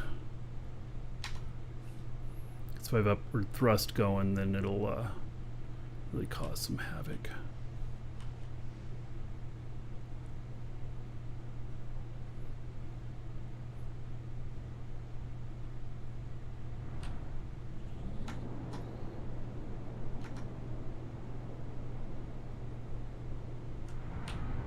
Oh.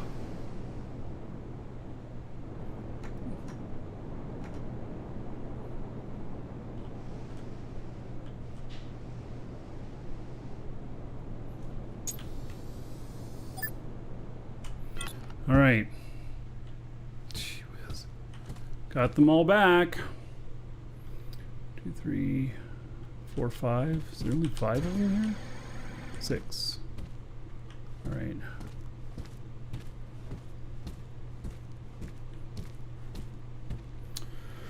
Okay.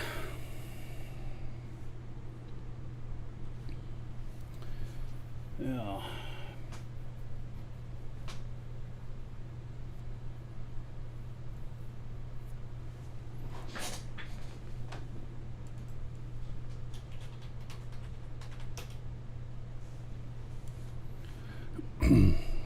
All right. So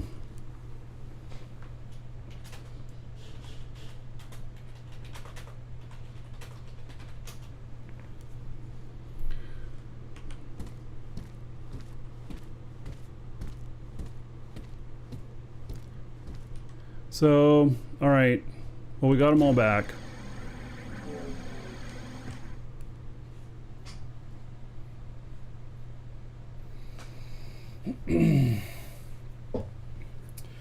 So, all right. Yeah, this whole deal with ships parenting onto another ship if they're within distance of a space station is pretty crazy. I'll leave my other guy there for a few minutes just to make sure that when I take off from here, like that that these don't leave again. And I don't even know what'll happen if I do like a flyby. So if you're just joining us, what happened is I built 6 ships, 5 ships, 6 ships. I left with one of them, another character, and then 5 left, and I landed another ship. When I took off with this one, all of them were attached, even though they're on different levels of the space station. And one of them didn't even have anything to do with my ship. So we had to take all of them back down. Thank God I had 2 characters up here. So,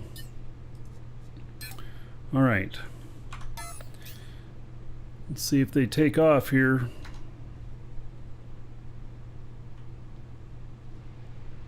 Nope, they're looking okay. And nothing should happen if I were to do a flyby. I think it has to do with landing. So now I will land on the other side. In fact, let's just go look at that. I'm gonna have to go land on the other side of the space station to keep that from happening.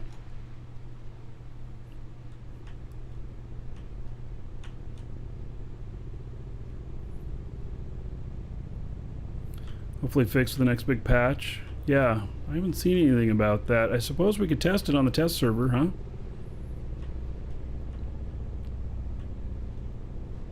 It could really put you into a big bind. I'm lucky I was able to, you know, I have multiple characters up here. I was able to take care of it. But people playing a single character, and what happens if you take other people's ships? Like, there's other ships down there from other people. You know, what if I were to land too close and take theirs? What if there's other ships on the other end here?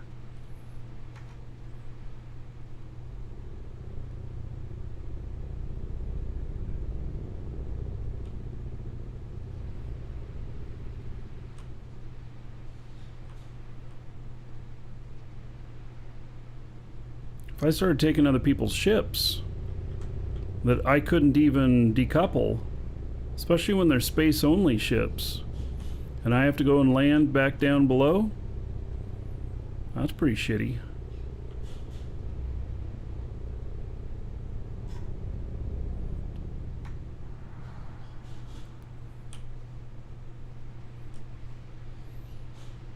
So there are some other ships over there. I don't even know whose section of the starbase this is.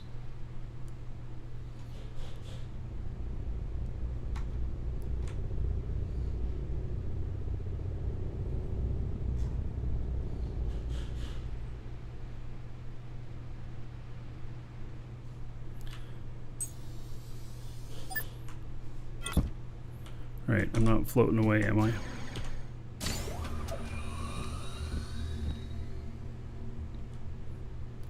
Who owns this? Doesn't tell me, huh? Ship scales. Alright, I don't know what that is, but okay.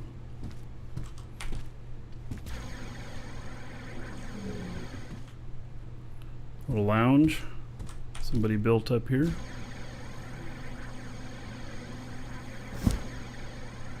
This one's kind of funky. It's an anti-grav ball inside. Look at this. This has maneuvering thrusters each way.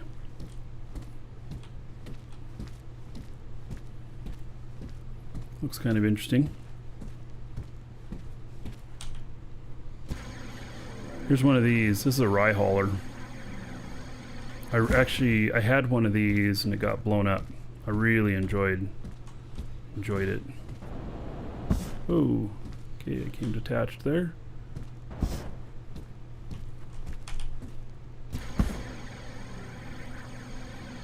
think I saw another ship up there, yeah.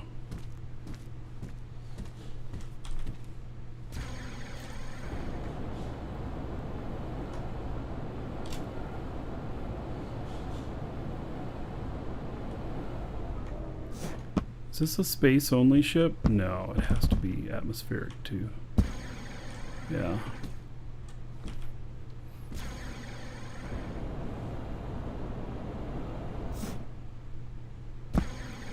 Alright, so here's my place over here. Okay, we should be good enough. Yeah, people could pull your ships out and blow them up. Absolutely.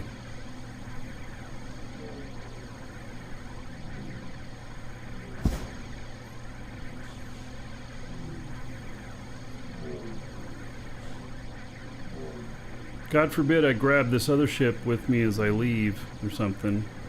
Hopefully it's all far enough away.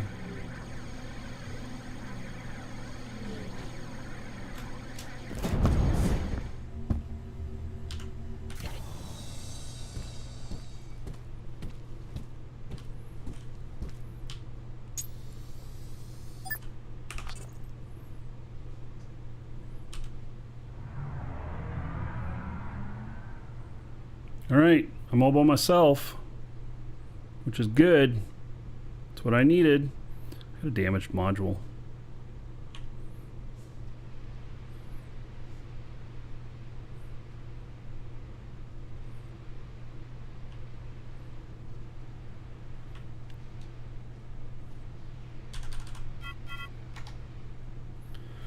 All right, I'm gonna step away for just a moment. Be right back, everybody.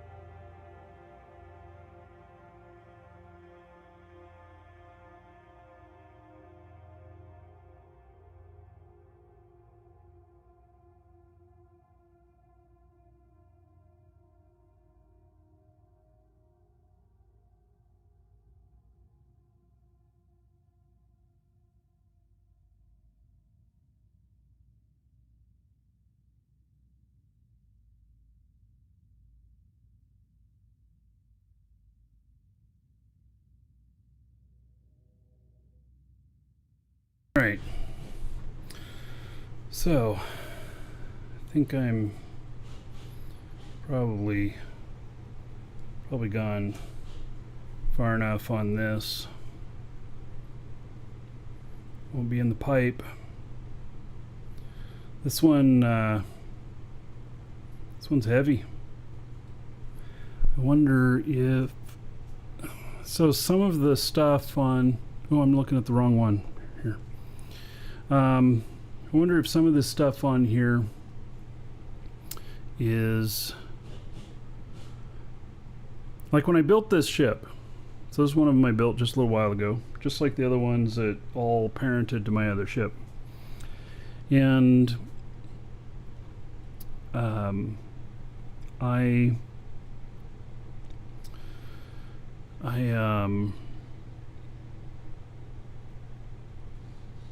I noticed that the HUD that I put on the seat, that a lot of it stuck here and is working the same. But then I noticed it says my space tank is 178% full, which is obviously incorrect.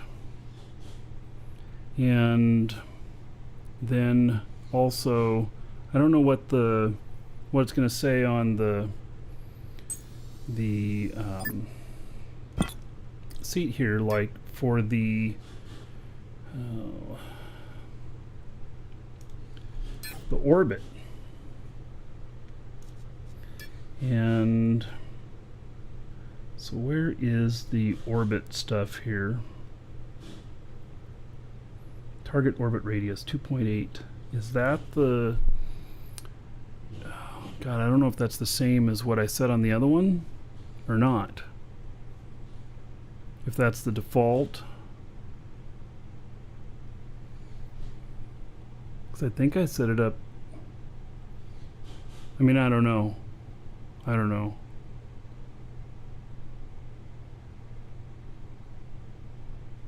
That might be higher. Just don't know.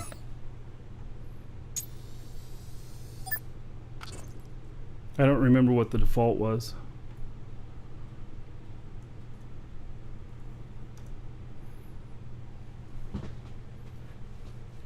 Seems high for default. Yeah.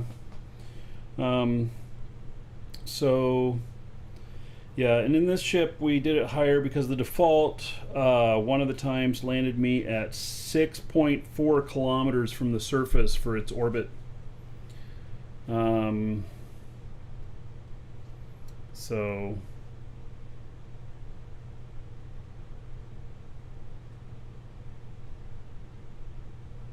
yeah.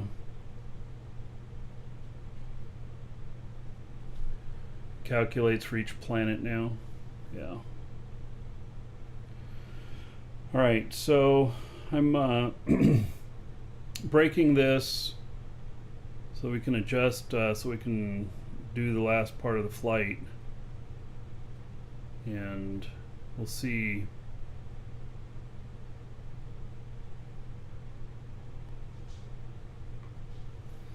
Well, the problem was with this is that, you know, I got too close to the planet one of the times, and it's when it's using the turn and burn, which I want to use while, you know, going through PvP space. You want to come in as hot as possible. So we'll find out. This thing, it's going to take it forever to get up to speed and stuff, and I'll let it stop all the way before I tell it to go, because it'll actually waste more fuel if I tell it to, you know, brake in auto. It'll waste I don't know how much more fuel, but it will waste more fuel.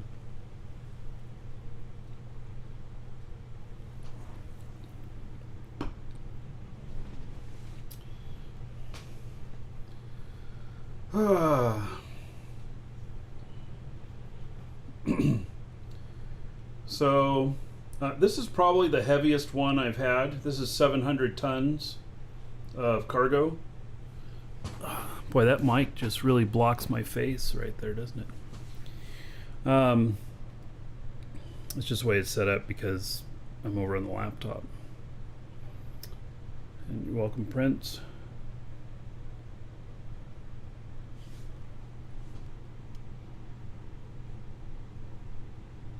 I'm not sure we need to watch all of this, but I at least want to get it started going back down.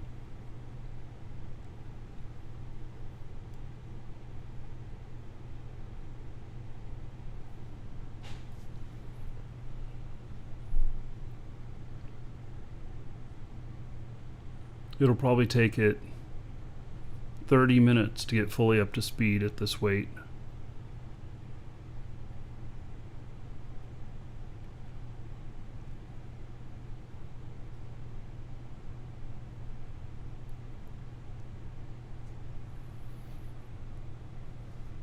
I've been traveling for 4 hours on this? No. Let's see my trip time. 3-minute trip time? Oh, I guess because I got out of the seat.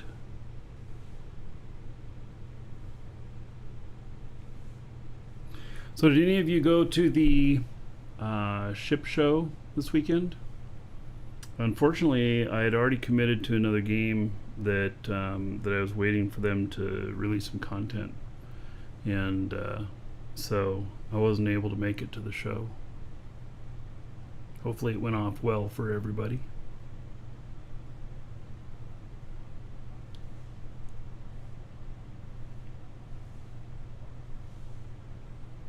And it's still slowing down. 700 tons is quite heavy for this. Fuel tank also reset when I got out of the seat? Really? I mean, the fuel tank is definitely reading wrong. It should be 5s all the way across. In fact, maybe, let me get out, let me look at this.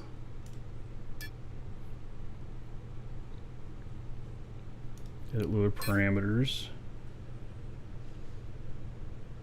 Fuel tank optimization 5, 5, 5. Yeah, there's something wrong with the fuel stuff here, because all of that's correct. Yet it says I have 170 some percent. That's a really awesome tank I got there, right?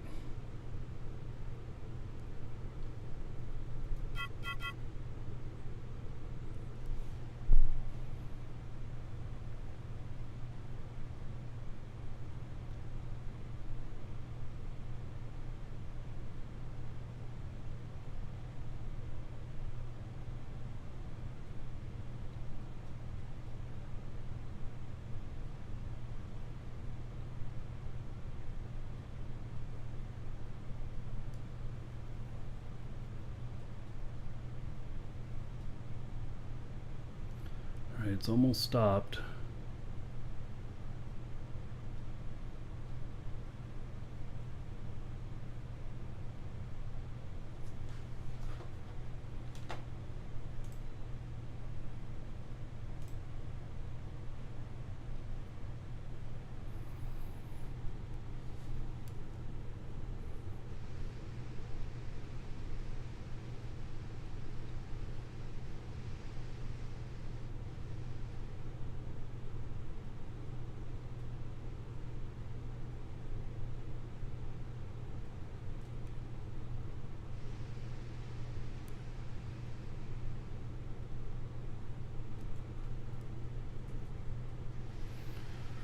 Alright, now it's going to do its thing.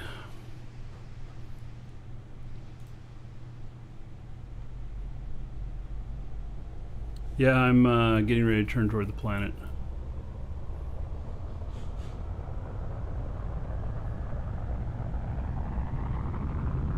Welcome to the Dragons.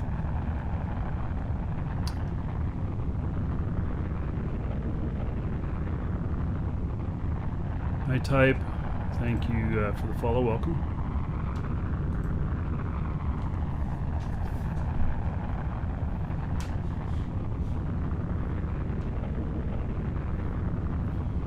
Alright, you can see how slowly it's getting up to speed. It's gonna take a long time. I think it might take as much as like 30 minutes.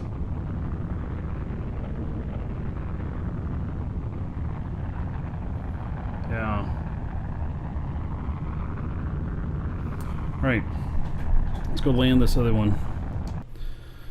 He's just gonna be going forever.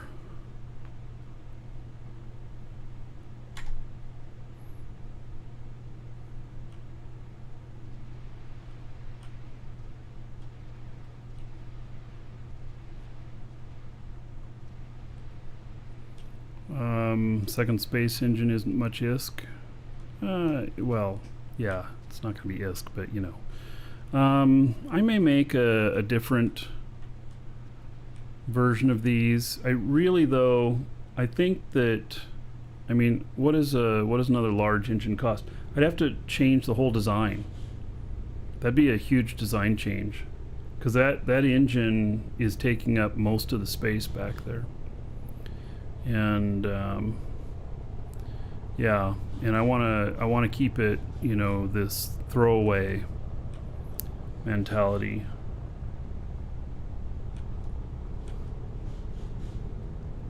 I also I have not, my builder has not worked on any space thrust yet. I've been working on other things that other people don't do as much. So how much extra thrust can you get? Can you get another 50% with full skills, something like that? Because you know, maybe that would make a big difference as well. In fact, I would. You had another 50% thrust, you know, 10 minute acceleration becomes would it be 7.5? Is that how the math works? 50% more thrust. It doesn't become 5.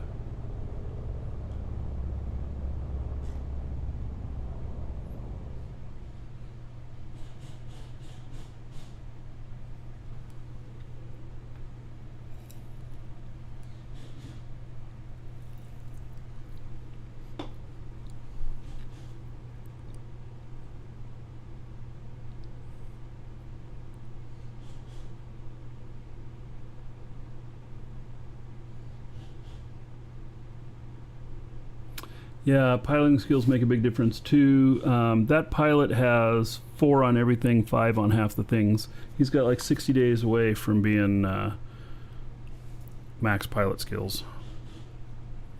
So.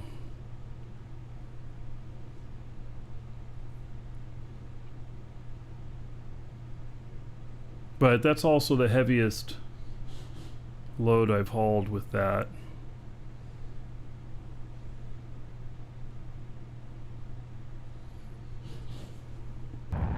See, he's not even up to 5,000 yet. It's gonna take forever. Yeah, certain orgs have divided up their training and stuff for building ships together. And I can say that we really haven't done a whole lot of that. But I do have one character that is focused on, well, in fact, he's flying the ship right now. Is focused on almost exclusively nothing but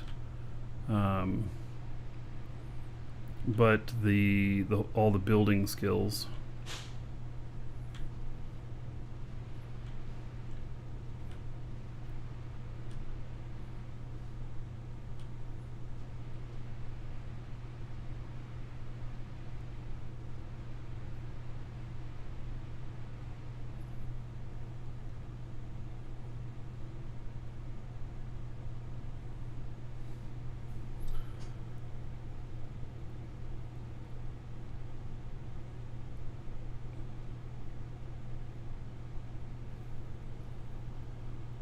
Is this better than Eve? Well, so let me just say that this game is very attractive to Eve players. But it's not Eve, it's not a replacement for it. It has a lot of stuff in there that's familiar to Eve players. But it is its own game and everything. So, and it's really hard to say anything is better than Eve. I mean, seriously. Like, Eve is approaching 20 years of being an awesome game. I mean, holy cow. That kind of time put into it. Yeah, it's comparable to Eve and Beta. Yeah. Something like that.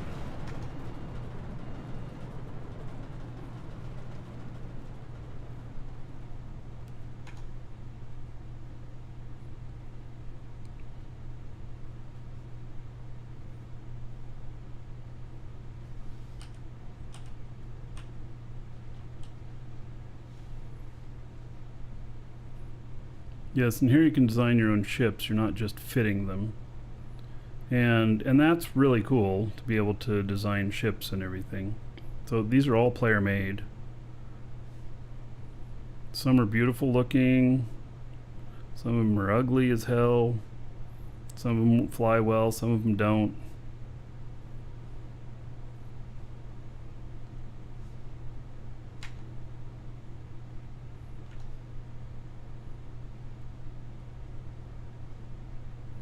Can't wait to get my garage parking done. Tired of parking in the front yard.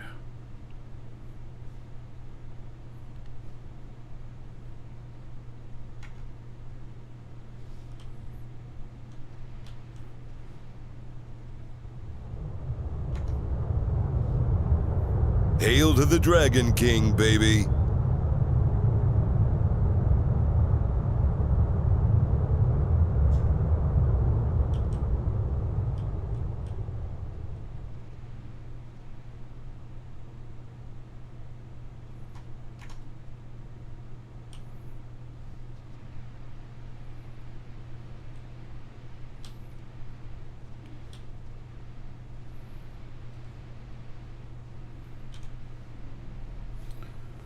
Dirk, Blackpool, 58 months.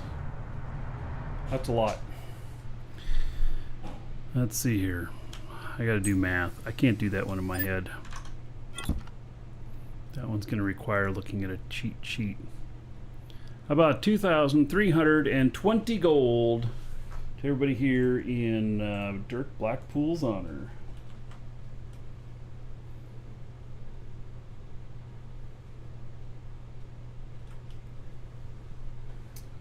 All right, there we go.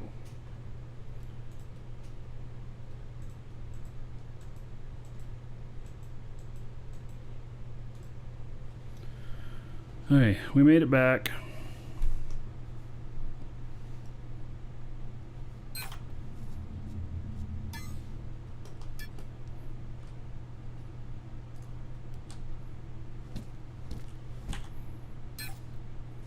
And I have that linked up, so we'll go and get that started.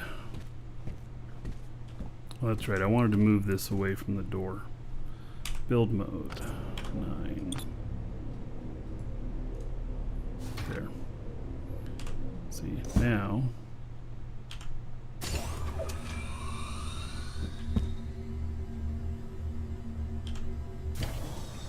perfect. I can shut the door behind me.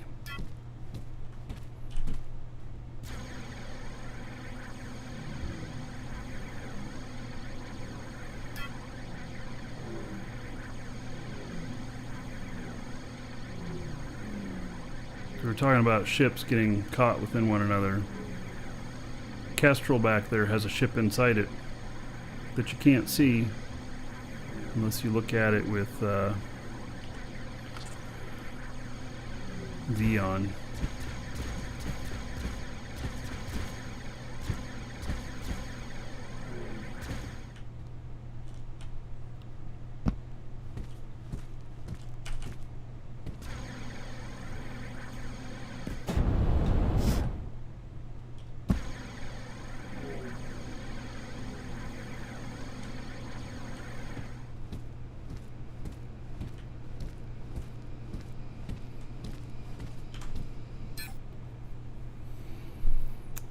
Do I need any quartz out here? Let me see.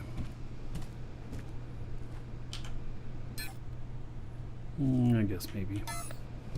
Just put it out here.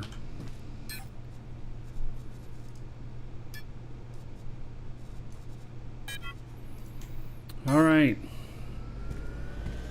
Man, that was a long trip for just one bucket full.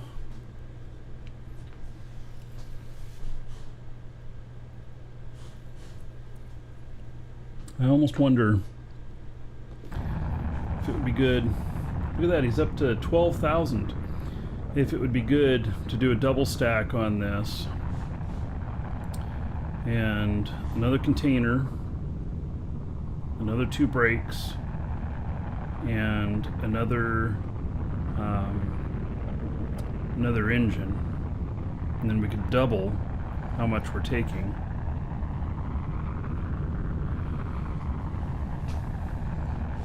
That would put it over the cost though, and so you'd be, you know, taking a loss of upwards of 10 million if you got popped instead of 5.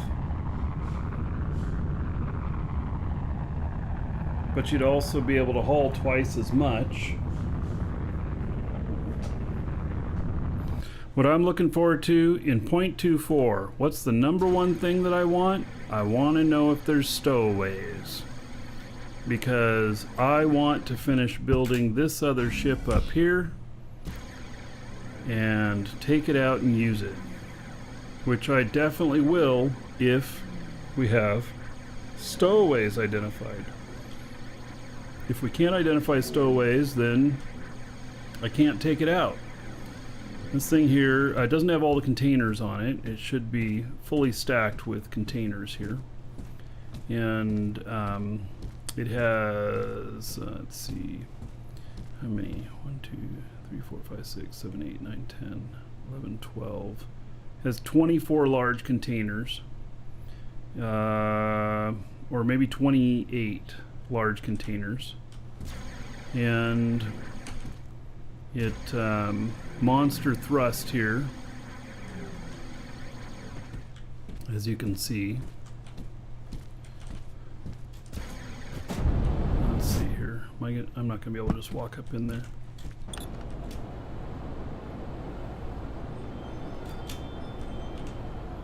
And this is designed to be able to be shot at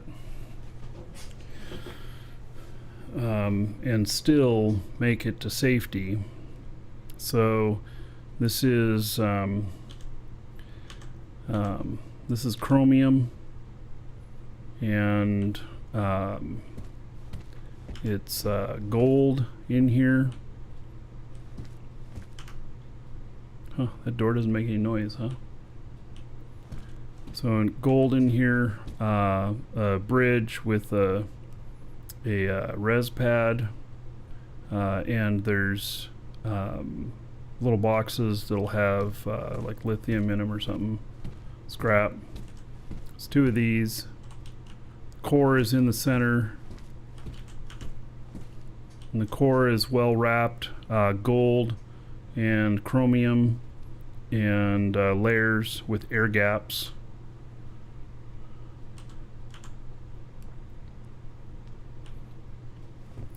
And yeah, I think it's going to be,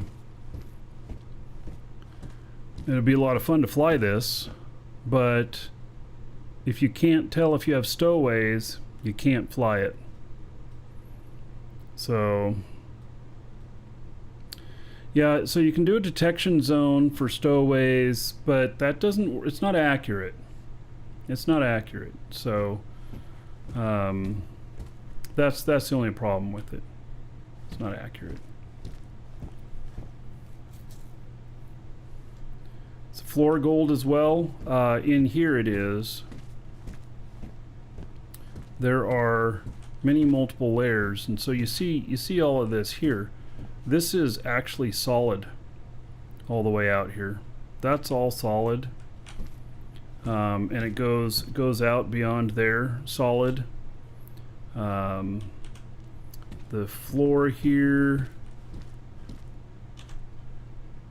that's steel, but I think I wrapped it. Let's see here. Can we see down? No. Yeah, but it goes all the way down, and so there's various different different things in this that. Different resistances and everything, and like this doorway here, you see I've blocked off part of the doorway because, you know, really we just need so much room to walk through. We don't need the whole thing. And up at the front, there'll be barrier put up here that'll be thick, you know, probably come out all the way out to here, and so, and the outsides of the containers will be wrapped and everything, and air gapped. So this ship will end up being a lot bigger than what it is. And the air gapping, see, when they fire and they hit the honeycomb and it explodes, has an explosion radius for stuff that has contact with. The air gapping, I think, will diffuse it, and they'll have to hit it again right there to get the next layer, instead of it going 2 or 3 layers in based on its explosion. So I have both. I have both solid and air gapped in here. And this ship's going to be really heavy.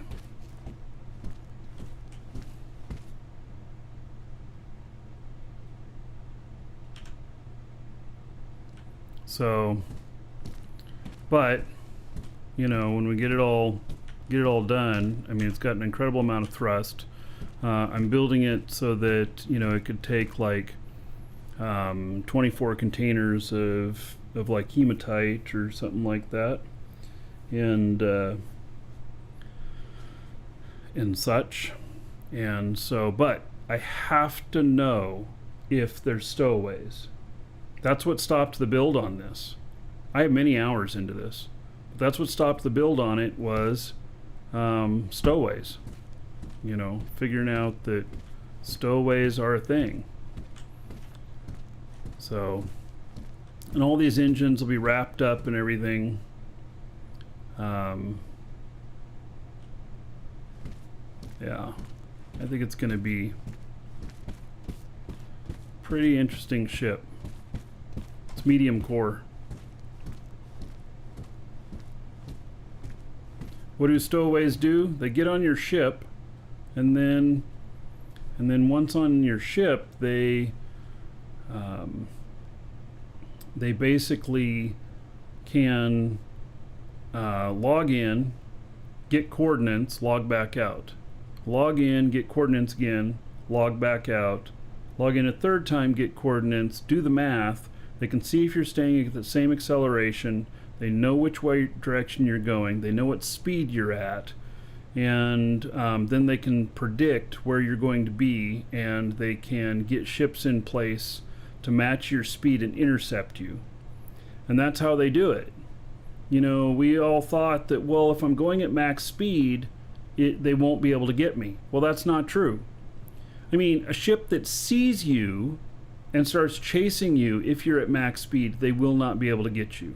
But if they radio ahead to their buddies and say they're going this direction, you know, this path at this speed, then they just get in front of you and slow down a little bit until you catch up to them, and then they turn around and start shooting you. They just match your speed and turn around and start shooting you. So that's how they're doing it. And that's why you can't fly in the pipes. That's why my guy here has had to do this, you know, big roundabout to get to his destination instead of going straight. And so it's just all about staying out of the pipes. And so, but you are 100% okay. So if you're flying through the pipes and they see you, they can track you this way. But if they are a stowaway on your ship, no, you can't lock people out. You cannot lock them out of the outside of their ship. They can stand on the outside of your ship while you're flying.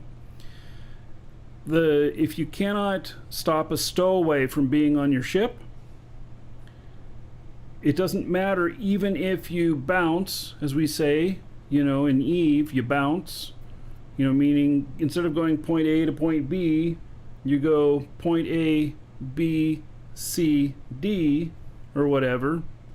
So you stay out of the direct pipe. Even doing that, they can still track you, and they know where you're at. And that happened to me twice. So my Horizon ship that I was flying earlier today, I lost that one. I lost one of those. And I had only flown like one round trip in the ship, 50 million Quanta ship, and I had flown like one round trip. Yeah. So, you know, it's the way it is. So, anyway, this ship is waiting.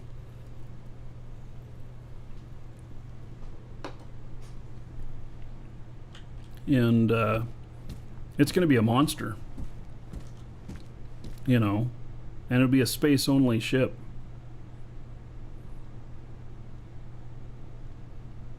It'll be fun. I'm going to have to tear it all apart and rebuild it up at the space station, too.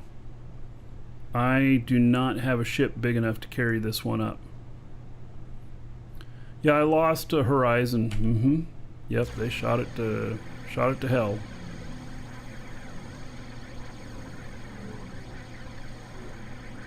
That happened.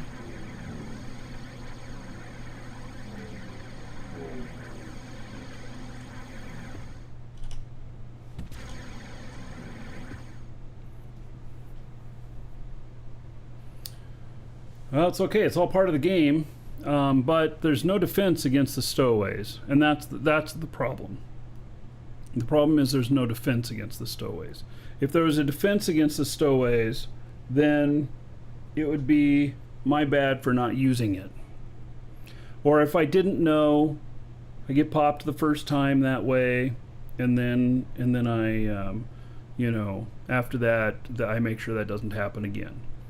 And you know, the price of you know, learning sometimes can be quite high. But okay, so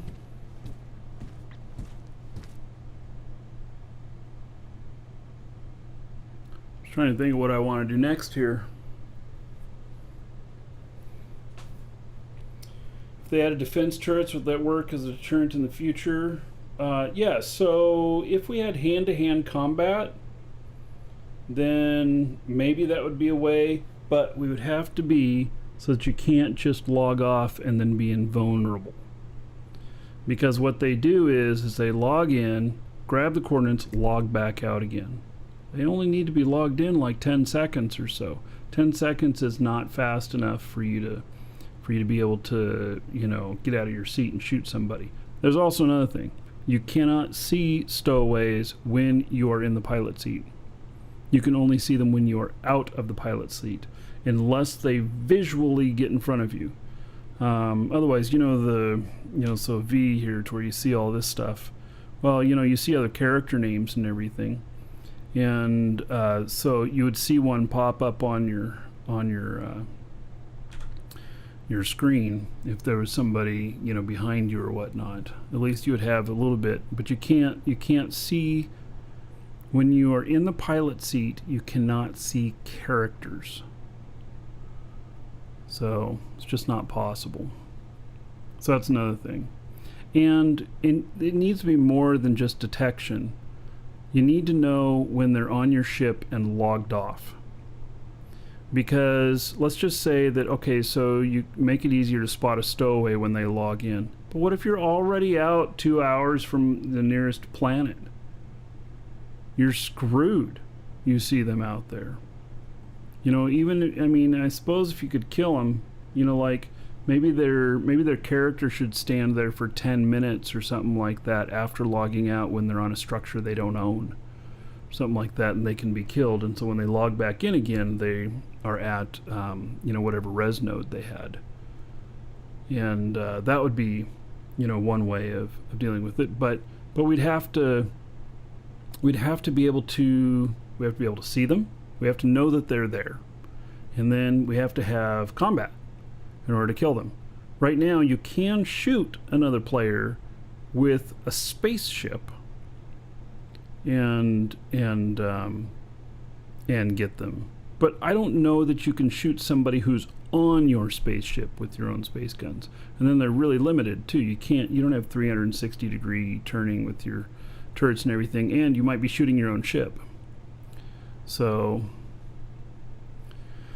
well, make it so that they die of oxygen deprivation whenever you leave atmosphere, except they're in a spacesuit. So, yeah, there's that. So if they said warp is my defense in a PvP zone,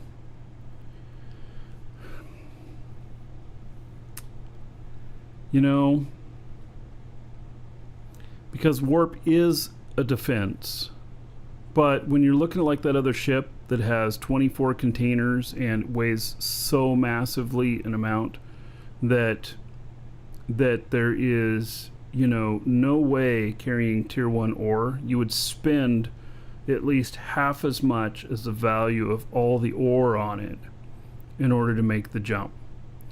And so that's not very good. It's not very good. It's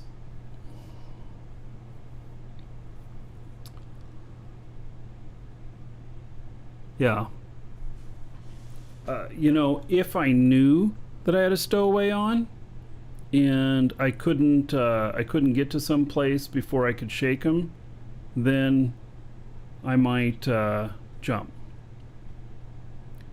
So you don't want to warp all the time. If I'm carrying 100 million quanta worth of ore and it's going to cost me 50 million quanta to jump, which really big ships could cost that much to jump, is that going to be logical? As an industrialist, no.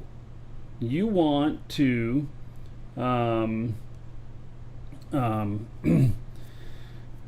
you want to minimize those costs, and 50% is too high. In my case, was a stowaway due to streaming. So I don't. Yes, at least 2 of the times it was because they recorded themselves stream sniping me. But we've also had other people in our org that have been killed in the exact same scenario and by the same people in the same way, and they were not streaming. So it just happened to be that, you know, I'm a bigger target because I stream. So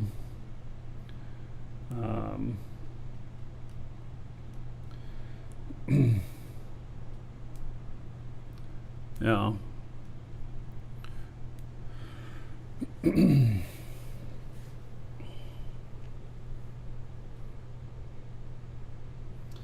Yeah, we need to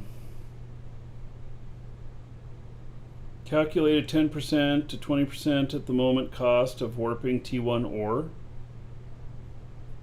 Really? If I fill up my horizon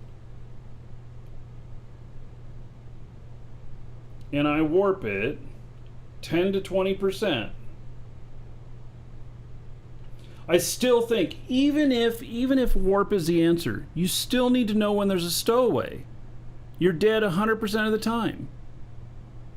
You just got to know that they're there. That's at the very minimum. Yeah, you guys don't understand about making money, because like Nidhug is saying that if you lose 15 million quanta instead of 50, then it's worth it. No, you just spent an extra 15 million of your profit. Okay, listen. So you're out there buying. You know, let's say a million ore, which would be 25 million worth. And let's say that it costs you 20%. Let's go on the low end, 20%. So 20% of 25 million is 5 million.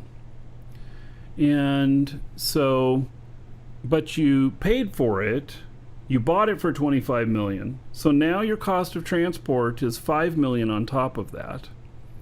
And then your margins keep shrinking every time. And so then you go and sell the stuff, and you end up making, 10 or 20%. Well, you need to make more than that in order to remain profitable, in order to remain all your time and everything. So it is cost of business, but it's too high a cost of business. We need to be able to slow boat. So listen to this. Okay, so on the flip side, what if I'm a PvPer and I want stuff to shoot at, but every single person is warping every time? You know they're going to complain. You want to encourage slow boating so that people are targets, are cannon fodder to be shot at.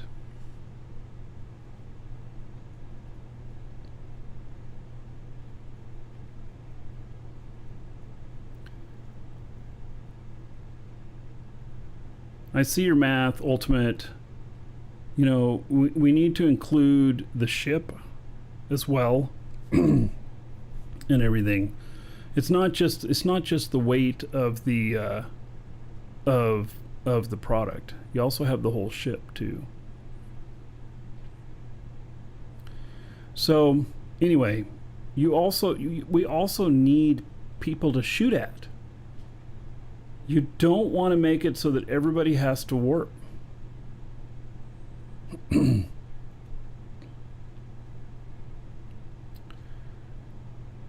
Yeah.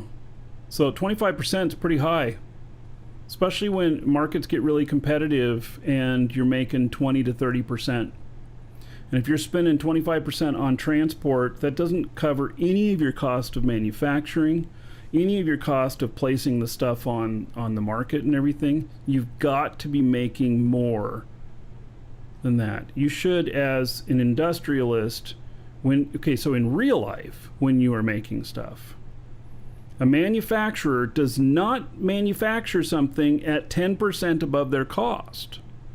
it is like 100% above their cost. And then it goes out to market and it gets doubled again. And if you have your margins too low, it's not sustainable. If your margins are too low and you take a loss because you crashed or something like that, that's a huge problem. You need to be able to absorb losses. So anyway, the economy doesn't work right in the game. And maybe what they need is an economist in the game to be setting stuff right. Like when they changed ore to where they're paying 25 per liter for tier 1, that is just insane. All that happened from that was we inflated the whole market. Everybody at first is like, oh my God, I'm making so much money now. Yeah, well, oh my God, everything's going to cost so much more for all the manufactured goods now. So, anyway, back to the original thing. We just need to know when there's a stowaway, at the very minimum. You just need to know if there's a stowaway on your ship. I don't think that's really hard to ask for. They know that they're there. If the stowaway has more than 20 tons on them, you get a message. Even if they're logged out, you get a message saying someone's overweight. That weight is being added to the ship. Actually, they don't even have to be 20 tons. They just have to have anything on them. And their weight is added. And so then you can take a look at the weight of your cargo against the weight of what it says, and you know that there's a stowaway. But smart stowaways don't have anything on them because they know they're going to die anyway. They're going to kill themselves so they can get back where they want to. So, yeah. Anyway, I did get a message on one of the times. One of the times they transferred to me mid-flight. I was out in space, and they transferred to me from another ship. And I was meeting another ship in space and transferring some stuff, and they jumped from one ship to the other. So, yeah, also the whole skills of lowering the weight, lowering the tonnage, all of that stuff, the volume stuff, I don't know whether or not those are all showing accurate. So, yeah. All right. So this one here he's still an hour away. And but he's almost fully up to speed. Anyway, that is why I have throwaway ships. Because of this issue. Otherwise, I would be flying bigger ships. But as it stands, nope.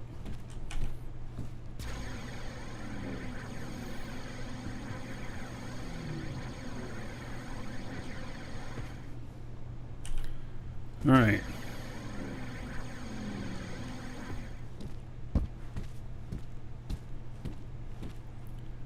Let's see here. Basic space, large, 90,000 each. Somebody said that there was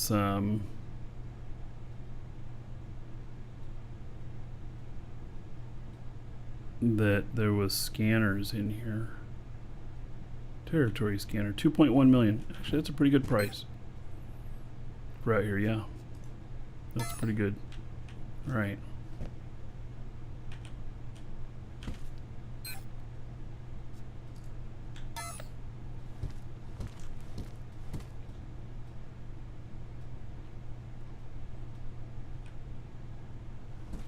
So we want to encourage people to be shot at.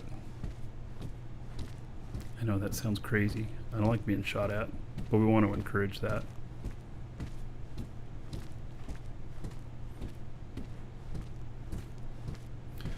Oh, scanners are 1.25 million on Alioth? Really? I thought they were like 1.7 last I looked.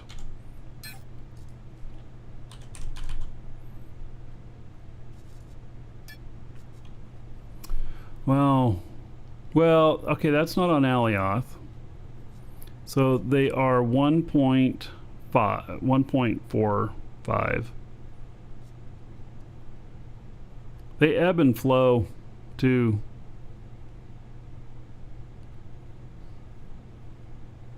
By your scanners. Is that the ones I was just looking at, Space Sniffer?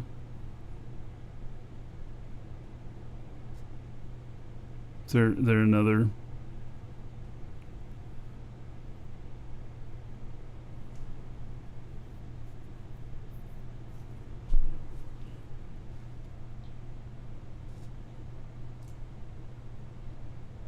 Did I quit playing Eve? Hey, we got the first person asking today.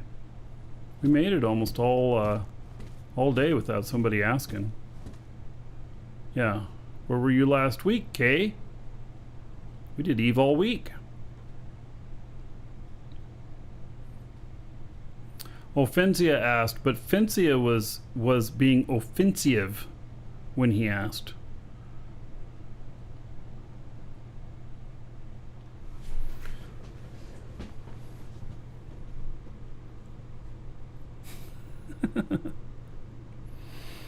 All right. So I don't have more Eve on the schedule. No, because I don't know when to put it on yet.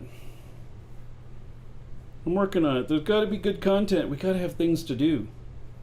You know, if we don't have anything to do, what's the point? So I'm not putting it on the schedule until we have things to do. And last week, we did a lot of things. So, and next week is listed as could be any game, which means that, you know, Epic Arcs. Oh my. Yeah, it's possible. I think I'd want to build up a new ship for Epic Arcs.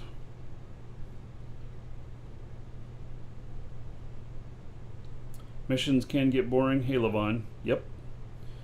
So I like. That's why I like doing so many different ships and everything. So that's why you want me to do it. Yeah. Well, I think I don't know. Never played DSP anymore. Well, we also don't have any business relationship with them. So it's got to be a bar of there's not too much going on and other stuff. It looks really interesting. And, you know, the game that looks really interesting is Valheim. And my wife has been playing the hell out of it, like every day. So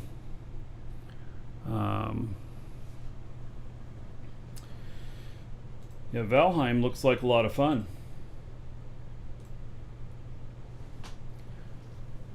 There's like 2 million people. 2 million copies sold of Valheim in 2 weeks. I mean, that's like incredible. Uh-oh. What's going on here? Oh, there, finally turned off. I saw it readjusting, but it was still going. So finally got up there, and it used like more than half the tank. This thing's gonna start adjusting now. It's a good game. Yeah. But again, I don't have any business relationship with them either. You know, this is how I make my living.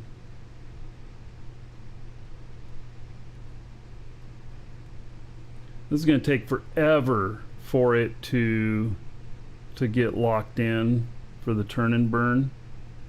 You know it, because the darn thing is going to be it's heavy. It's like way heavy. And so it's just going to keep overcorrecting, because it keeps this, the way it does this is it keeps giving it power on the turn until it gets lined up, and then it gives it power turning back or whatnot. See, if it'd stop and actually start reversing now, then could be a bit better. I'm sure it's difficult to program in. And you think, all right, they almost got it. Look at that. But then it'll stop and it'll go the other way, but not until it crosses the precipice. And because it's so heavy,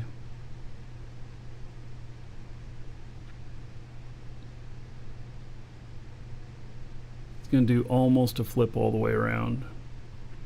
How about soda? Yeah, I thought about I was thinking about maybe scheduling a day of that next week of Shroud. Getting some people to go adventuring.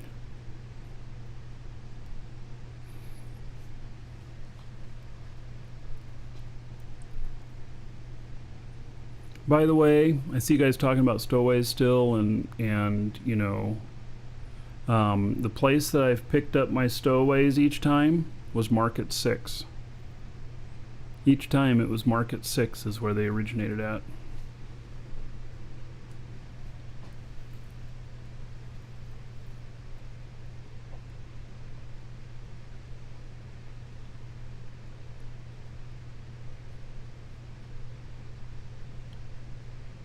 Your wallet hates me when I diversify my gaming. You don't have to buy what I'm playing.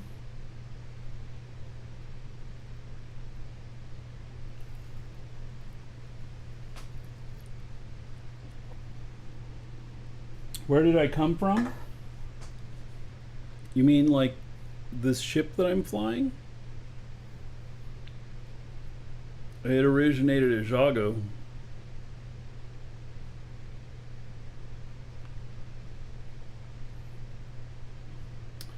Yes, Dual Universe is pretty cheap for an MMO. It is.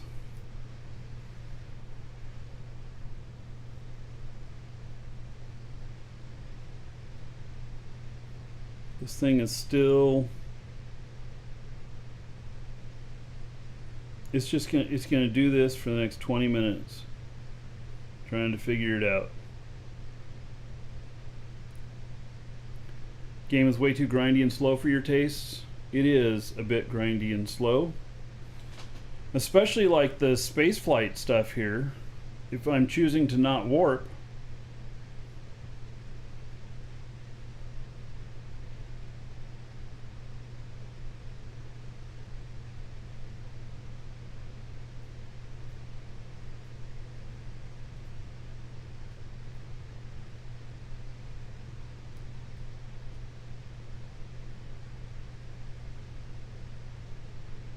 well, look at that. It's almost facing back there again. Good thing it's got some time before it gets back there.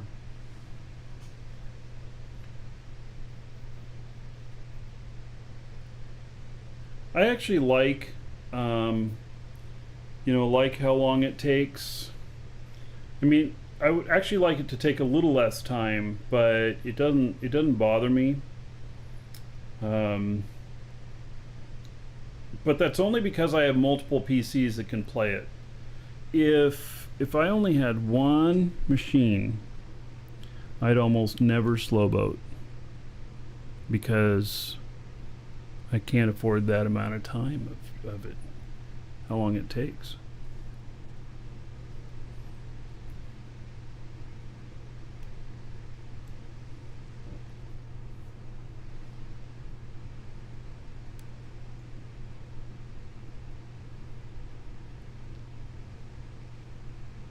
Take in the sights, read the space news.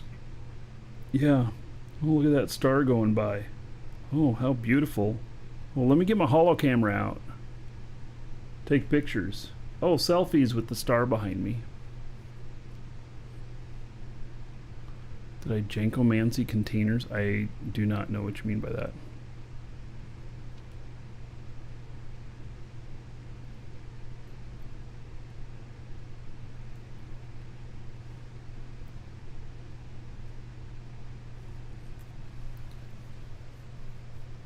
You play Eve when slowboating. Yeah, I thought about that. You know, I thought about I could play both at the same time on the show. But there's some real crankiness that happens whenever I do that. I've done it before, and in fact, Twitch came to me one day and told me to properly label my shows because while a server was down one day on one game we were playing, we picked up a game of Elements, and we're playing Elements for about 15-20 minutes while we were waiting for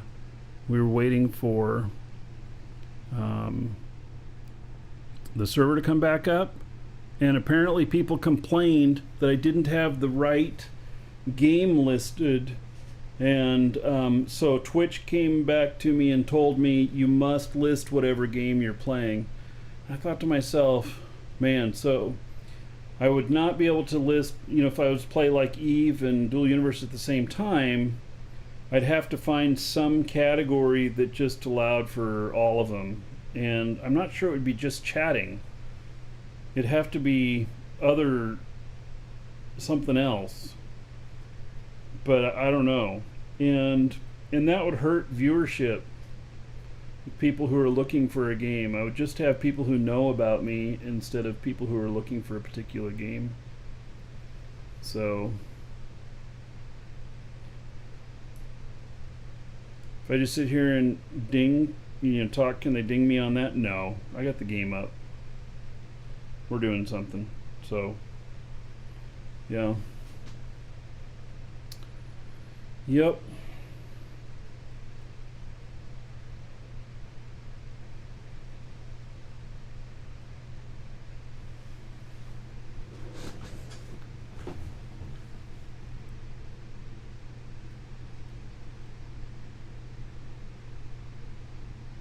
I see the workers are gone from the house. I wonder if they've gone for the day.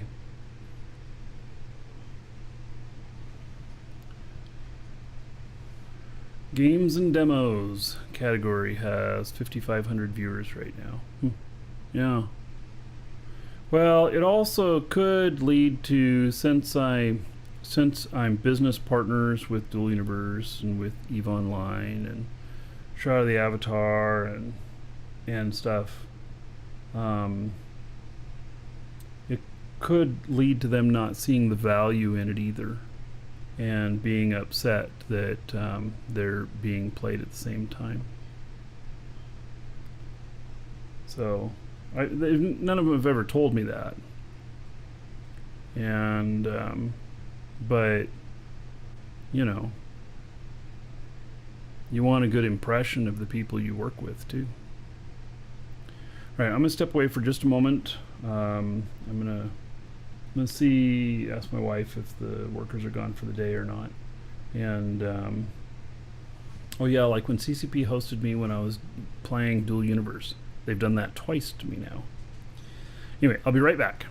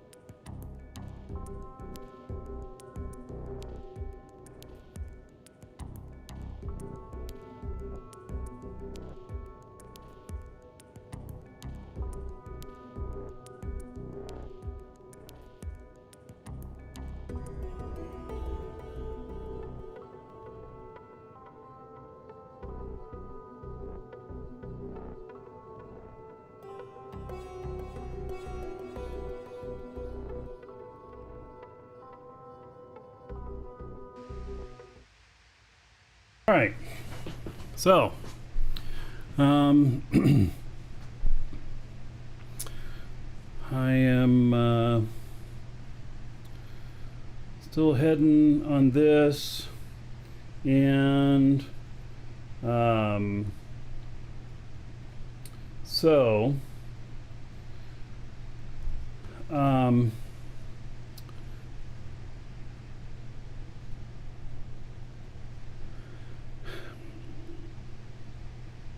let's just be honest here. I'm struggling with a little bit of content here for Dual Universe. You know, there's only so much that you want to watch of me putting together dispensers. I have like 500 of them to put together, some crap like that. There's only so much of mining that you want to see. Flying can be fun because there's risk in it, but we can't just focus on that all the time. What do you want to see? So I feel like we need 0.24 to come out and to really have good to breathe some life back into the game, but I don't know what all is going to be in it. I know that we're going to have like corporate wallet and some other stuff. You want to see combat. Bright Valley wants to see EVE Online. We need some asteroid mining. Go rob somebody. Yes. I could go out and land at somebody else's space station and see if I could take their ships with me. That would be exploiting the game, though.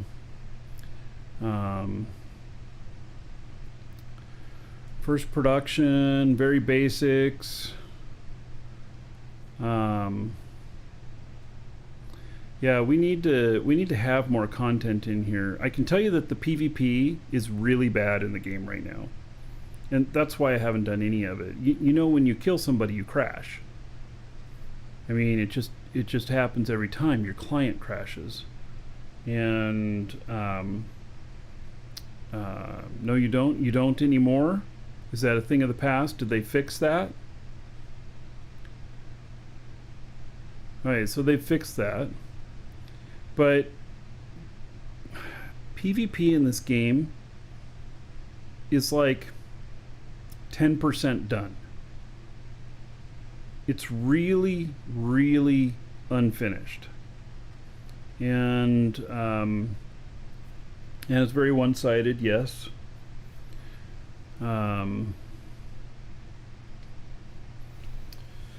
So I can come visit your future vacation spot at your base.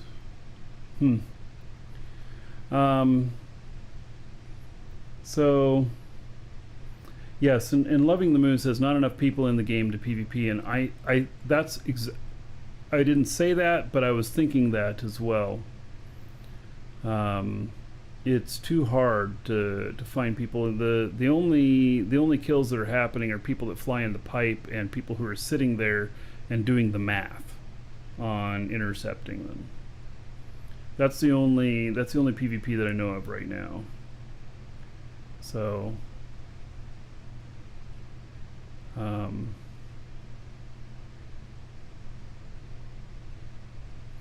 have blueprints for PvP ships.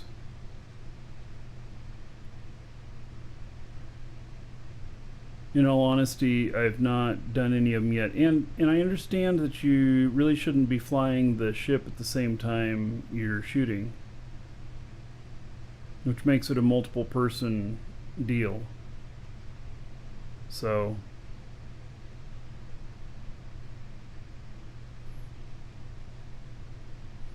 why is my ship spinning? It's because it's trying to align itself for a turn and burn, but it's really heavy and it keeps overcorrecting. Yeah, PvP at the moment is like playing EVE and sitting 150k off gates sniping newbies. Yeah, I just, I have this thing about not playing games until they've launched. or until they've gone persistent at least, a soft launch. And the and I feel like PvP hasn't launched yet. I actually kind of detest doing things that feel unfinished. The game here, a lot of stuff is finished, but it's still a long way to go, though. At the same time, you know, like Dual Universe here has the ability to be really, really great, and but it's a long road to get to that point, because they're not there yet. But you can tell, if you've been playing it, that it certainly has the ability to achieve being great. But as I put it, it's up to Nova Quark to lose that. But that's a hard thing. So and I'm like, it's theirs to lose because we can tell that they're on the right track, but that's fragile. And one of the things that concerns me is how much time it's taking for stuff. But we asked for more stability in everything. We all did. We asked for more stability. We asked for for more quality and everything. And that dramatically slows down the development cycle on content. And so I'm hoping 0.24 has some content in it. It may have the mission system, and we haven't looked at the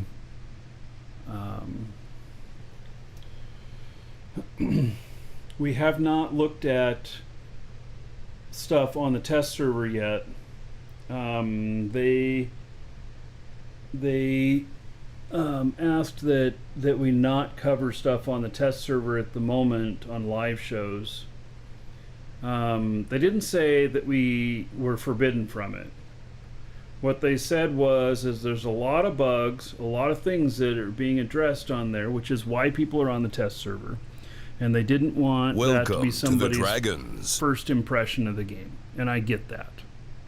So when the test environment is more mature and they got things a lot more locked down and everything, then we'll probably start doing some stuff on the test server. But I don't want to go against what they're asking about on that. So I was looking forward to the test server. I planned on being there right away doing the show, on the test server, but then they made that request, and so I'll just honor that. Yeah. By the time they work on the PvP issues, all the planets will be mined out anyway. Yes, Vector, it could be. It could be. Yeah. Did I ever play Elite Dangerous? I never have. I've watched other people playing, but I have not played it.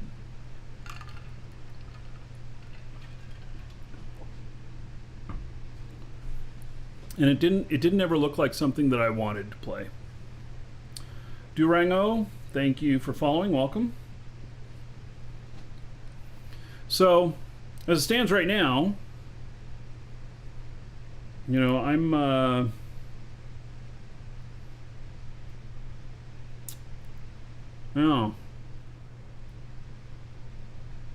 content's a little light in the game. We do have a taco, though. I don't know if you guys saw that ship. That's a ship up there, that taco. It actually flies around. It's nuts. It's hard shell taco, too.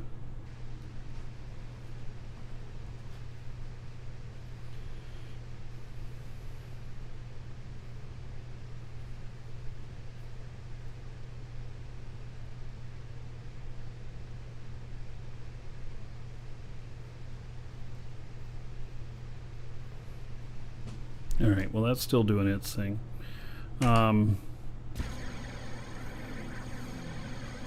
Show you something I uncovered.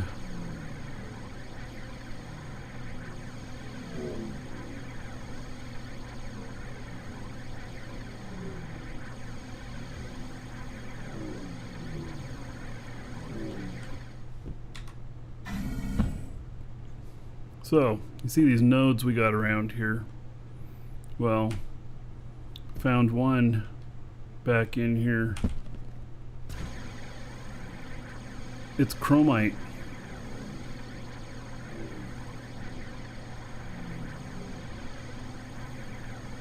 I don't know how big it is yet or anything, but it's chromite.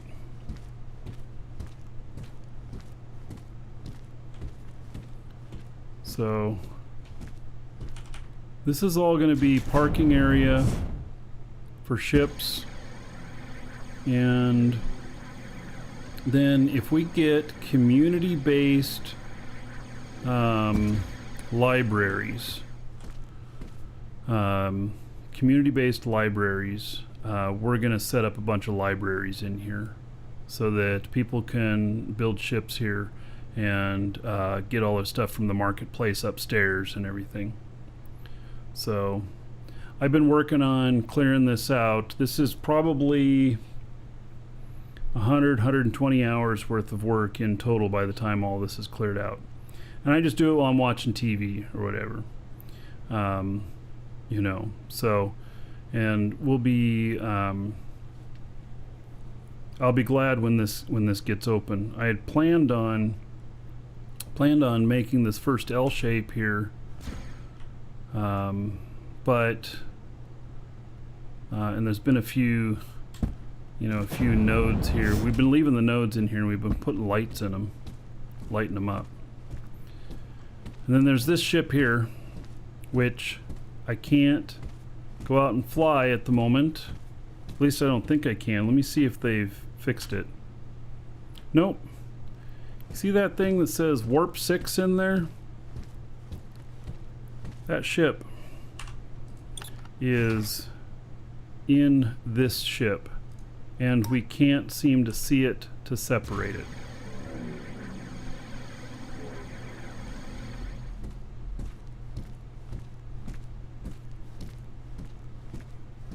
Oh, here it is. Well, how about that? This is the first time I've actually seen it in here. Okay. Well, I wonder, now that I can see it here, if I can see any of it from the outside.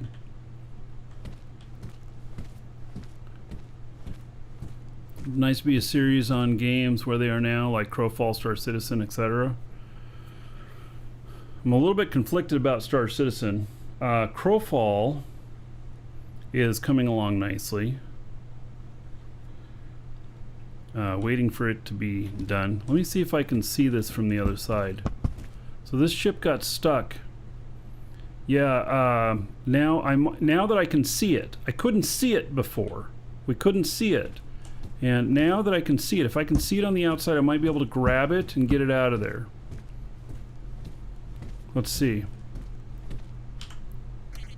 We put a ticket in on this over the weekend.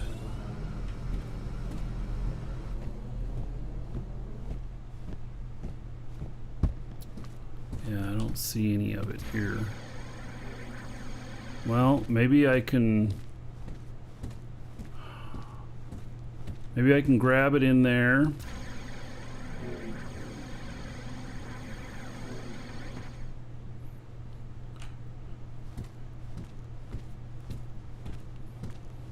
Maybe I can grab it in there and push it through the wall. Go top down. Yeah, okay, let me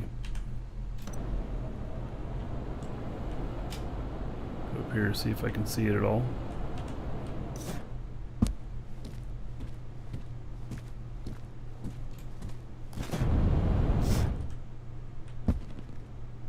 There it is. Those are glass panels, though.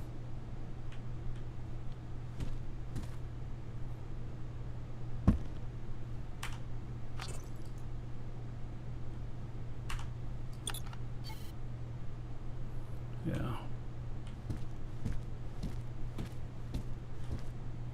Let me try it from inside.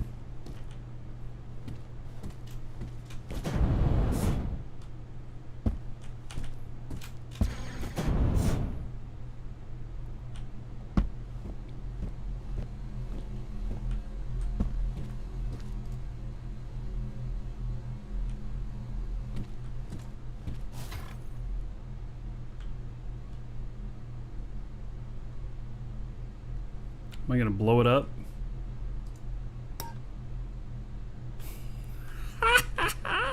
I'll let go of it. Oh.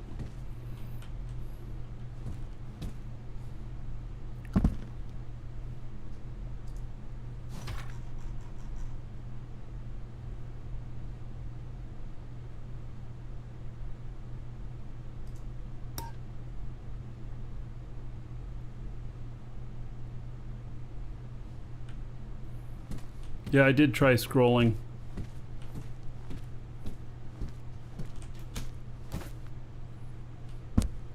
We couldn't see it before.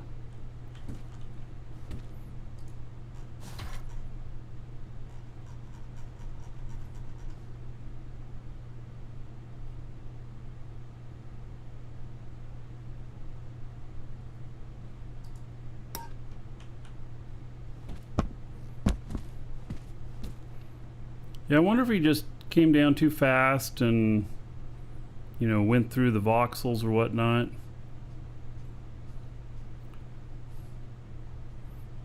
Yeah, it's not my ship either.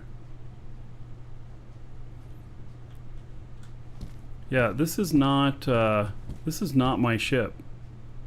So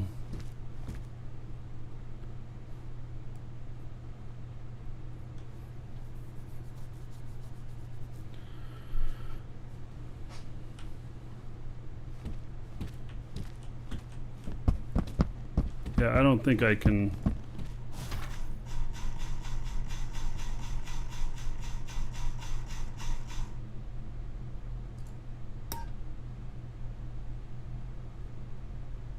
I don't want to start tearing apart this ship trying to get it out either. Edit mode, throw it out. But you can't grab something.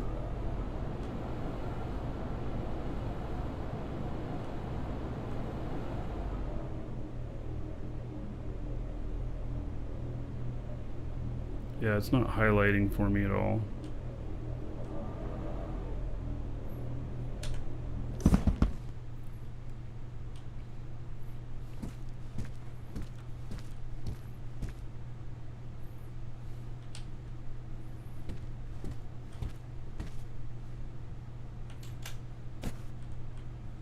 I can't get through there. Here, can I get in down this way?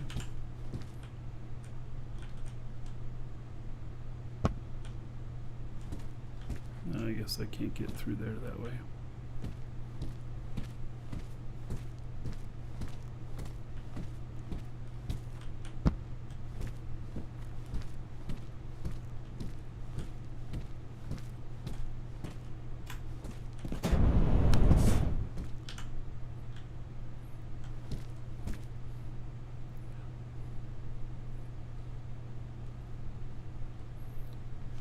Captain's Customs has that bling vertical ship I like for sale. Oh. I don't know which one that is, but so I don't want to rip all this stuff out. I'm afraid I won't be able to get it back in right. We just haven't been able to see it from any other side here. Is this part of it here? This is.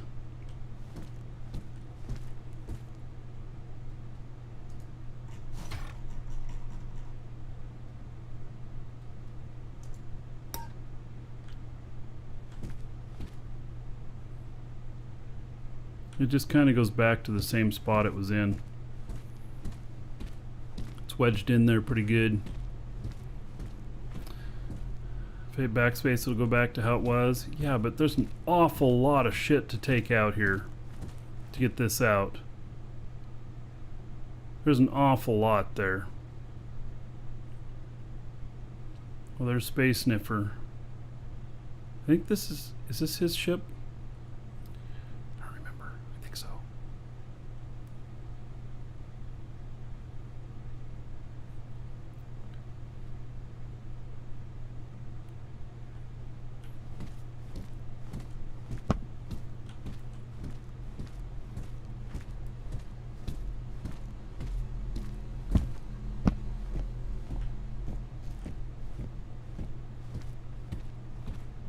Yeah, I don't think we're getting this thing out of here.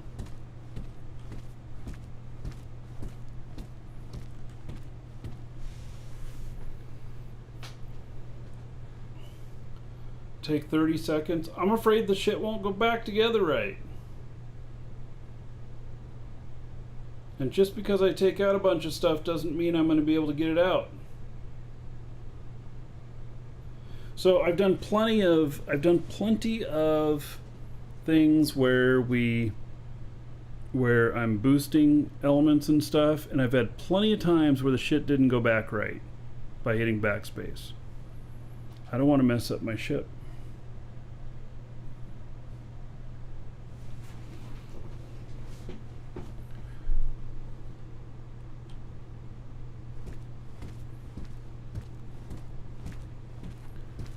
Yeah, well, we'll see how long it takes them to do the ticket. Now that they are doing their tickets in a more efficient way, they say. So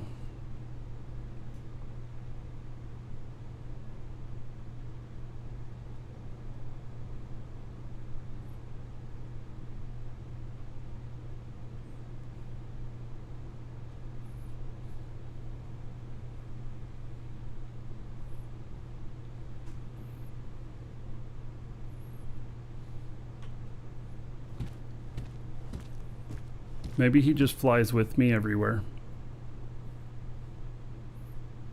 Repair unit could help with that. I don't have one, but that would be interesting.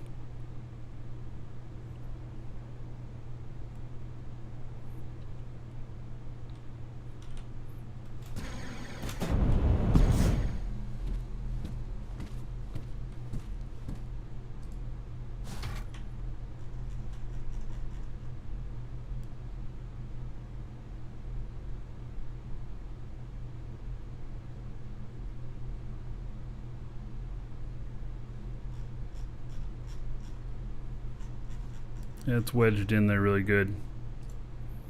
I try.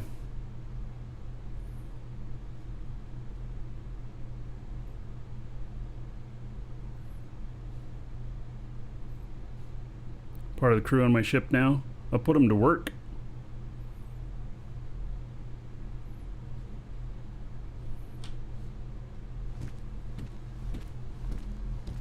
Alright, let's go back upstairs.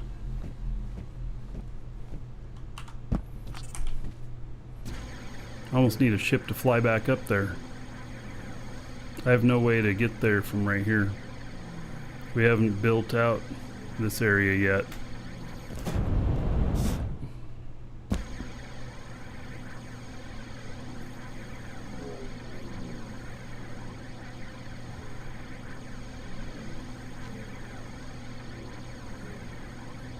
It's Rick's shuttle that I have stuck.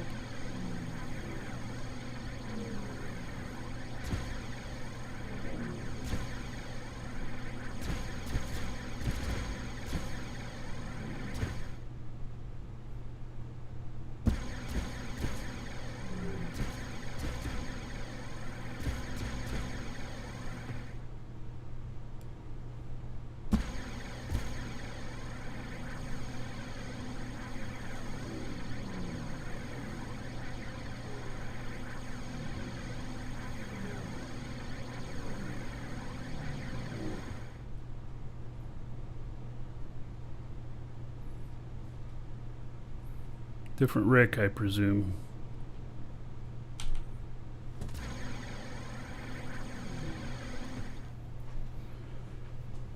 All right.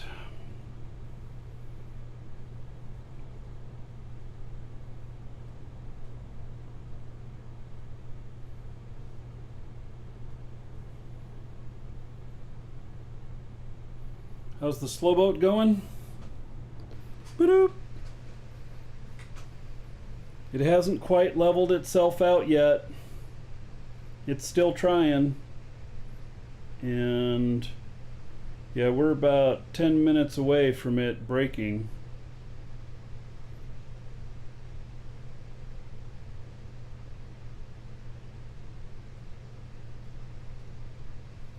Yeah, I think we're going to land this thing, and then we'll probably call it a day.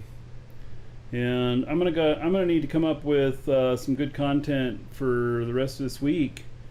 Um, if we can't find any, we're gonna switch to a different game. So simple as that. You know, the projects that I have in the works here, they're all huge at this point. So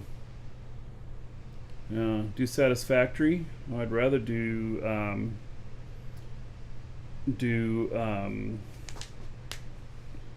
Dyson Sphere project or program.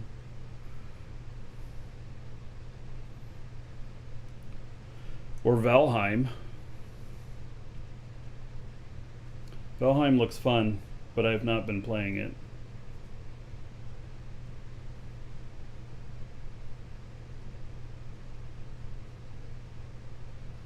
Kerbal Space Program's excellent.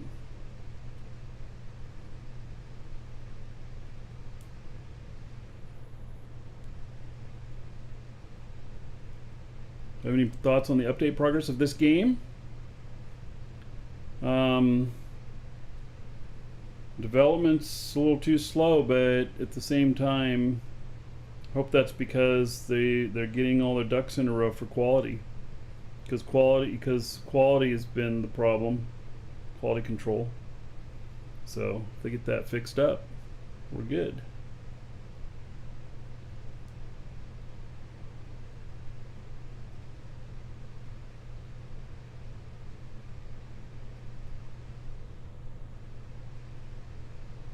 I can't believe it's still correcting.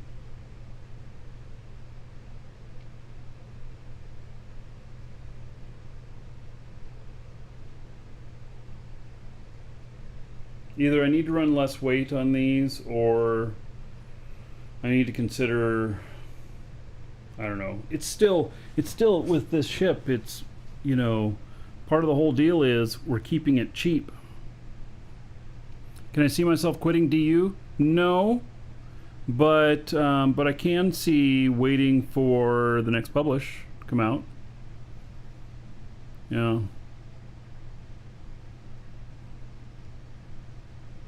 Yep.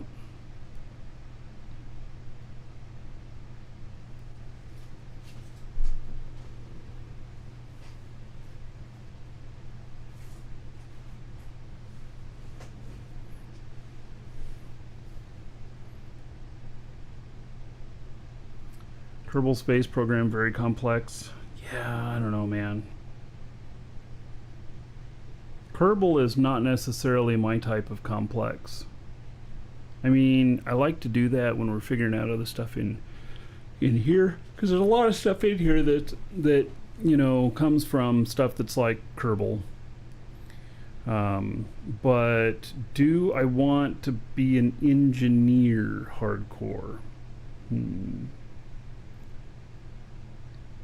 Not so sure of that. Yeah. The alignment is improved. Yeah, this is from 2 weeks ago. So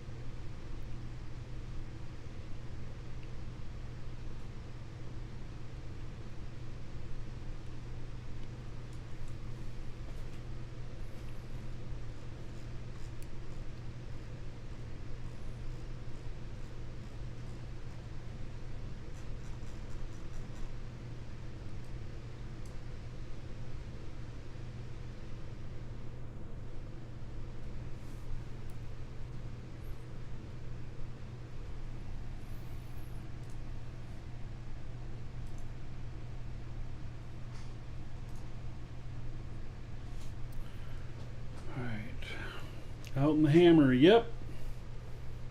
Hey, here we go. Boy, it's starting 14 SU away.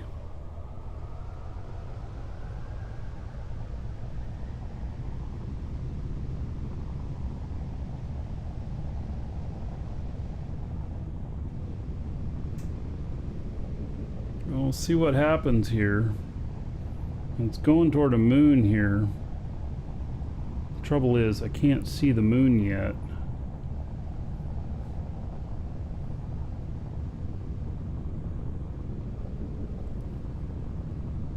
Yeah, it is heavy. It's got over 700 tons. Which for a small core, single large container is pretty heavy.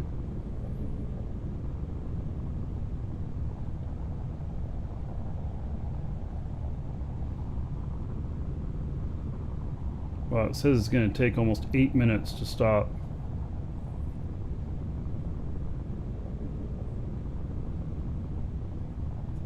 Can you get the Spaceports channel in Dragon Chat?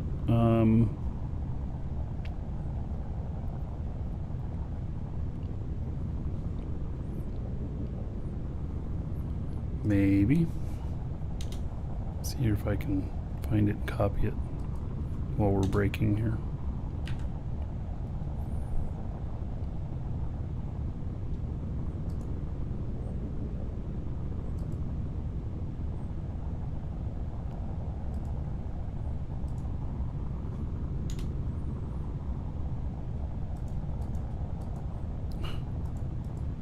Yeah, okay, so apparently my other guy that's logged in that goes up there all the time is not a member of the Dragons.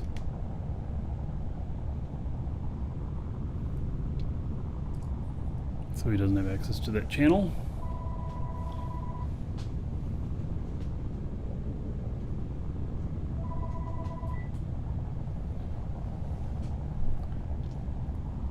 Oh, it's you that's got the ship stuck. Yeah, we're able to see it now.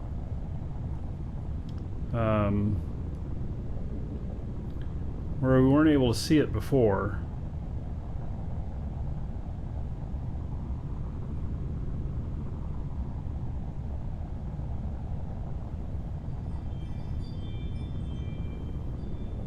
Alright, and Mersey says post the coordinates after he lands, so there'll be somebody in the Mersey will post it.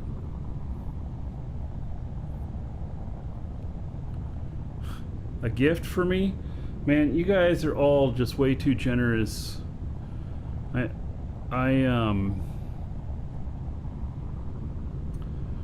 can't say that I'm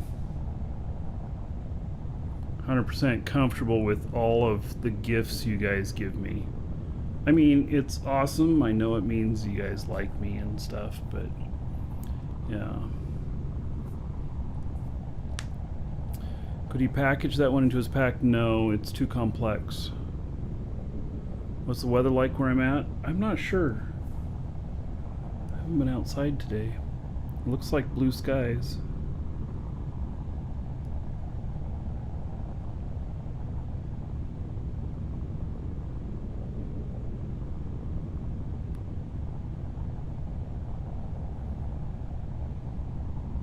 It's 66 degrees here right now. Tomorrow is 74 and thunderstorms. We'll have the outdoor cam back up in a couple of months. Okay, we got contact. One radar contact.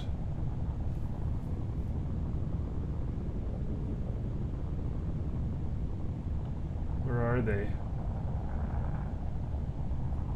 There they are. You have been targeted. Yeah. All right.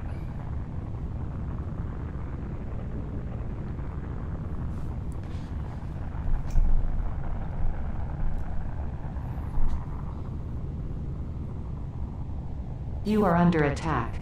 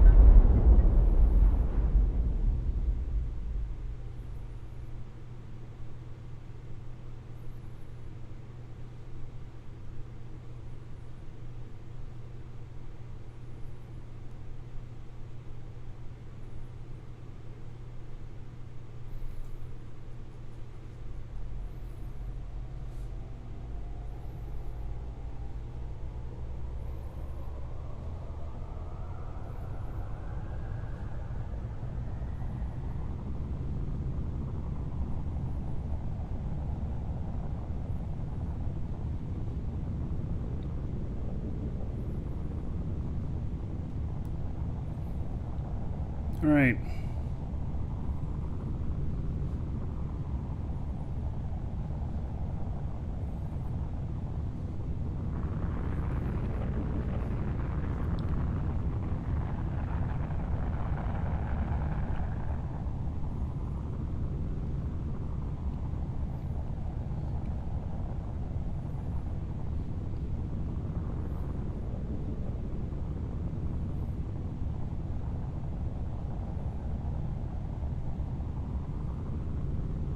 So basically what I did was, this is why I use turn and burn. So they come in as hot as possible. And then this is why, you know, I stopped the brakes and stuff so that I wasn't slowing down, give them a better shot at me.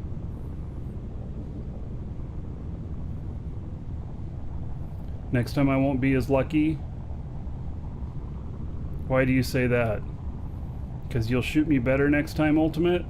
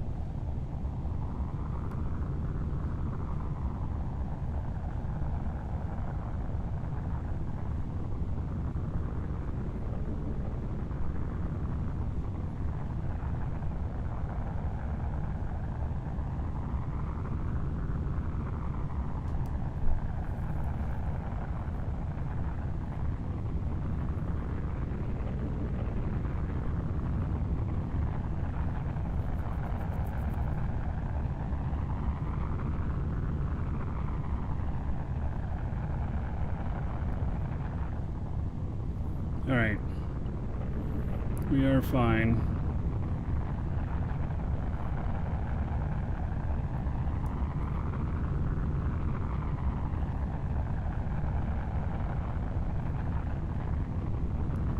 I think we'll get out and do repairs before landing.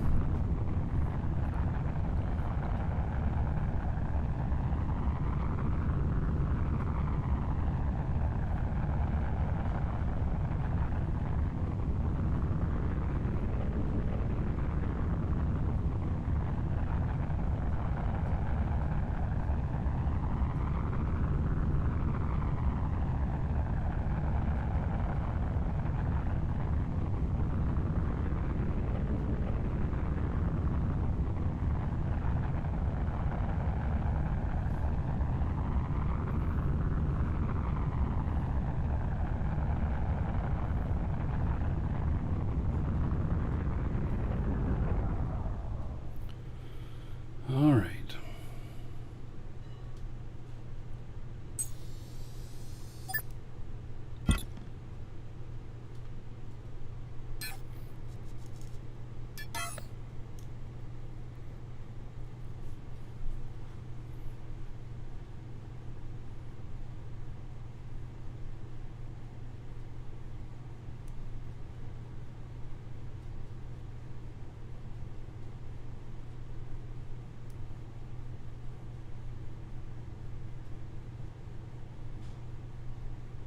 I'm sure that that was a stream snipe too, or attempted.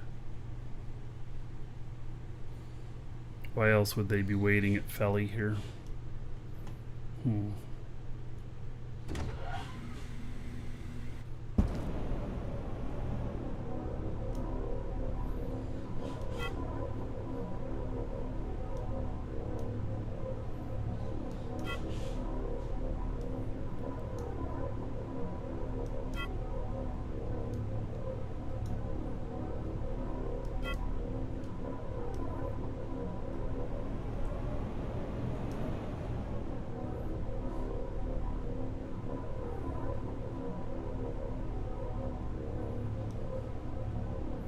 Yeah, well, so the reason I would say stream snipe is that I was out of the pipe. So they were probably watching and trying to determine what direction it's coming from and everything. But, you know, whatever.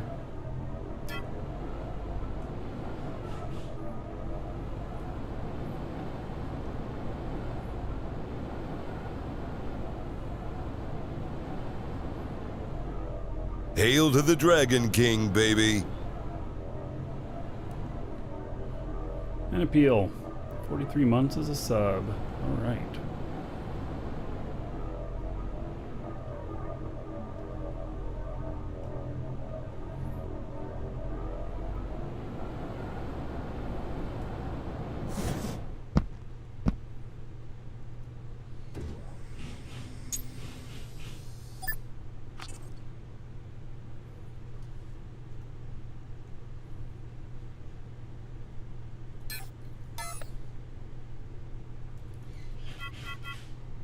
Been telling me for ages I just need to warp.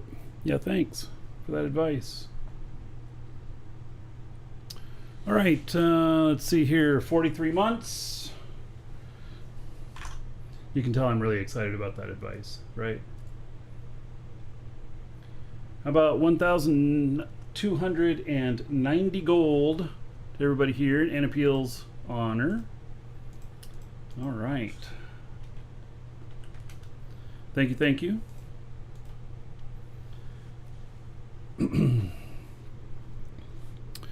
Now, I need to figure out the cheap transport.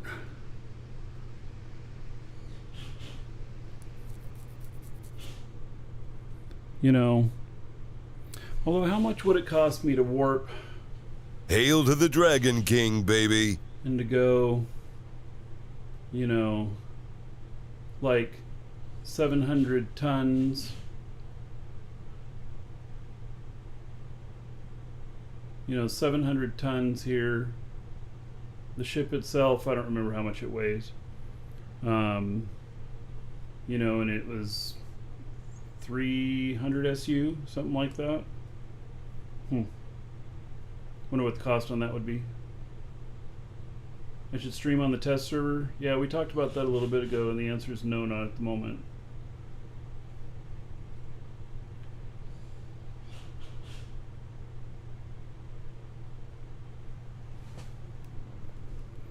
I mean, obviously my margins are good on some of the stuff I'm transporting because I've mined it all and everything, but like I do buy in bulk. I do buy T1 ores, like 1 million at a time. And I'm having to pay over 25 each, so 1 million ore, 25 million. That's what I'm doing. But you can't fit 1 million ore in this. You can fit 19% of it in this.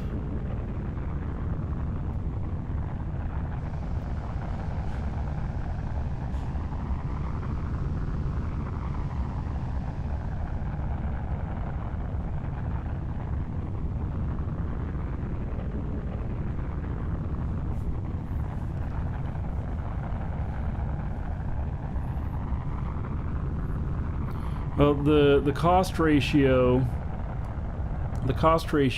on it is the same. The lower the weight of your ship, the more the concentration of the weight of your cargo, the more cost can be applied to the cargo instead of to the ship itself. So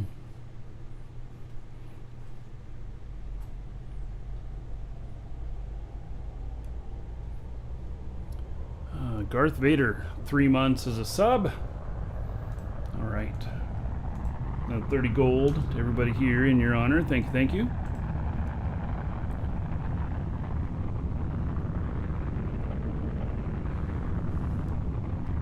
Yeah, so I don't think I was in the pipe on that.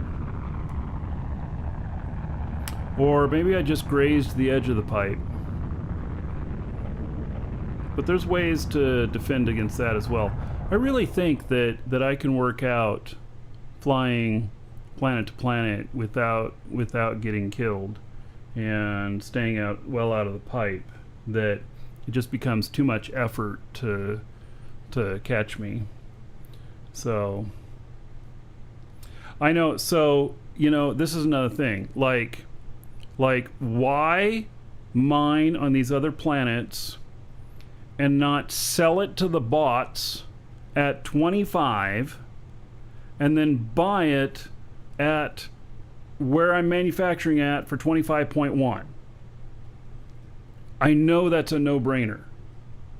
I know that it's absolutely a no-brainer, and really, in the whole economy of thing, industrial-wise and everything, that's what I should be doing.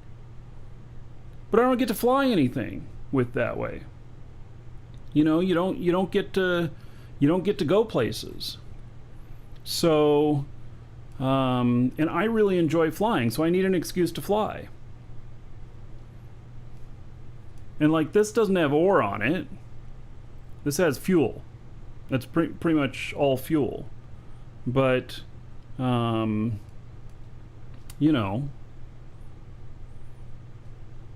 obviously I'm not adverse to being shot at. I'd just warp everywhere if I absolutely couldn't be shot at. I got shot at here. Got a nice battle scar there now.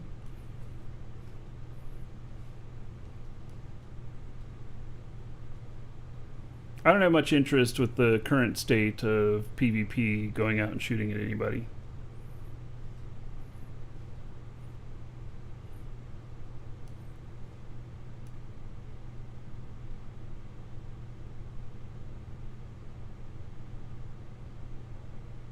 I'm going to be landing on the dark side.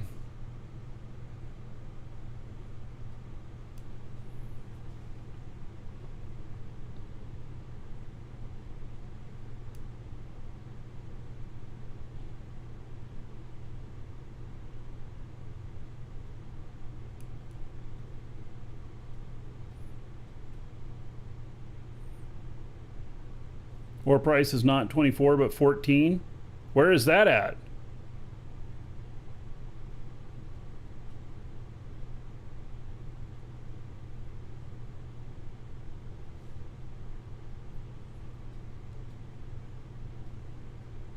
Yeah, I'll buy ore for 14 all day long.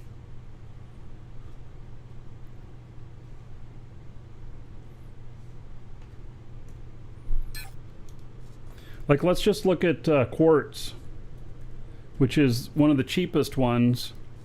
And so sell orders 21, but these buy orders,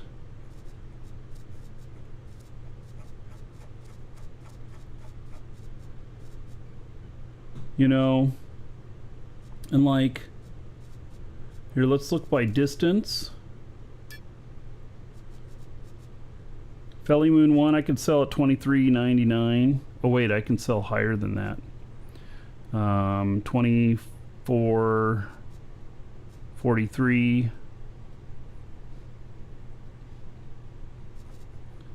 Now, and then price per unit. Ooh, 10,000 per. So 21 is the cheapest that I see anybody selling for. Now, this, by the way, is probably the the lowest in tier 1 ore is quartz, the least desirable.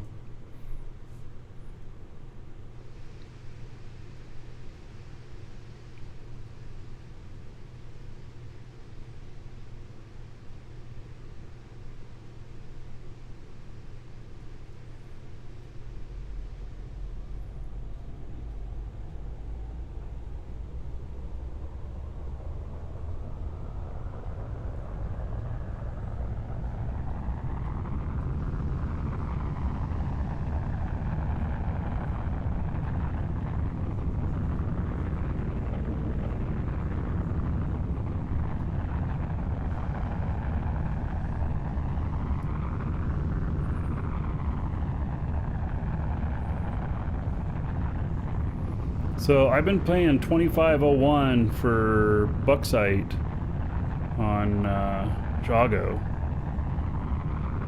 And even with that, it still takes me a week to buy a million.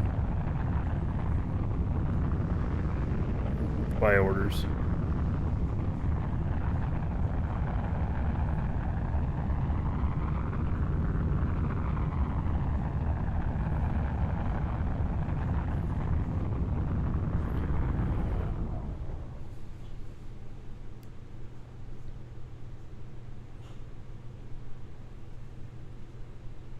That's Jago where no one lives? Oh, yeah, okay.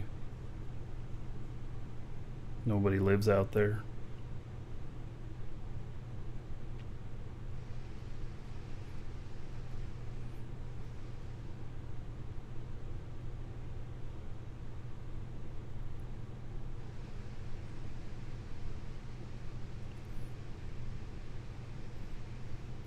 Yeah.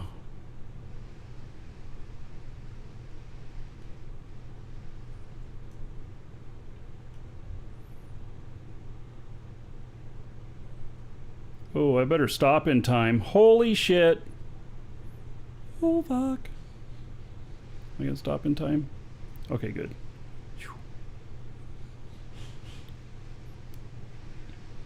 I'm flying by instruments.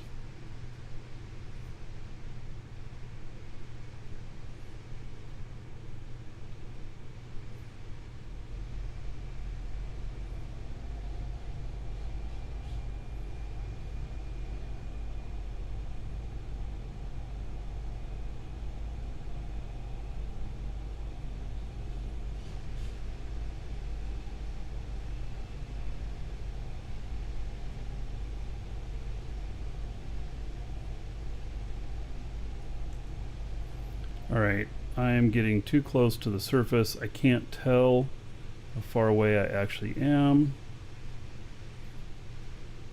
See lights of the other ship there.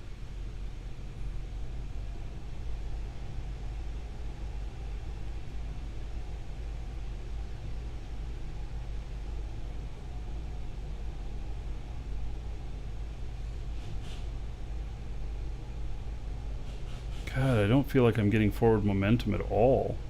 I feel like I'm just going straight down.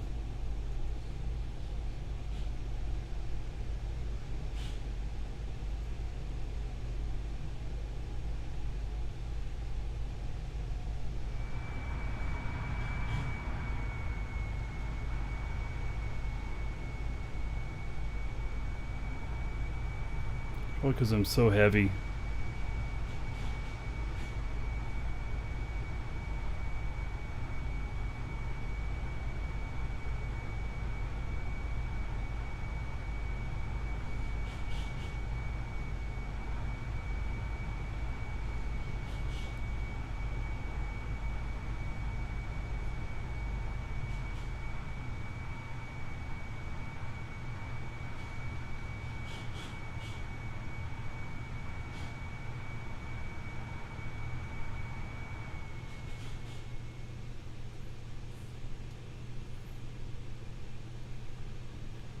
So dark out here.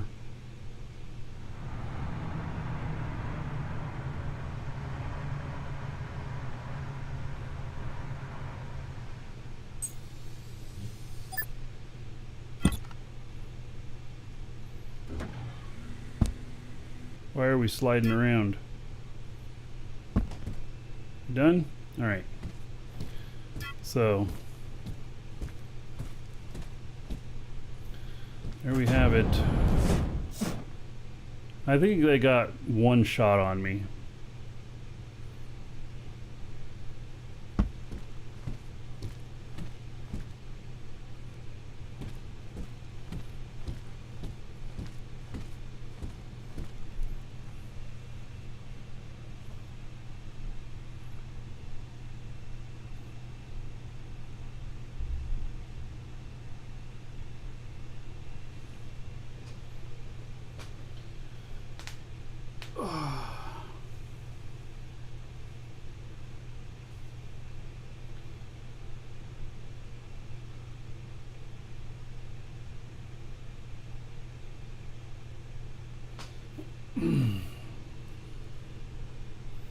All right, we didn't have. I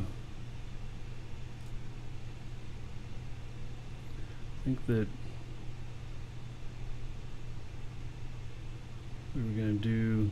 Well, I think we're about done with the show today. So anything that didn't get done today, I think we're doing it tomorrow. So, okay.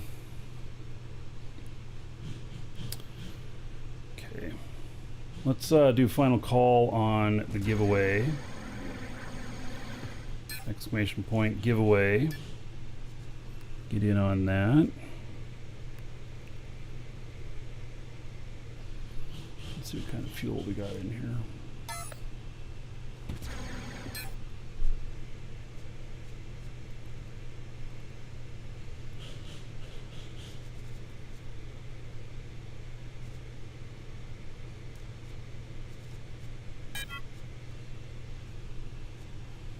Let's fill up that tank.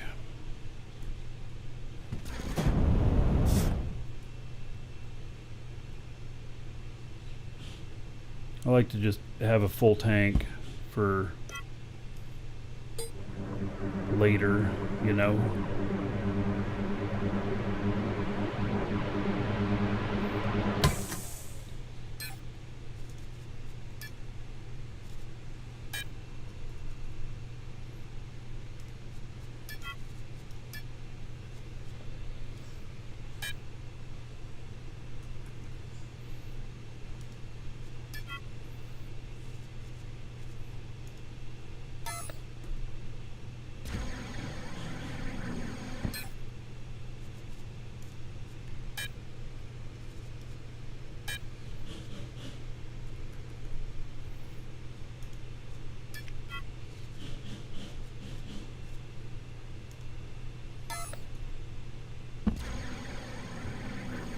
Put some stuff up in the ship here. Guess it was good I didn't leave with him yet. Except we've got mixed fuel types now, which I'm not a fan of, but it's the way it works out sometimes.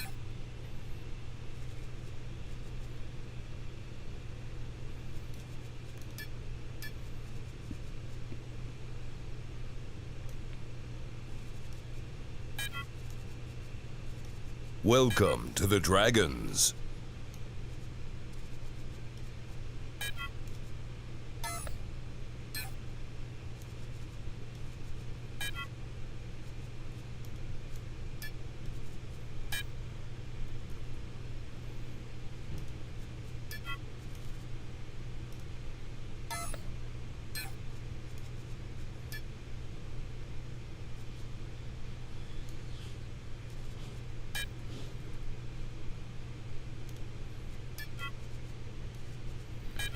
All right. That's all good. Kildish5, thank you for the follow. Welcome.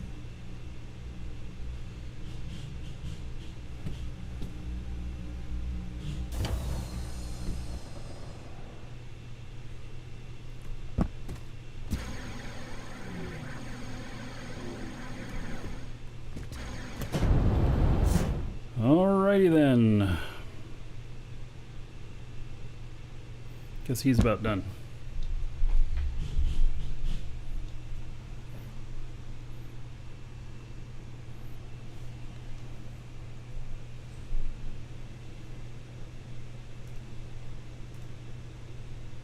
You're not used to me playing anything but Eve? I've been playing this a bit now.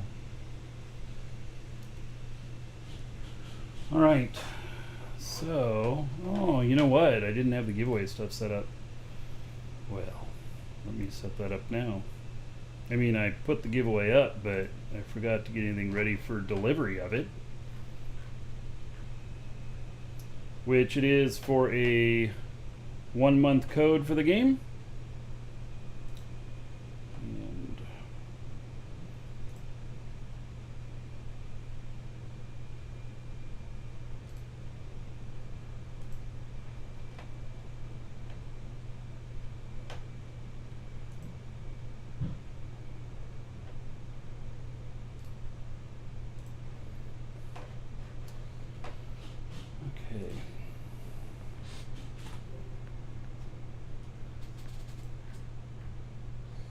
So, if you are the winner, I'll read off whatever game name, Twitch name, YouTube name you put in there. If you didn't put in any name, I'll read off your first name and just last initials so that you remain anonymous, but you still know who you are if you hear it.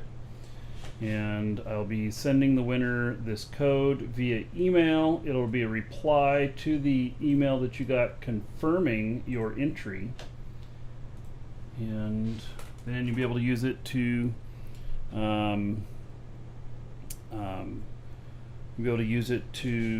extend your current subscription or to create a new account. So, all right. Congratulations to Karos57. Says, awesome job. Keep up the great work. All right, Karos, there you go. You win. So, very good. All right. Okay, so tomorrow we have more Dual Universe. If the content's a little light tomorrow, then I think we'll schedule up we'll find some other stuff that we can do, have fun in, have a good time. And so I'm really looking forward to the 0.24 release. I don't know exactly when that's going to be. Hopefully within the next couple of weeks. We shall see. But I don't know 100% for sure. And so rumor has it I'm broke in Dual Universe. Do I need a loan? No, I'm not broke. I've got money. So, yeah. All right. That's it for today. So, thank you, everybody. I will see you all tomorrow. Fly safe.